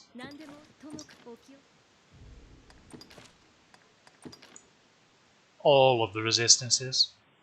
Just equip a Dragon's Blood earring and you're immune to bloody everything. It's beautiful. Also, I can show you the glory effect of the Ancient Robe. It's very lovely. Those beautiful runes glowing. Looks really nice on PC especially. And now I'll show you. I'll switch into what I'm actually probably going to have in for now.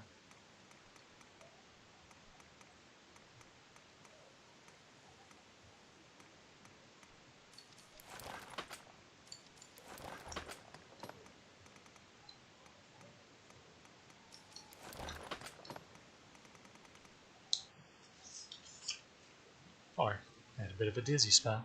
That's a bit of a thing. Silver Arisen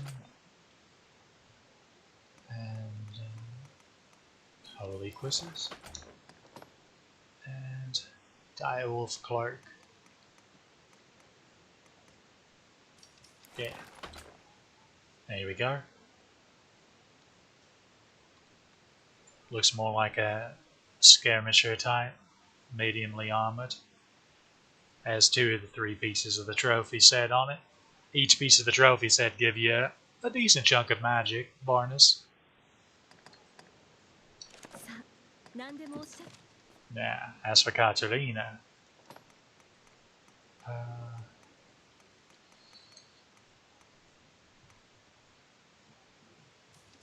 this is actually the second strongest physical sword in the game. I do have the strongest one, which is this one. I just don't like the way it looks, frankly. I feel like the blade's way too thin. It's based off of the titular Dragon's Dogma sword, but that's a regular looking sword, and it's actually quite aesthetically pleasing. But Devil's Bane is just so thin and wispy looking. Not to mention it's kind of an off, almost rusty looking color to it. I don't care for it. Now, the shield, this is the strongest shield in the game, the one that she's, the preview there. But I used, again, the second strongest one. This one's actually permanent enchanted with lightning, and it is one of the few ways in the game you have available to you to inflict the lowered strength debilitation, which is actually needed for pawn knowledge for certain enemies. So it's very handy to have on, and it can inflict with perfect blocks. And then, of course, there's Kerzid Light, which is the best enchanted sword in the game. Which it's just Kerzid Bite, but wholly enchanted. Might be handy to have this in their inventory. Perhaps. She keeps the same helmet.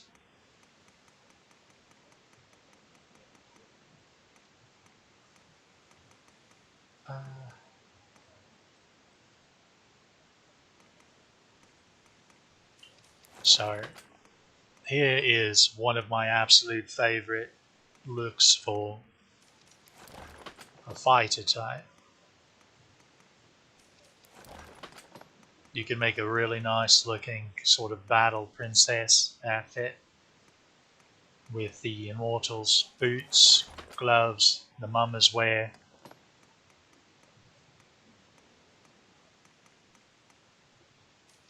Sovereign's mantle and the lady's corset.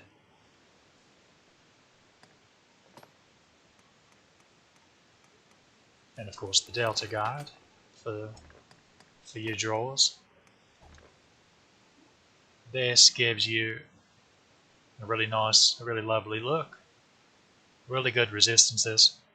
You're going to be regenerating health thanks to your gauntlets and boots. Just think it looks really nice. The resistances are really bloody good.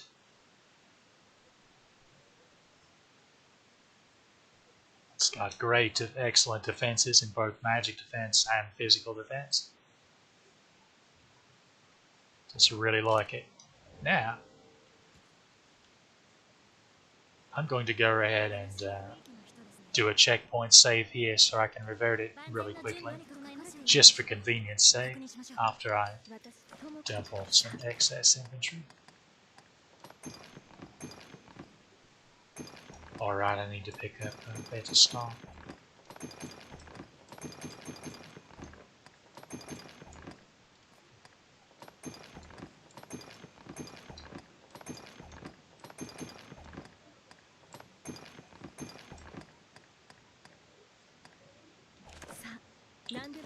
Okay, withdraw. So, the staff I'm actually going to carry around. I know it's gold forward, so I just need to look for that. Is... What is it? Is this it? No. It's actually not the strongest staff in the game, although I do have that. Oh, it's this one, Volant White. So, you get this staff. It's one of the Ur Dragon weapons for killing online Ur Dragon. Incidentally, Heaven's Keys is also Ur Dragon weapon. All the Ur Dragon weapons are enchanted with Holy. You can get the Heaven's Key from fighting offline Ur Dragon, which is much easier and less tedious for you. So, I do have multiple copies of the Dominion Claw, of course. This is the pound-for-pound strongest regular staff in the game. But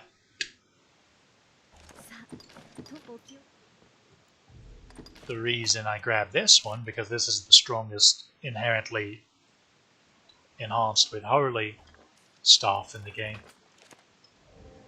Because it should, at the gate, have focus bolts. Holy focus bolts. Instead of having to actually be buffed with Holy.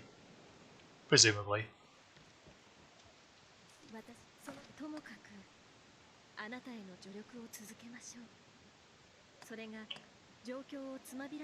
Right. I was going to go ahead and do this. And make a checkpoint.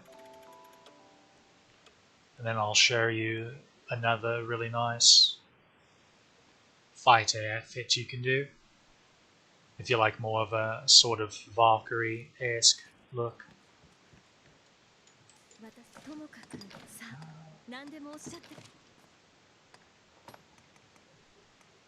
So she can actually keep wearing the ancient circlet, but of course you can also give her the dragon wing circlet if you like it. The resistances will be different. Okay, the chest piece is the Maiden's Camisole. I should have one gold forged, but... Oh, did I? I must have accidentally sold it. Oh well. I'll gold forge another one off stream sometime. So, for her... So that's chest clothing. The arms, you want the crested arm guards. Oh, right, torso. Wait, do I even have a set of these? Oh yeah, celestial armor, there it is. Legs, still the Delta Guard, but the boots are different. The boots are mercenary slugs. And then the cloak would be mahogany cloak, mahogany cape. Surely I still have that. Do I not have a mahogany cape? See, this is what I get for trying to clean up my inventory. Alright, there we go.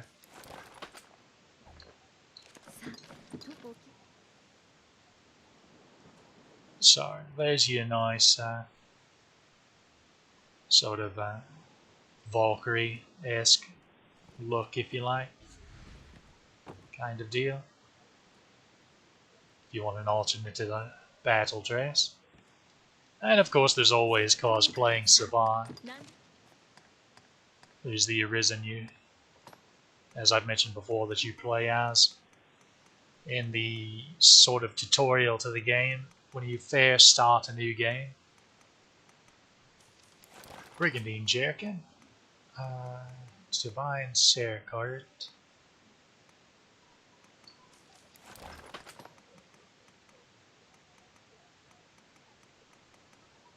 Shadow Gauntlets. Laborer's Breeches.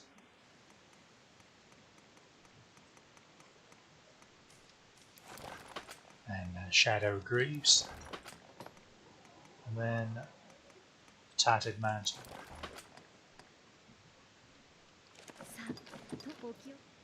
I really dig the Saban set, honestly. It's one of my favorites. Love the kind of Templar Knight look. This is all except for the clothing is post-game dungeon level armor. So it's fairly respectable when it comes to defense. It just outright defensive starts. Of course, the bitter black is going to outpace it, but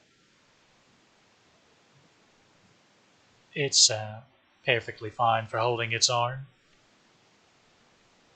And resistance-wise, it does all right. Of course, reminder that this is with a dragon blood earring and the ancient circlet. So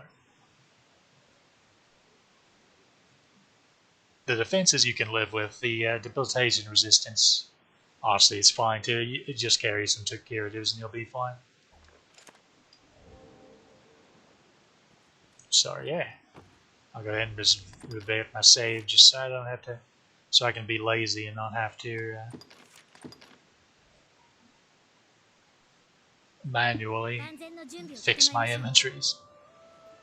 And with that, I think we'll call it a stream. So thank you for watching, and next time we'll go a little deeper into Bitter Black Isle, which so hopefully you'll enjoy that. Until then, I've been Phoenix, and this has been Dragon's Dogma.